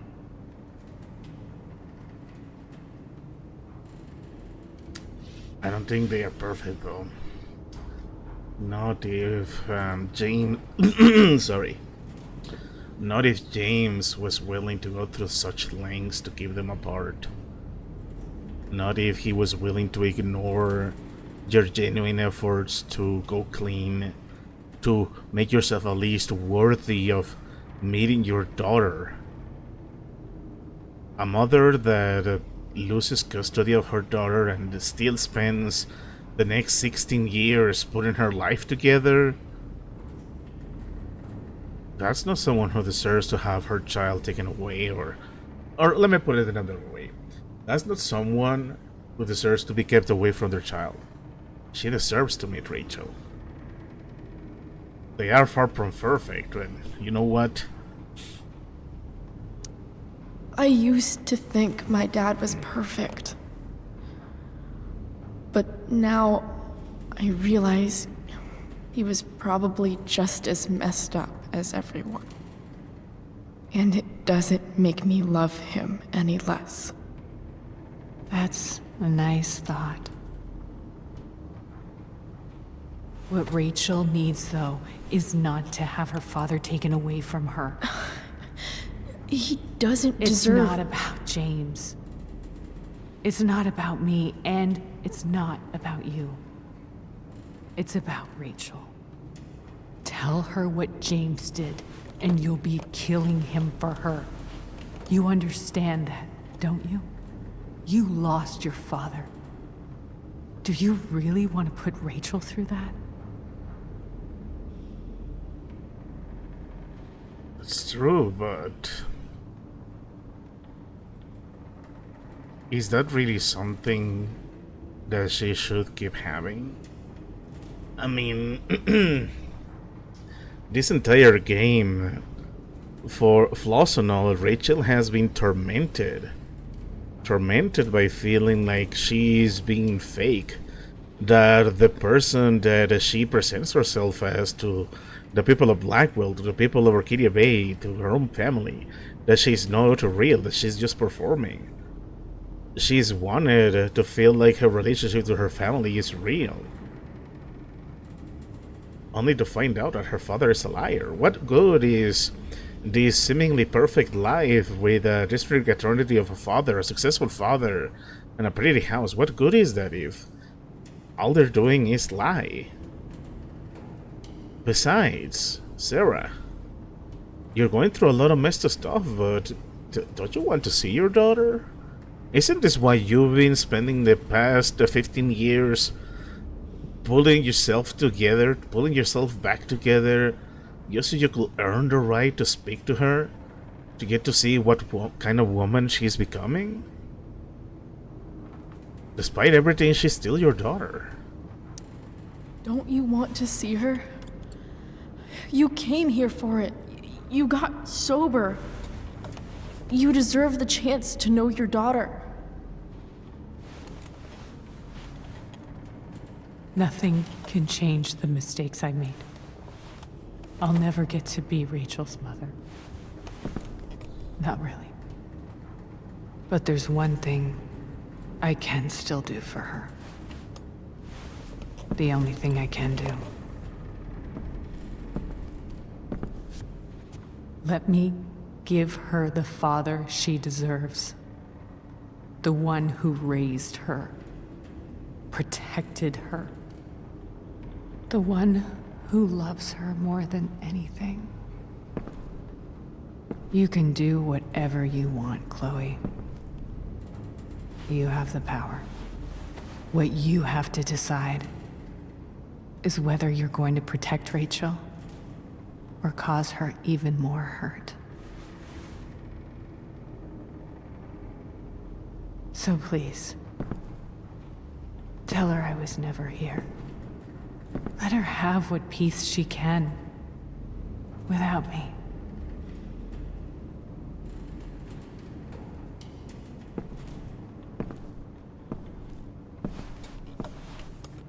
Wait!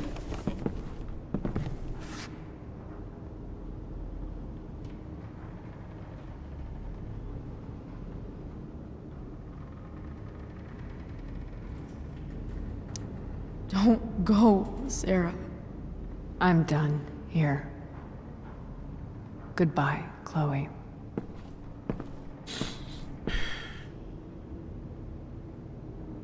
This game, man.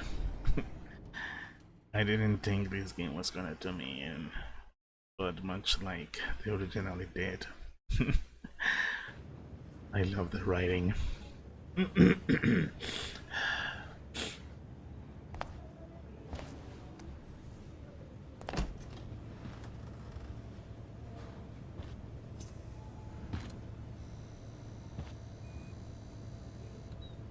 Ah, Rachel. The things I'm gonna have to tell you. Hello? Hi, Chloe. Rachel's just fallen asleep.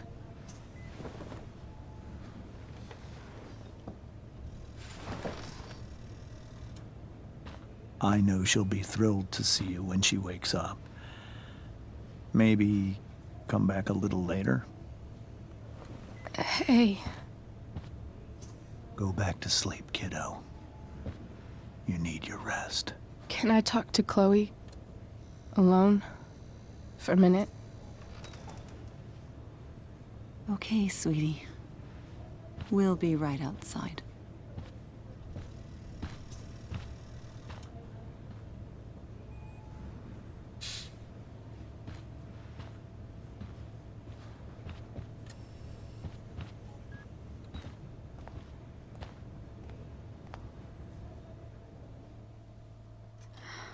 How are you feeling? Like I got stabbed? Doc says there'll be a sick scar. Maybe a tattoo is in order. Fuck yeah. We never actually escaped, did we? We've got time.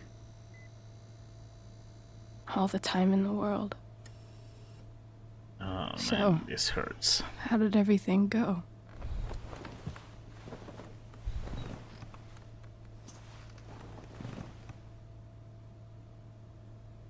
Rachel, I've got to tell you something.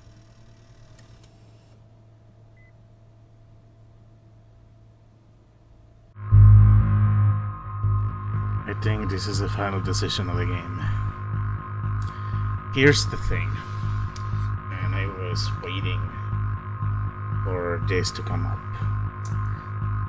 Like I said at the beginning of the episode, and like I said during the conversation with Sera, Rachel has been tormented over feeling like everything in her life is fake. Sure, I do believe James Amber is a good father. I believe he really loves her, that he really been working hard to be a successful man, to provide his daughter with everything she needs, to make sure she feels loved, but what good is that if he's hiring criminals to keep Rachel from seeing her mother? What good is the love of James Amber if he seems to be more worried about his public image? What good is this kind of picture-perfect family life if it is all a lie? If you're denying your daughter something that even the law says she has a right to see her mother, to talk to her. I have come to understand the theming of these games so far. Life is Strange 1 is all about consequences. The theme is consequences. Or, to put it in a different way, it is about the choices we make and the consequences we have to live with. That even with the power to rewind time, Max needed to stick to the consequences of her actions, both for the better and the worse. That's why I noticed that in that game, there were no perfect choices. There was only choices, and there were consequences. All of them equally valid, all of them equally flawed, because that's just how life goes. And she came out of it coming to understand it and changing as a person, regardless if you decide if Chloe deserved to die or if the entire town deserved to perish just so you could stay with Chloe. Here, the theme of Before the Storm is honesty. The key to everything is Chloe wanting to be honest about herself, about her life. How, even if she isn't happy with David potentially marrying Joyce, even if she doesn't like her situation, she prefers things to be honest for her. And it kind of shows that Rachel is the star student of Arcadia Bay. She's so beloved by everyone that she's nothing short of a celebrity by the time we see posters of her in the first game. But what good is that? If one, she is not satisfied with it because she doesn't feel she's been truthful. And what good is everything that she's got in this very overachieving student life if she's not having that? What good is it to live if you know your mother is alive but your father doesn't want you to see her, that he is willing to hurt her? I would have been willing to protect Rachel from the truth, to let her be happy just a little longer. But these past 3 episodes have shown me that protecting her, she doesn't want to be a protector. She wants to live. She wants to experience flaws. She wants to know that she had a flawed mother. She wants to know that perfection is not real. We need the flaws that we have as people. That trying to keep this facade of the picture perfect family is just harming them. So what kind of friend will I have Chloe be if we are going to protect a man who was willing to ruin a woman, who was willing to ruin Sera, make her go back into her religion, who was willing to pay a dangerous criminal to poison her, to ruin the 15 years... Oh. Okay, that was a jump scare. I didn't need that game. And now I lost my train of thought. Like, if James Amber is willing to do so much to maintain this fake image, that is not a man I want. I don't think that is someone Rachel wants to be with. I am going to destroy this fake home life. It is going to be painful, but I think it needs to be done. I feel bad for James Amber. I feel bad for Rose.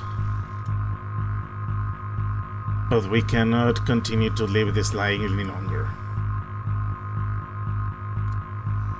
Rachel is going to be kidnapped and is going to die of an overdose in 3 years. And Chloe is going to die and end up causing the downfall of the creep and the murderer that got her into that mess. So the least I can do for Rachel is make sure the last 3 years of her life are the happiest, knowing that she is getting to be herself with Chloe. That even if she is going to disown her father, at least she knows this is her true self. This is real. So I am sorry, Mr. Amber, but you don't deserve your daughter. And of course, this is where the music begins. And I'm gonna talk over it because, yeah, you're not gonna take it well, Rachel. I am so sorry that you have to deal with that. But you need to know the truth.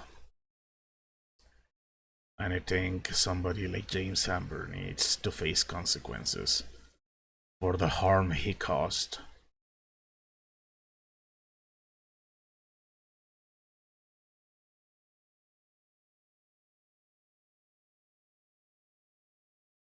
You may say, but why do this to him? Why ruin him like that?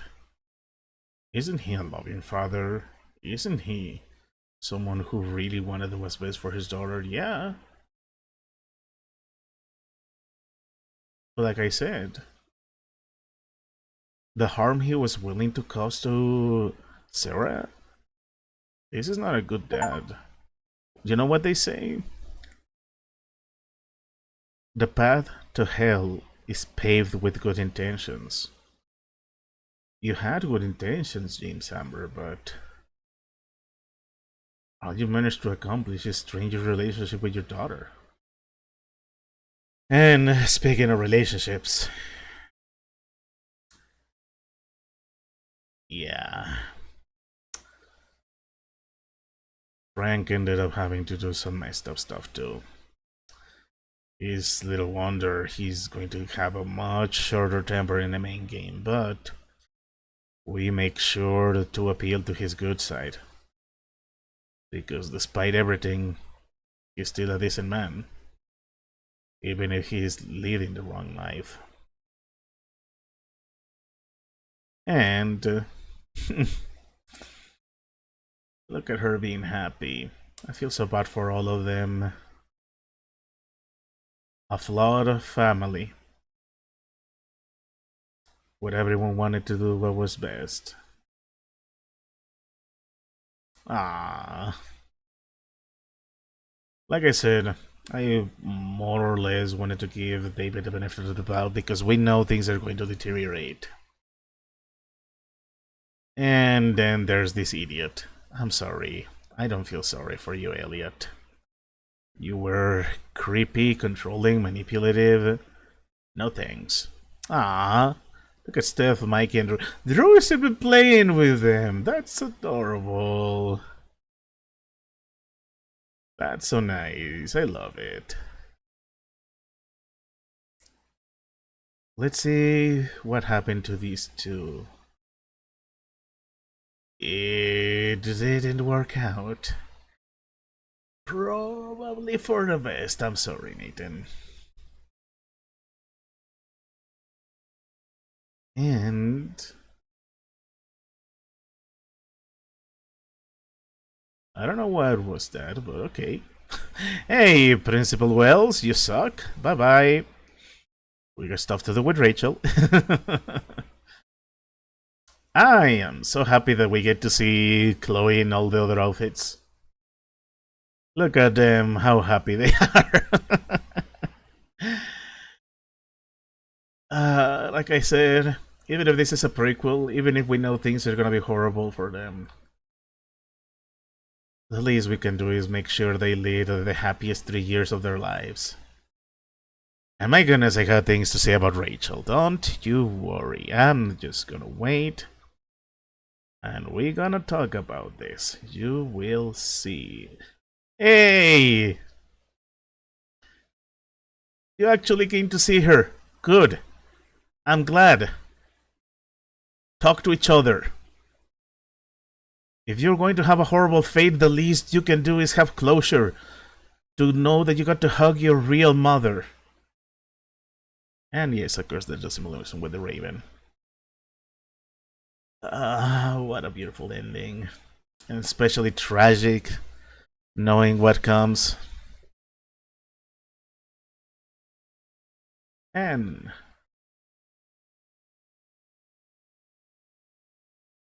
Chloe's look has been finalized. Now she's sporting the classic outfit. It just feels funny watching a prequel in Noticing how everything is falling into place. I love it.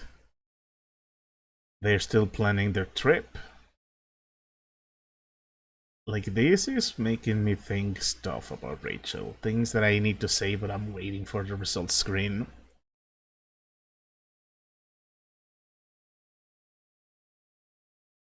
So,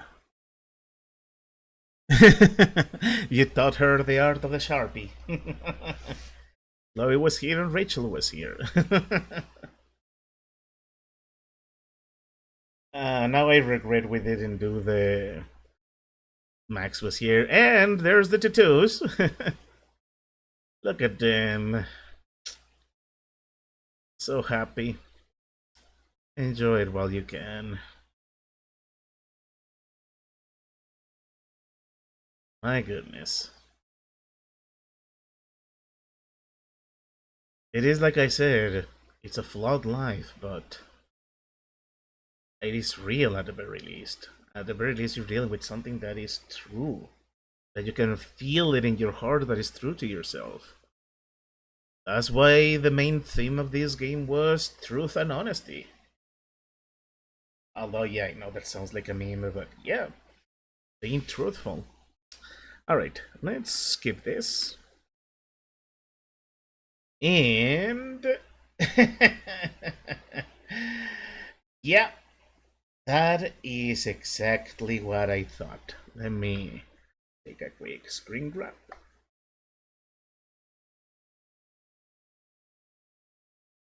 Oh, the final ending. Okay, so I already spent a long time explaining this, but like I said, we needed this to be real. We needed to give some consequences to James Amber. I'll admit I feel bad for him, because he did have good intentions, but like I said, hell is paved with good intentions. Even if he had her best interests in mind, I wouldn't have minded him staying with her, raising her away from Sera, if he hadn't hired Damon. That is where he lost me. That is where I feel, you know what? I'm sorry, but I cannot let you get away with that.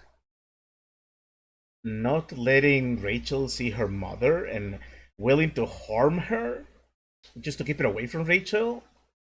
That is horrible. That is not something I will stand for. So, yeah, there's that. I can see why over half of the people will try to hide it from her, but I don't think she would have liked that. I don't think she would have liked to have gone through all of this trouble only to just continue living in a lie. I don't know, that's just the way I feel. How was it with my friends? Yep, only I told Rachel the truth. Let's look at the other choices. So, of course, we all wanted to save the plant, but we didn't know Chloe was going to use so that. We accepted David's. I'm glad it was almost unanimous that everyone accepted David's photograph. Like I said, for better or worse, no matter how bad this is going to be, I don't have it in me to reject David when he is finally doing the thing I wanted to see from him, to be vulnerable, to show that he could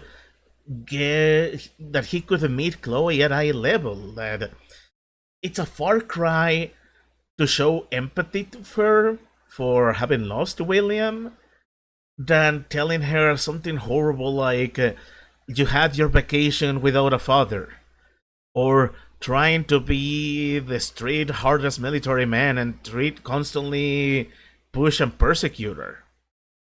Sadly, things are only going to deteriorate in the coming years, so that's unfortunate. There's a lot of tragedy just with the Price family alone. Let's see. You didn't have Drew's money at the start of the day. How do you manage to not have the money? Because many people decided to return the money to Drew, I guess.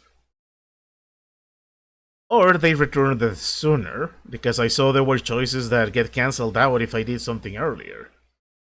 So I gave the money to Damon.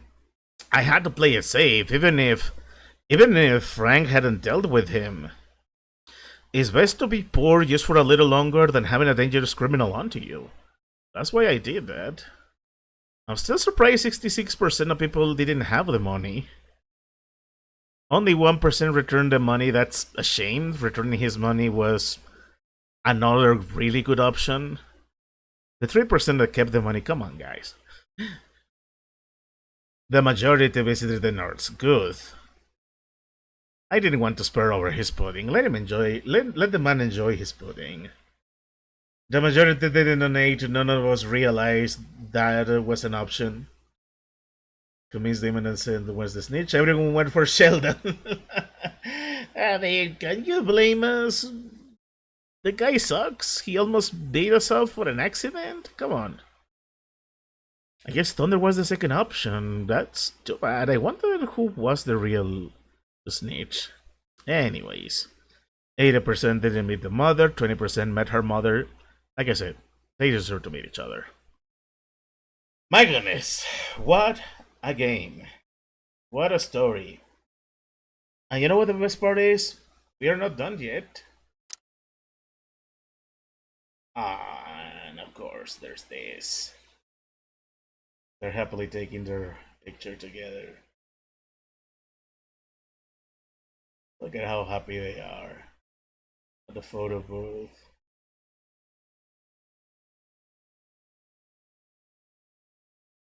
They were so happy together. But you know what's coming?